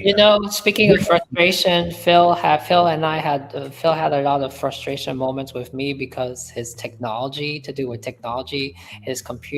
has, his computer. We'd be so excited to do our own show, and then in the middle of the show, like his computer would act up, or something to do with his sound. So he's an example. He had a lot of frustrating moments because of his technology. But you know what? He never. I watched him through. He never gave up. Even if it took an hour. Then to the point where you almost want to give up completely. But then it's back on, and when it's back on, I'm like, we're good now. We can just enjoy something. So yeah. The thing is to frustrate when your frustration is temporary. So don't give up. Yeah, you would not even tell in the video that we did, which Thornton posts on his channel and I post on my channel. We titled it the introduction for the Sunset Room. Thornton can tell you that I was pretty much enraged for like 2 hours, and you cannot tell it in my voice or presentation of the whole introduction video of the Sunset Room. Right. Which we did not present the Sunset Room that day because of 2 hours of like how to do this. This sucks. Yes. Have no hotspot data. Understood. Well, great job, guys. One love, much love, all love. I feel the love and send it right back to you. Commercial break and fireworks coming your way for the day that was, for the day that's coming, for the blessings that are on the way for you, me, all of us, as the society, as people, as culture. I feel the love, and we feel the love, and we send it right back to you. Good night, everybody. Have a great weekend. Love y'all. Bye-bye.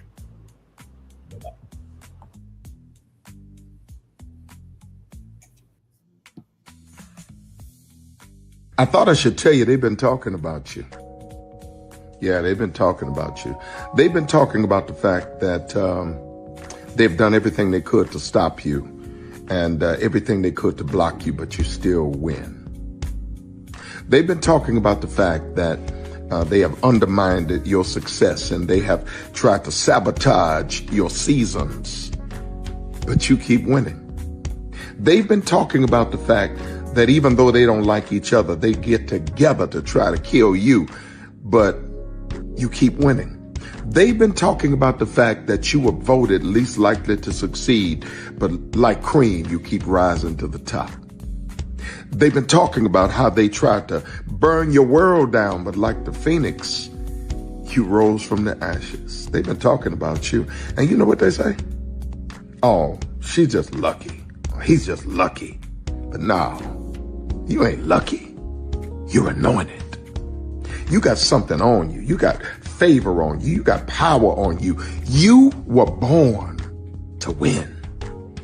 Now they can call it luck, but it's grace. They can call it luck, but it's favor. But whatever they call it, it doesn't matter, because you know what God calls you? Do you know what God calls you? A winner. I thought I should tell you they've been talking about you. Yeah, they've been talking about you. They've been talking about the fact that they've done everything they could to stop you and everything they could to block you, but you still win. They've been talking about the fact that they have undermined your success and they have tried to sabotage your seasons, but you keep winning. They've been talking about the fact that even though they don't like each other, they get together to try to kill you, but you keep winning. They've been talking about the fact that you were voted least likely to succeed, but like cream, you keep rising to the top. They've been talking about how they tried to burn your world down, but like the phoenix, you rose from the ashes. They've been talking about you. And you know what they say? Oh, she's just lucky. He's just lucky. But no, you ain't lucky. You're anointed. You got something on you. You got favor on you. You got power on you. You were born to win. Now they can call it luck, but it's grace. They can call it luck, but it's favor. But whatever they call it, it doesn't matter, because you know what God calls you? Do you know what God calls you? A winner. I thought I should tell you they've been talking about you. Yeah, they've been talking about you. They've been talking about the fact that they've done everything they could to stop you and everything they could to block you, but you still win. They've been talking about the fact that they have undermined your success and they have tried to sabotage your seasons, but you keep winning. They've been talking about the fact that even though they don't like each other, they get together to try to kill you, but you keep winning. They've been talking about the fact that you were voted least likely to succeed, but like cream, you keep rising to the top. They've been talking about how they tried to burn your world down, but like the phoenix, you rose from the ashes. They've been talking about you. And you know what they say? Oh, she's just lucky. He's just lucky. But no, you ain't lucky. You're anointed. You got something on you. You got favor on you. You got power on you. You were born to win. Now they can call it luck, but it's grace. They can call it luck, but it's favor. But whatever they call it, it doesn't matter, because you know what God calls you? Do you know what God calls you? A winner. I thought I should tell you they've been... Good evening. My name is Mark Woodbury. I'm the chairman and CEO of Universal Destinations and Experiences. Well, we're finally here. Tomorrow we begin a new chapter at Universal Orlando Resort as we open Epic Universe. We built this place for you. I want to thank you, our fans, for your love of our stories, characters, and immersive experiences that inspired this incredible place. Epic Universe represents over 8 years of meticulous planning, immense creativity, and innovation, combined with unmatched craftsmanship and operational excellence on the part of thousands of people who have brought to life the stories and characters that live beyond each of Epic's portals. But it represents so much more. Your love of Universal and the deep connections we've shared together here in Orlando over the past 30 years inspired us to dream bigger and to push the boundaries to create something extraordinary for you and for generations of fans and families to come. And tomorrow, as we open Epic Universe, I can't wait for you to experience this place for yourself.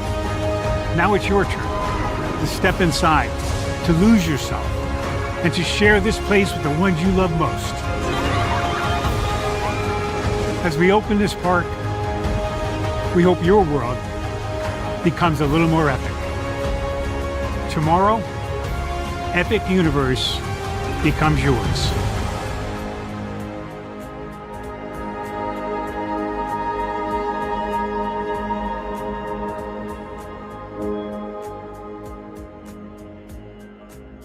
Are video games getting too expensive? This episode, we want to find some common ground because the CEOs want to raise the price even more. Not with these broken ass games. $5 million. That's how much San Andreas costs to make. Is it their fault for selling or our fault for buying? Corporations claim all this stuff. Devs say otherwise. Sports gamers, cozy gamers, whatever you call the people who play Power Wash Simulator. I think it stings a little bit more because I'm spending my actual money and my mom is not. Imagine they get rid of all movie theaters and then charge you the same price to watch the same movie at home. That's like every streaming service. It doesn't have to be the longest of games, but am I having fun with it? This is Lex. I'm Ronell. Let's get right into it.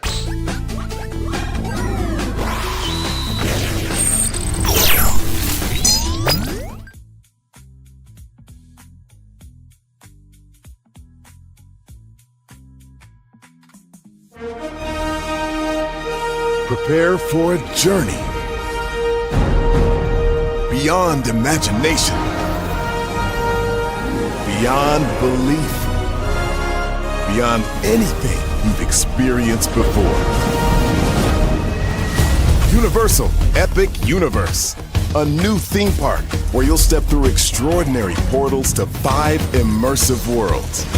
Prepare for a cosmic voyage of discovery, an isle of fire-breathing excitement, a shadowy world of monsters and mystery, new wonders in the wizarding world, and a new way to play. Plus the splendor of a magnificent resort hotel overlooking the park. It's all new excitement at Universal Orlando Resort. A week's worth of vacation thrills with 4 amazing theme parks, a variety of spectacular themed hotels, and incredible dining and entertainment. It's all at Universal Orlando Resort, where you'll find new adventures every day. Explore the astonishing worlds of Universal Epic Universe at Universal Orlando Resort. Because here's the thing, a good streamer can find other content. Because here's the thing, a good streamer can find other content. Because here's the thing, a good streamer can find other content. I've been moving on my own accord, covering Black culture. There is more to life. I heard that, friend. Braylon, shout out to Braylon. Make sure y'all go follow Braylon in case y'all haven't. I love your content. I have been moving on my own accord, covering Black culture. There is more to life. I heard that, friend. Braylon, shout out to Braylon. Make sure y'all go follow Braylon in case y'all haven't. I love your content. I have been moving on my own accord, covering Black culture. There is more to life. I heard that, friend. Braylon, shout out to Braylon. Make sure y'all go follow Braylon in case y'all haven't. I love your content. Child, Braylon been over there doing his thing, minding his GD business, staying out of trouble, trying to get the folks some positive stuff to talk about. Besides lying all the damn time. Child, Braylon been over there doing his thing, minding his GD business, staying out of trouble, trying to get the folks some positive stuff to talk about. Besides lying all the damn time. Child, Braylon been over there doing his thing, minding his GD business, staying out of trouble, trying to get the folks some positive stuff to talk about. Besides lying all the damn time.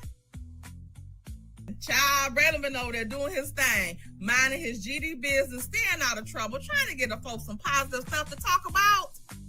Besides lying all the damn time. Child, Braylon been over there doing his thing, minding his GD business, staying out of trouble, trying to get the folks some positive stuff to talk about. Besides lying all the damn time.